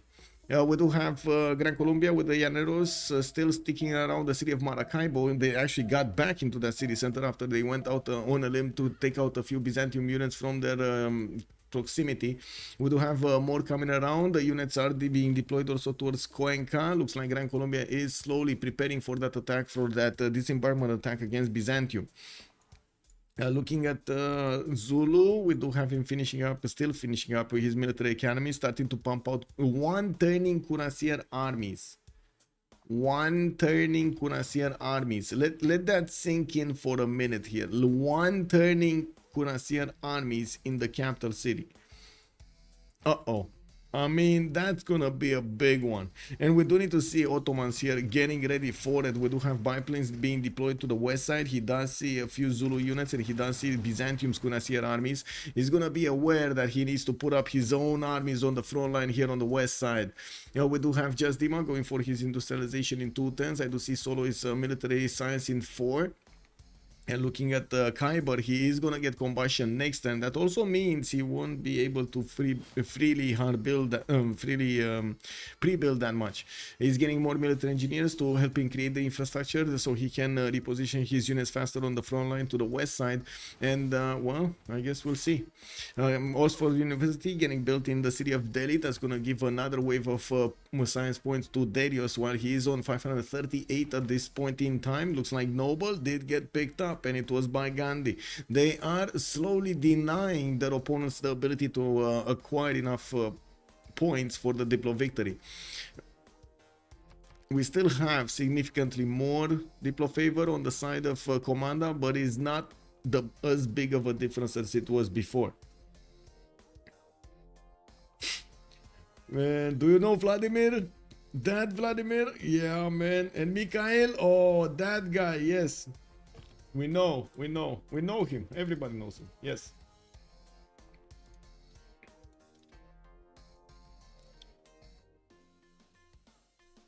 Okay, so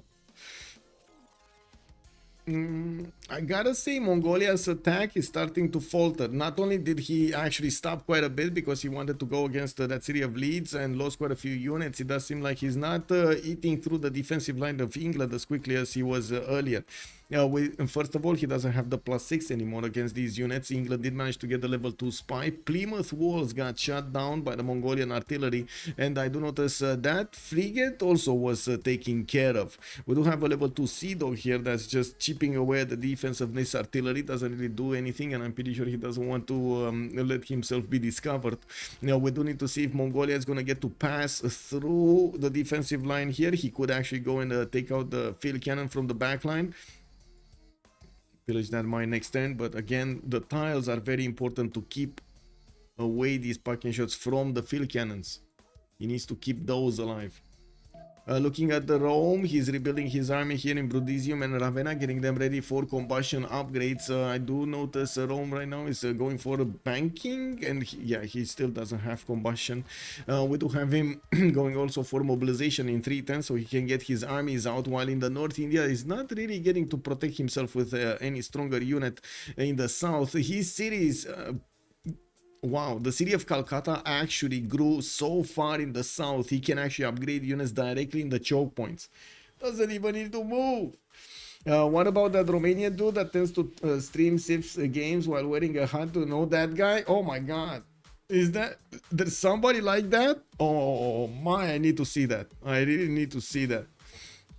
Natural History Museum in Delhi. We do have him finishing up in... Whoa. This is Culture Victory? Is he... Yeah, he's thinking about Culture Victory. 236 students. I mean, to be honest, you really don't build Natural History Museum if you don't want to go culture, do you? I'm pretty sure he's thinking, you know what? You know, I got over here Ottomans next to me. He has enough wonders. I can play those rock bands in there. I can definitely fend off attacks here. Got the biggest stick. No problem. No problem. We do have Khyber also with 1300 military one. I do notice Just Dima is on 1500 military. Demon are only on 423, but that's going to change quite quickly while Zulu is starting to ramp up his production. Is getting a lot of these Cuirassier armies on the battlefield. Where is he sending them though? Was the first one sent to the north? No. Wait. Oh, here. It's northwest. Okay, looks like Zulu is building up infrastructure everywhere. He's building up to the west, he's building it to the east, everywhere. We do have a few units from Byzantium actually being sent to the shores of the south of Rapa Nui, so they can figure out if they're getting attacked here. Okay, well, I guess they did see the scout in the water, so they know. They know. Campus in Thessalonica. Do have Ottomans only biplanes. How fast is... Okay, 210s advanced flight for Khyber. I do want to remind you that he can buy one plane a turn, no problem. One plane a turn. 600 gold on Darius, 686 gold on Khyber. Legend is also 150, and it does look like there's not much of a minus on Genghis Khan. Oh, did he just lose the level 2 field cannon? Ooh, that's a problem. That is a significant problem.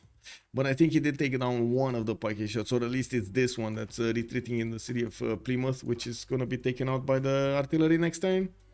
Yeah. Maybe he misclicked. Apology. Hello there, sir. Yeah, maybe he misclicked. Let's go on. Places. Oh, you mean maybe he misclicked his Natural History Museum? Oh my god. Can you imagine if Darius is misclicking this building instead of getting, like, if he wants to go to war and he's actually finishing up this building, he's getting onto the front line over there, taking out units, and he then is making Pikachu face that his units are not healing. Uh-oh. Pikachu! I'm pretty sure that's not the case, and the Natural History Museum is a choice that he's making. Do we have Einstein? We didn't have Einstein, right? We didn't have Einstein. Not yet. It's Alan Turing next, and looks like Rome might actually pick it or pass it. Stanford Raffles is also the next great merchant. That's gonna be picked up, or is it gonna be picked up by...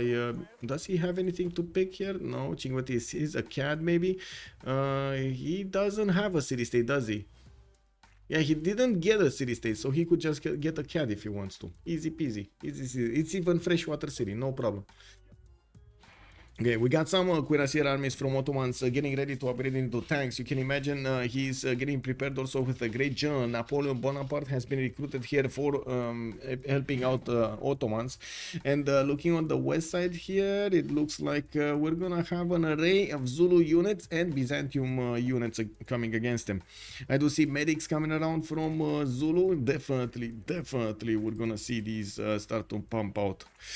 Okay. All of these cities pumping out units in the next era. I do notice we do have Valanchik managing to get 1.0 from getting his heroic age, while he's gonna get the reformed the coinage. He is gonna get the necessary gold for his teammates, or at least he's gonna try to get the necessary gold for his teammates to get their armies going. On the right side, we do have already Gandhi managing to get enough points for the golden age, while Khyber is 5 points off. I do want to mention we're not that far away. We're only 4 turns away from switching the era. And that's about how much time they have to get these points rolling in their empire. Okay, Cav armies coming around here from Ottomans. Very nice, very nice.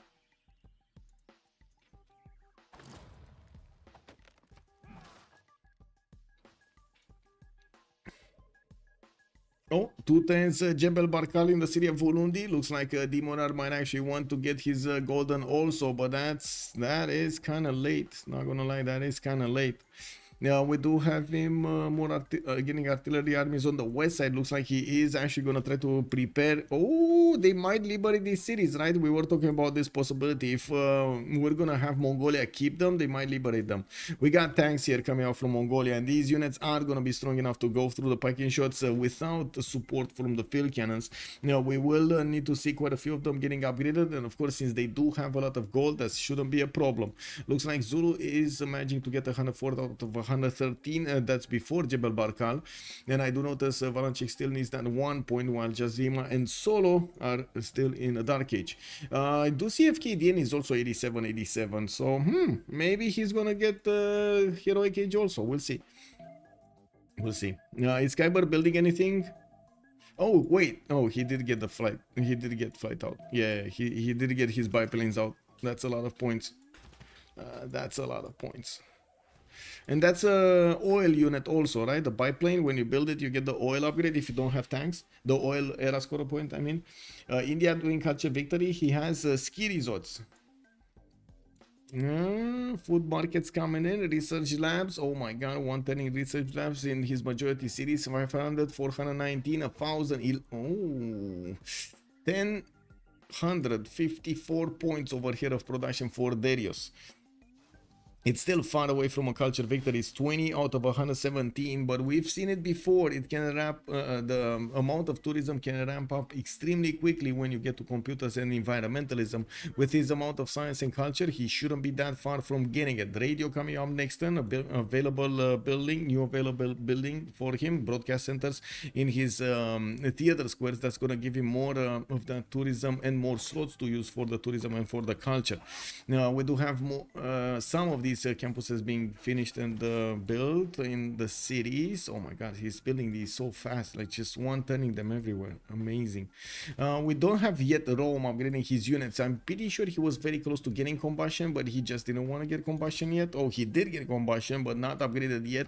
I think it is well, we do have a decent amount of gold, and to be honest, I think these are spies.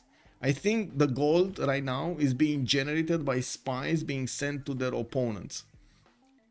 I don't find any other reason for having this much amount of gold in the bank.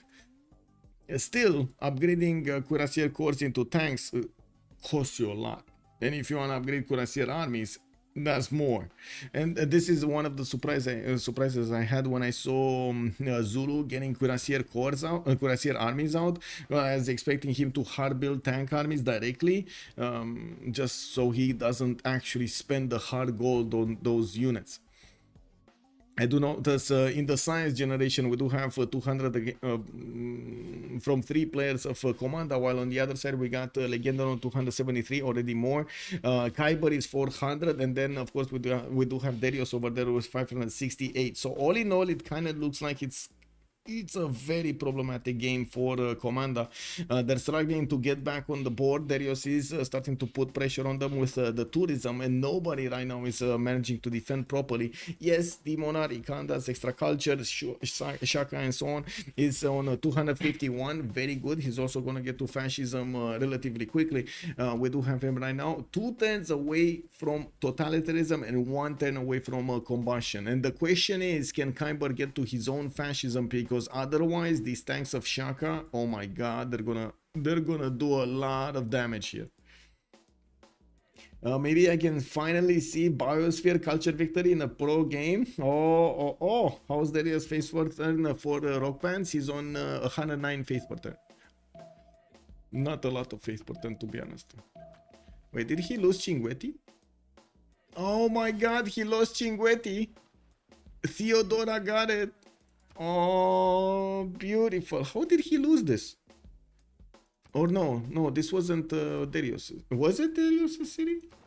No. Wasn't Darius here? I'm pretty sure it was Darius keeping this city. I'm pretty sure it was Darius. I don't know how he lost it, but he lost it. It was, right? Yeah, it was. Anyway. Yeah, that's a lot of faith per turn that's missing right now. And Theodora is getting a bunch. Look at that, 334 faith per turn on Theodora. Zulu has army and he has fascism also, yes. Or he will have fascism. He's one turn away from fascism. He has combustion armies. He has tank armies, I mean. But he's sending some units to the west side, some units over here, some units over here. He's just all over the place. Now we got artillery armies coming around, and we do need to see the production of the upcoming cities, but I would imagine he's going to want to start hard producing tanks as quickly as possible. Gold is an issue. 142 gold on Demonar, 58 on Valanchik, 29 on Just Dima, and Solo is on 51. It doesn't look like they're going to have enough gold per turn to upkeep all of these units. That's the problem. Okay, 2 turning tank armies, that's definitely good. Definitely culture on Gandhi. He swapped Magnus and Moksha. Yeah, he's going culture.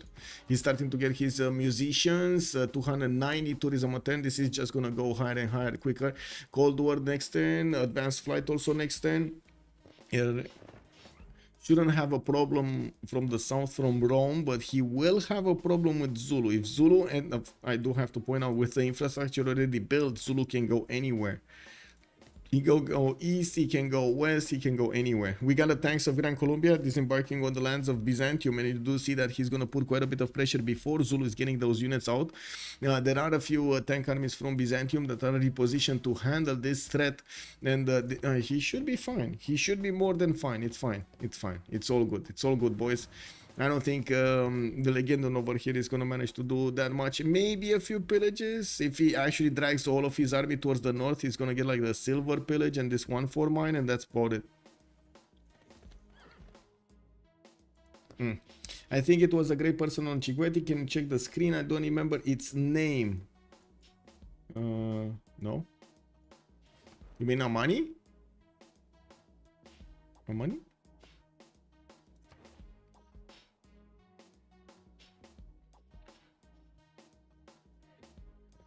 I mean, is he pushing anywhere? Oh, Chuck is saying if he's not yet. He will push, but not yet, and we don't know exactly where. Again, he has units split all over the place. There's no big clump up of units anywhere. I definitely think he wants to defend his ally here, Byzantium, from the Grand Colombian push, and I'm thinking afterwards he's gonna want to go against Ottomans. So that's probably the quickest target that he could go against and do significant damage. And if he breaks Ottomans, he's also going to get a chance to go against India. The problem is the distance, and the second problem is the gold. We'll see. We'll see. The great person that flips a CS is an admiral, not a merchant. Wait, there's a merchant also. You mean Stanford Raffles? Yeah, it gives you one of the cities. It just instantly gobbles it. Yeah. I see what you're... I mean, you could have said that. No,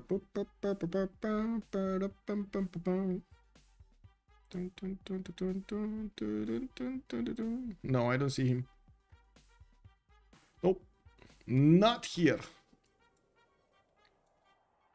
Okay, Zulu, spy in Istanbul. This gives us an idea where he wants to go. Do we have Istanbul sending a spy to him? No, Mongolia did. I do see Gran Colombia did, but he didn't. Okay, so definitely Ottomans does need to get a spy and put it in the southern cities of Zulu over there to get the benefits from it. Looks like Gran Colombia is going to be fended off successfully. Byzantium did upgrade a lot of tank armies and is sending them towards the northwest, but that also ate into their gold per turn.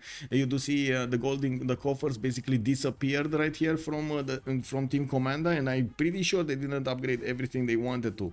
We do have the first city of England being razed to the ground. The tanks of Mongolia are going to move towards Leeds and London, and I do see at the moment England is starting to kill his tiles to not give that big of an advantage to Mongolia after he's going to lose these cities. We will see the artilleries make quick work of the remaining cities of England. I don't think he's gonna lose all of them because he has Newcastle upon Tyne, but I guess we will see. We will need to see. We got helicopters also getting ready in the shores on the west side. Looks like India is deploying battleship armadas to his opponent and pushing in with 80 crews. I like this into Rome's territory. We do have Rome, unfortunately, with a big problem: gold. Gold is the problem here. He does have units, but he doesn't have the technology, but he doesn't have the gold to upgrade in what he needs. He's gonna get the vision. He's gonna need to get the vision on Brudisium so he can start hitting it with the battleship armada, and of course with the Mongolian helicopters getting upgraded soon. FKDN just needs 5 more tons for synthetic materials. Actually, a bit faster because Kyber is finishing it up next turn. He's gonna send the first tank over here to the south of Velitre and to see what's going on. Maybe even pillage that. The Diplo quarter. Looking at the era score screen, we do have Zulu managing to get Golden Age, a Heroic Age actually. Valanchik got Heroic Age. We got FKDN getting Heroic Age. Kyber gonna get a normal age, Golden Age, I mean, and then Darius is gonna get the Golden Age. Okay, that's pretty big. That's pretty big actually. On Demonar and Valanchik switching to reform the coinage might actually save them, keep up their economy, keep their economy up. How is the Diplo situation looking? I believe we're still 14 out of 19. Yeah, sorry, 20. 14 out of 20. 14 out of 20. Yeah. Oh, did I miss messages? Oh my god, I missed messages on YouTube. I'm sorry, YouTube. Hermes, welcome back, sir. Got back, sir. Up in this. Let's go. Been a slow game. I just want to see Suleiman catch a W. Yeah, looks like he's close to catching a W. Let's see if he doesn't catch an L.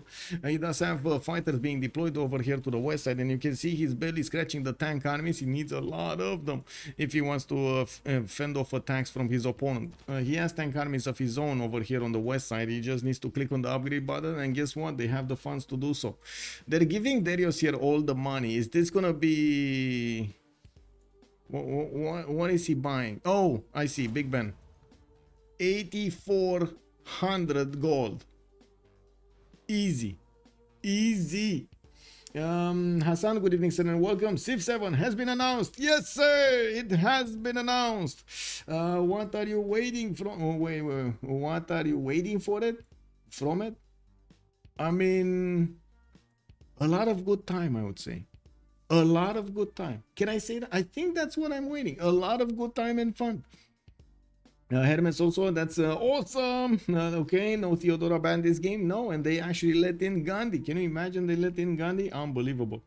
First played with OnSpot after being introduced to a CPL, and I was freezing in Japan, and he grilled my science partner. Oh, I see. Oops. Yeah. As long as Kyber keeps Golden Age push on him is pointless. Well, let's actually see what Kyber is gonna do here. First of all, he's getting helicopter armies against Rome, and it looks like he's gonna start one-shotting some of the Roman units, while India is pushing into Rome here into the city of Brundisium with the battleships. He's gonna slowly carve a path through the Roman defense. We do need to see how quickly those tanks of Zulu are gonna get somewhere. First of all, they're getting deployed to the northwest by the looks of it. More and more are being sent towards Gran Colombia, while Gran Colombia has, look at these llaneros. These are all gonna be helicopters. All of them. We got 2,000 military from Legenden, and he's getting more tank armies, more helicopters, more military academies, more of everything. Zulu did get to double his amount of military from the last time we checked. He's on 1130 right now, and I do notice he did get to 229 science and 252 culture. I do also notice they did go into the next era. We got heroic, dark age, heroic, golden, and of course dark age on Legenden. We're gonna have a pause of 2 minutes so they can go through the World Congress, and we're gonna need to see if they do manage to get the era score going. I don't want to leave you with this image. They do have so much Diplo favor: 312, 312, 316, 318. We are 14 out of 20 points for the Diplo victory, so definitely they will need to work for every one of those points. I mean, what are you waiting from it as new features like built-in spectator? Yes, please, built-in spectator mode. I would imagine we would have quality of life improvements coming out from the modes that we have been using, not only the balancing modes but also the UI modes. I understand that, as for example, pins putting pins in the game, or having the visibility over your opponent, or better trade screen, and so on and so forth. I understand there are quite a few things, but I do want to point out I'm not expecting, and I really hope this is not going to happen. We are always, right? We are always expecting from Civ7 to have very, very, very thought out games, right? Good games, thought out games. We are expecting a certain level of quality. I hope they're actually going to keep this trend, and they're going to still be there, asking us to put more effort into games, more math, more logic, more deduction.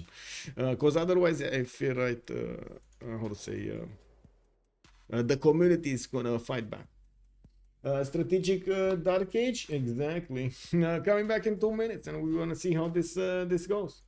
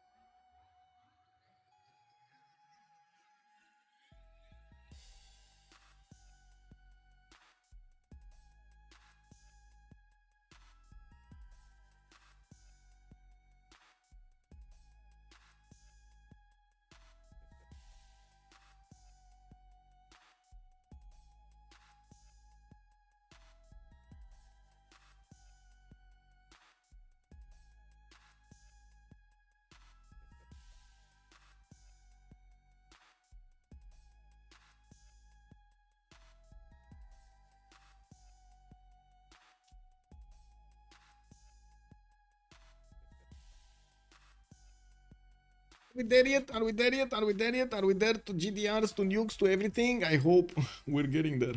Let's actually see what's happening. Holy signs from Hyderabad. Whoa, that's a long, that's a late holy sign.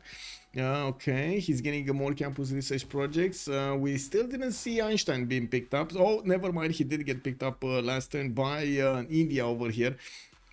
No surprise, he has 670 science and 558 culture. We do see him also getting into the borders of Brundisium, which is getting smashed from the coast by multiple battleships.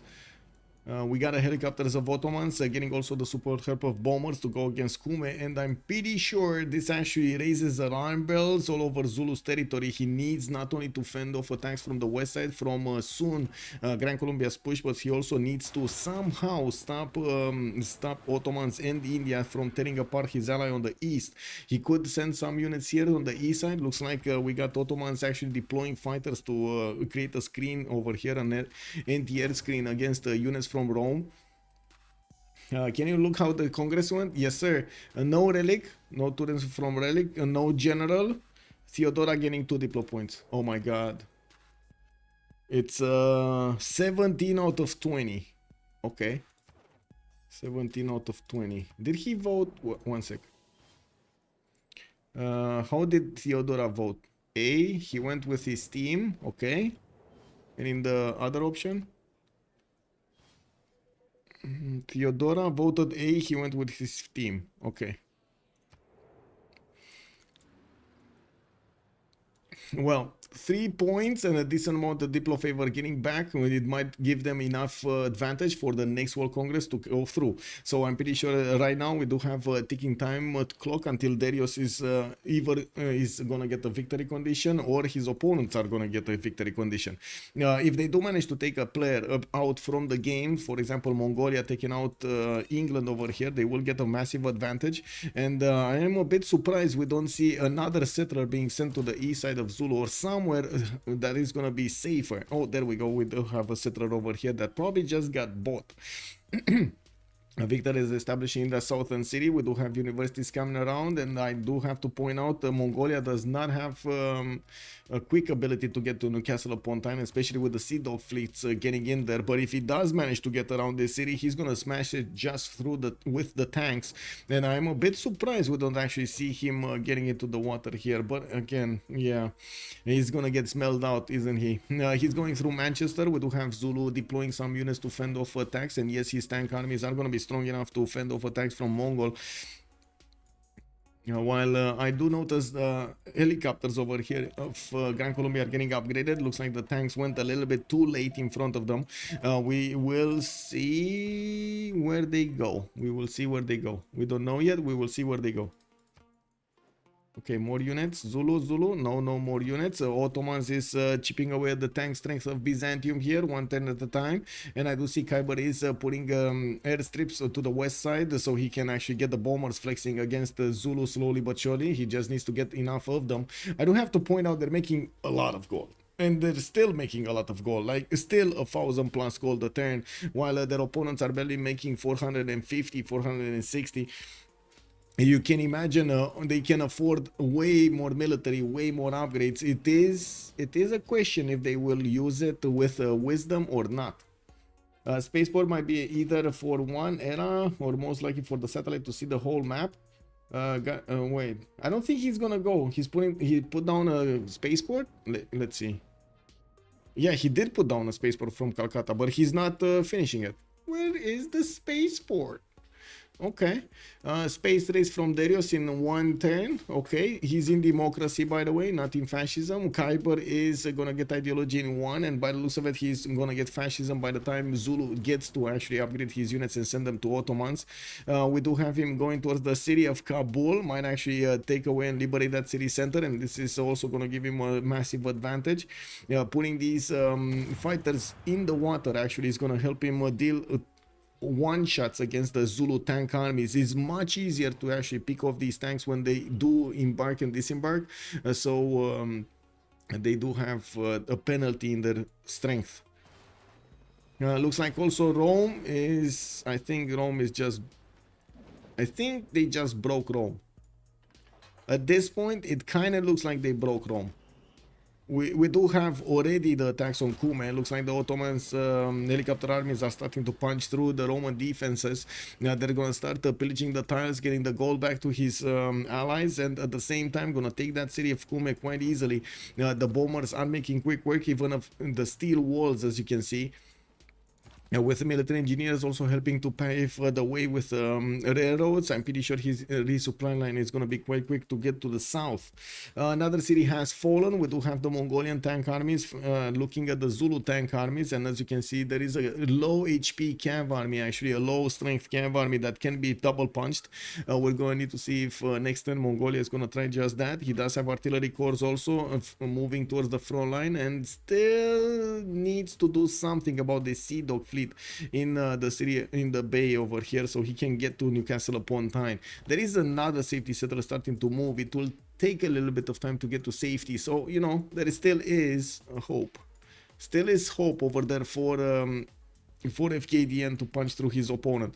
Another wave of units coming up from Mongolia. Looks like the triple slamming of Rome has begun, and from the east side, Velitre is going to be invaded by multiple helicopter corps with some tank corps in tow. We do see one single very courageous low Roman legion is getting to defend the city of Velitre. How many diplo points for Valanchik? 17.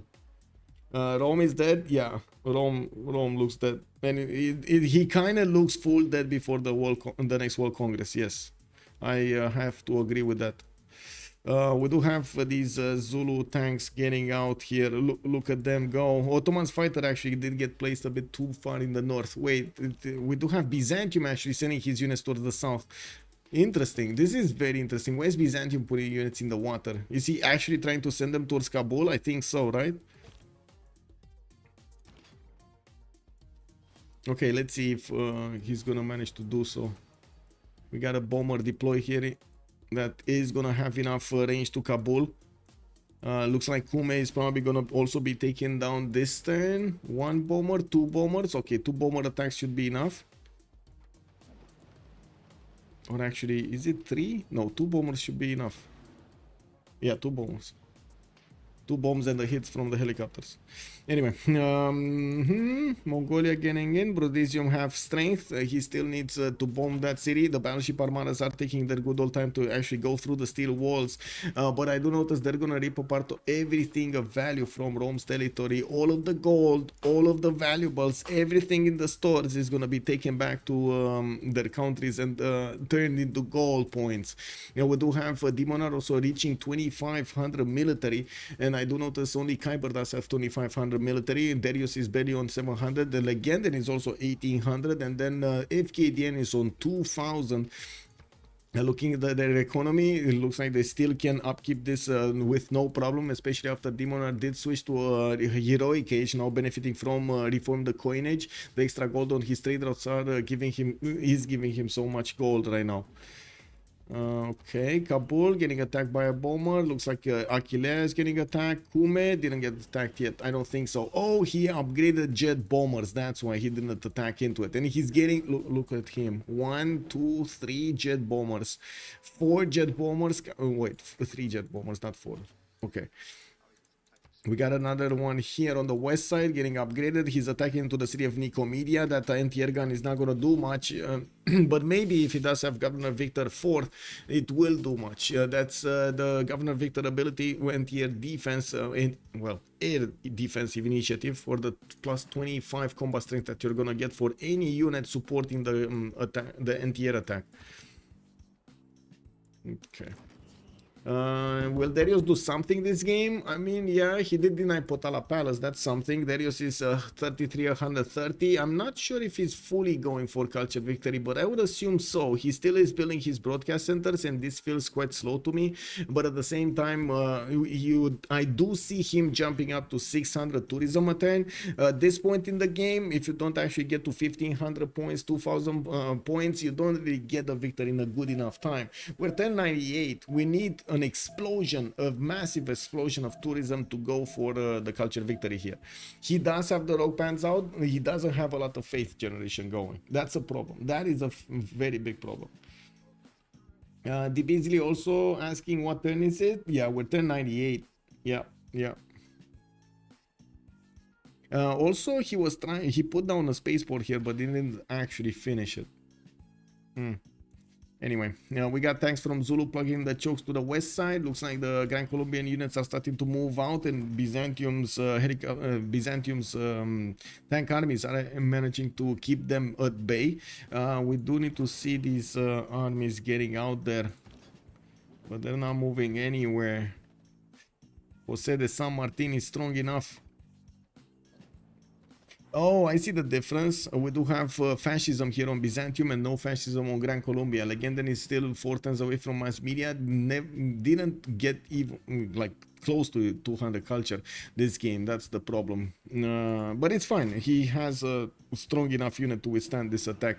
He just needs to fend it off, not actually take out any unit. Zulu is managing to put all of his units to the west side to stop this attack against Byzantium. That also will not give him enough units on the east.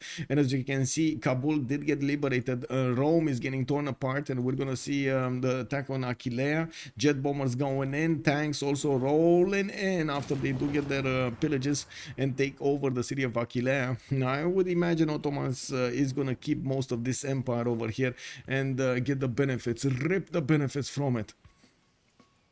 Okay, there we go. Whom again under attack. The jet bombers definitely doing more damage than the normal bombers, putting it to only 1 attack, not 2. Brundisium also getting put under siege. Velitre is getting under attack. I'm not sure what is attacking into it that's dealing that much damage to the walls, but it is.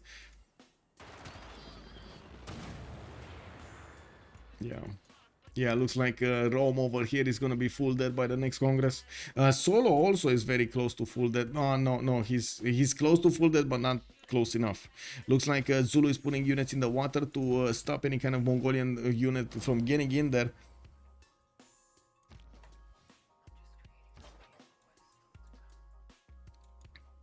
Okay, spies coming around from Byzantium, more of these Cav armies.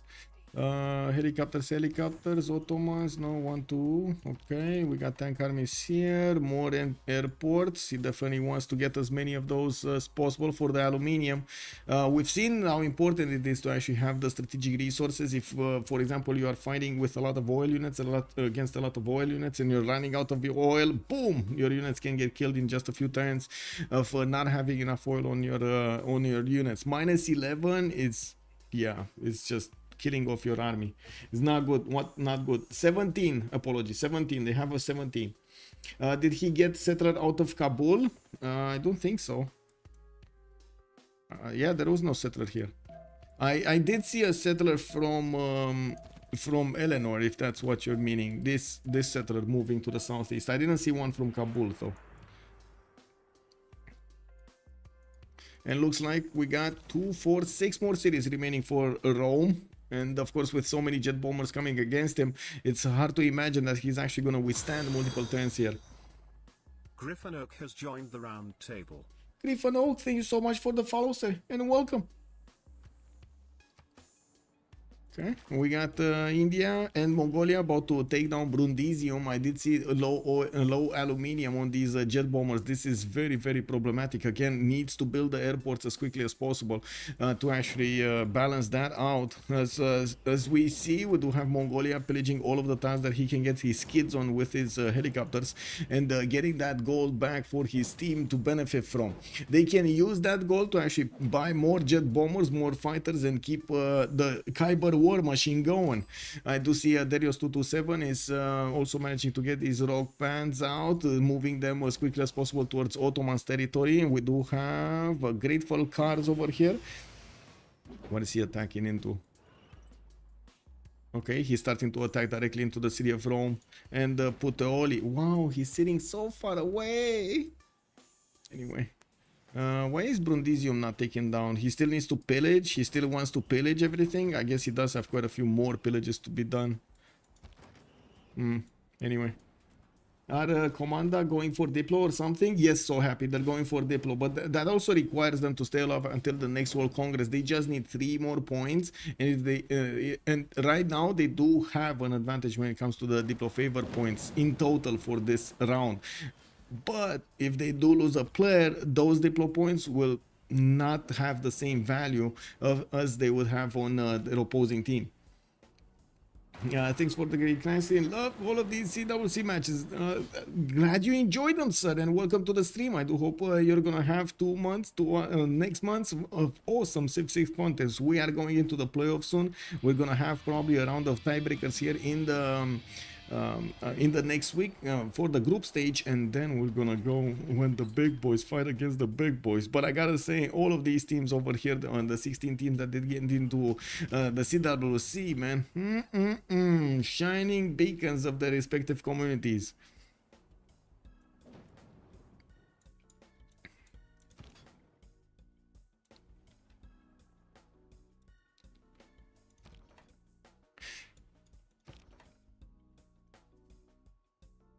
There were some talks that we should do one CWC a year, right? And maybe we can set it at the same date next year. The question is, if we're gonna have Civ7 coming out in autumn, do we do basically the same timeline for the CWC?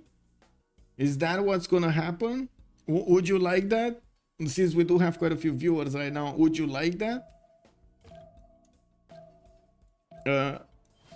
CWC before the Civ7 comes out?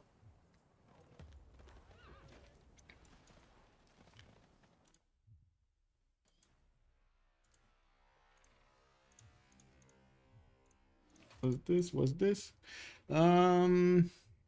Should have a ranking system built in to keep public lobby subjects and to weed out the pool. Yes, exactly, Hermes. Yes. Archibald, good evening, sir. The more Civ, the better. Exactly. Yeah. Well, let's see. Let's see. I see chat right now is not actually reacting to this. So I don't know. I don't know. We're gonna need to poll them. Okay, so again, one more city got taken out. Velitre is not gonna survive for much longer. I'm pretty sure there are still quite a few attack moves from the jet bombers to be done against the cities, and you can see how Rome is quickly taken out by Mongolia's troops, coupled with the Ottomans and India. They will carve a path through this empire extremely quickly, not giving that much of an option for to their opponents to defend this.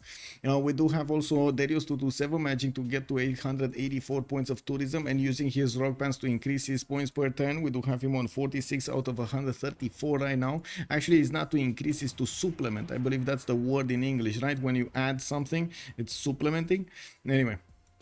Now we do have Theatre Square festivals coming out from quite a few cities of Khyber. He's probably eyeballing as quickly as possible the great musicians. It's good to have the writers and the artists, but the musicians are king over here to get as much tourism as possible. We do have him also putting down as many of these ski resorts as possible. This does give him I believe it's tourism equal to the peel of the tile. Is it like 4 appeal here, and then he's gonna have 4 there, and so on? This is it. This is how you calculate it.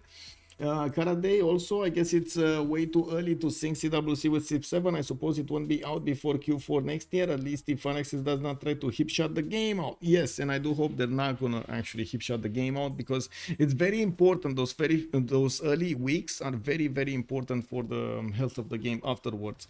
Like there must be something there that's gonna hold the community together. And again, I'm gonna point out City Skylines 2, which was a massive flop at the beginning after a very good marketing campaign, and it's still a massive flop right now because they still didn't fix everything. What they said they're gonna do in the first place, that basically. That's like, they shouldn't have said it. Don't get me wrong, they shouldn't have said it. If they wanted to get the game out with half of their promises out, they should have said they will work on those promises later on, not put it out and selling it differently. 70 likes, we got 70 likes. Ooh, let's go. Yeah. We got, no, I see 69. I don't see 70. Oh my god, you're getting me excited for something over here, but it's not 70, it's 69. Don't get me wrong, I like the number. Yeah, nothing to complain there. You know, it is what it is. Final one in Civ6 before the Civ7. Yeah, that's what I was thinking. Let's actually see Kabul over here, because we got chat telling us Kabul is gonna get protected by multiple tanks, but I gotta say that it must be a way into that city center. They're attacking the airstrip here of Ottomans that is holding those jet bombers attacking into Kabul. No, he moved them out. There's another one here, 2 jet bombers. Can this one get here? No, he can't get here fast enough. No, he can't get there fast enough. Yep. And it looks like Nicomedia might also be taken out. Let's actually see. Okay, jet bombers going in. Ottomans did get that. Okay. Ooh, he got this. That's it. Kabul is back. Gonna get probably raised this time around. So they just need to take these cities, like 2 cities, Mediolanum and Rome out, and then boom. And I do notice we got them buying out settlers. Oh my god, everywhere from the cities of Rome. He's trying to get out with any settler he can to keep the hope alive for that Diplo victory. Civ6 will wait, not to, whoa, that's a lot of text. Not to mention that it will take a bit for the competitive community there to really settle down and grow large enough to have tournaments. Yes, that is true. And of course we're going to need to see. I'm actually quite curious, the general. I have to say, I'm very curious to see how many players that we have right now in the multiplayer community, since most of the time, all of them, that's a player down. That is a player down. First versus 3 situation here. Just Dima got taken out from the game. Komanda is not gonna get enough Diplo favor points for the next World Congress, and by the looks of it, they're still gonna try this out. Let's actually see what's gonna happen. No, that's a GG. Well played. Called out by Demonar, and it looks like Team 250 did manage to score the victory here by taking out one of their opponents and securing the culture victory on their side. They were doing as much damage as possible, or I should say slowing down as much as possible the Diplo victory. They saw their opponents are going for it. They saw the opportunity to take down Rome and got it done. We gotta see also what the post-game chat is gonna look like, but I gotta finish my idea from earlier.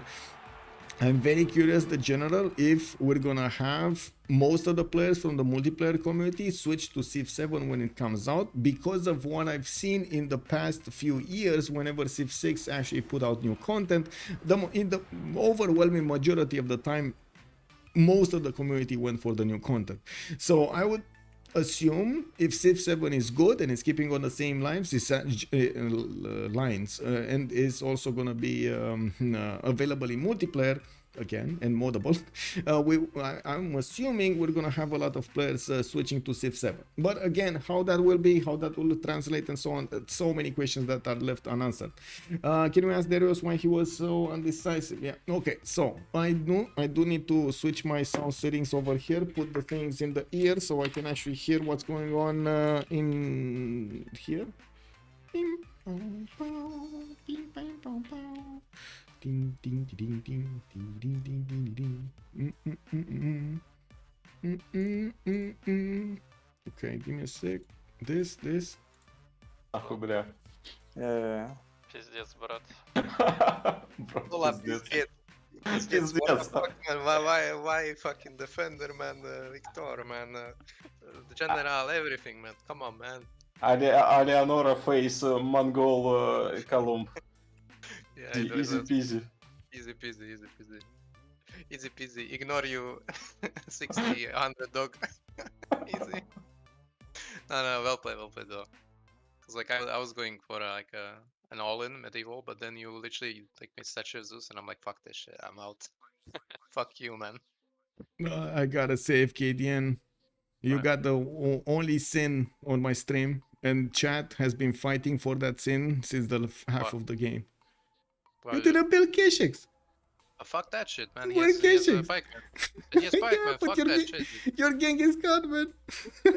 Fuck that shit. Fuck that Didn't shit. even get them for era score. Unbelievable. I didn't need it. I got golden. I got golden. I know. I'm kidding. You can imagine. That was just, you know, like from my perspective, like it's a 4-tile choke, and then it just Statue of Zeus, like screw this, Yeah. like I'm not going there. Like Yeah. you saw what happened. I went in, but lost 16 tel. Mhm. Dark Age cavalry could have seared, then I couldn't push. I was like, okay, enough of this shit, man. I'm out. Like that was crazy. Yep. Makes sense. I think the bigger plan was the D-Day on Dima, but you guys somehow sniffed it out, so that was kind of good. Yeah, we just didn't know where all your military were. Okay. So yeah, Because you weren't fit. was having 600 military and only 3 horses around Sola. So Yeah, good. Nah, that's a good read. Well played on that. If only yeah, it's escape yeah, up, right? I chop a lot of tiles. Thank you. Yeah, to be fair, I didn't build a single impy as well, so you're not Okay. alone. Whoa, not a single Скажите impy on им. Zulu.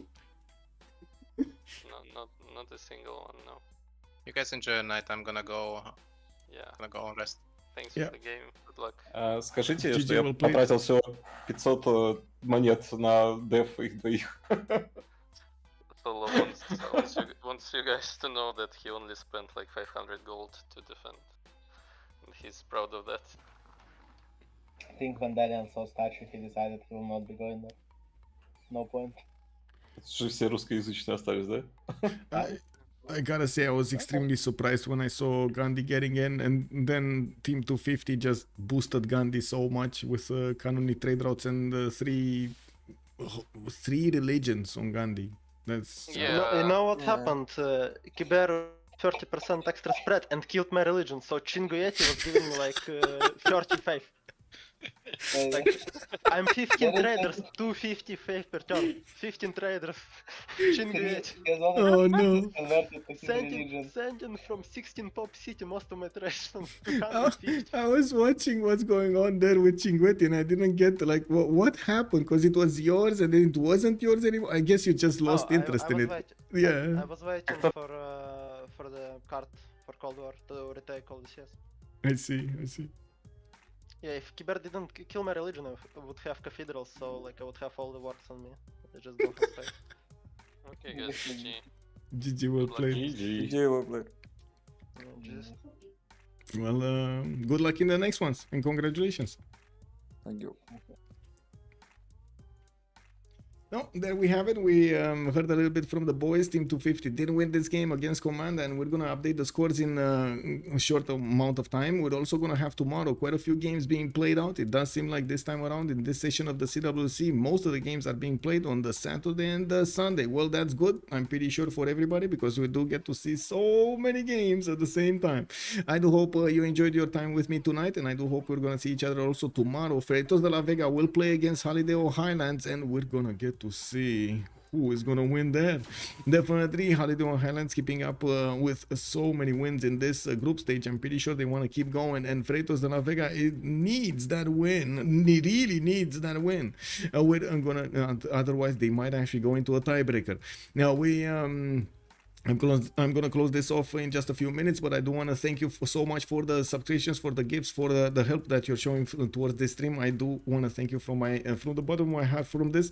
Thank you so much also for the donations that you have given towards the CWC prize pool. If you do want to donate, by the way, all donations to my PayPal go towards the CWC prize pool. Right now we do have an extra 250 over the 500 that we had before, dollars. Of course, I'm talking about dollars, and I'm hoping that we're gonna get more than 1,000. So let's see if we in the next 2 months we're gonna get there. Hoping. I'm being optimistic. I do want to thank you also so much for all of the kind words that you are sending me to in private messaging. Thank you, sirs. Have a great evening. I do hope we're gonna see each other tomorrow, and in the meantime have some fun with some Civilization 6 action and wait for that Civ 7. Have a great evening. Bye bye.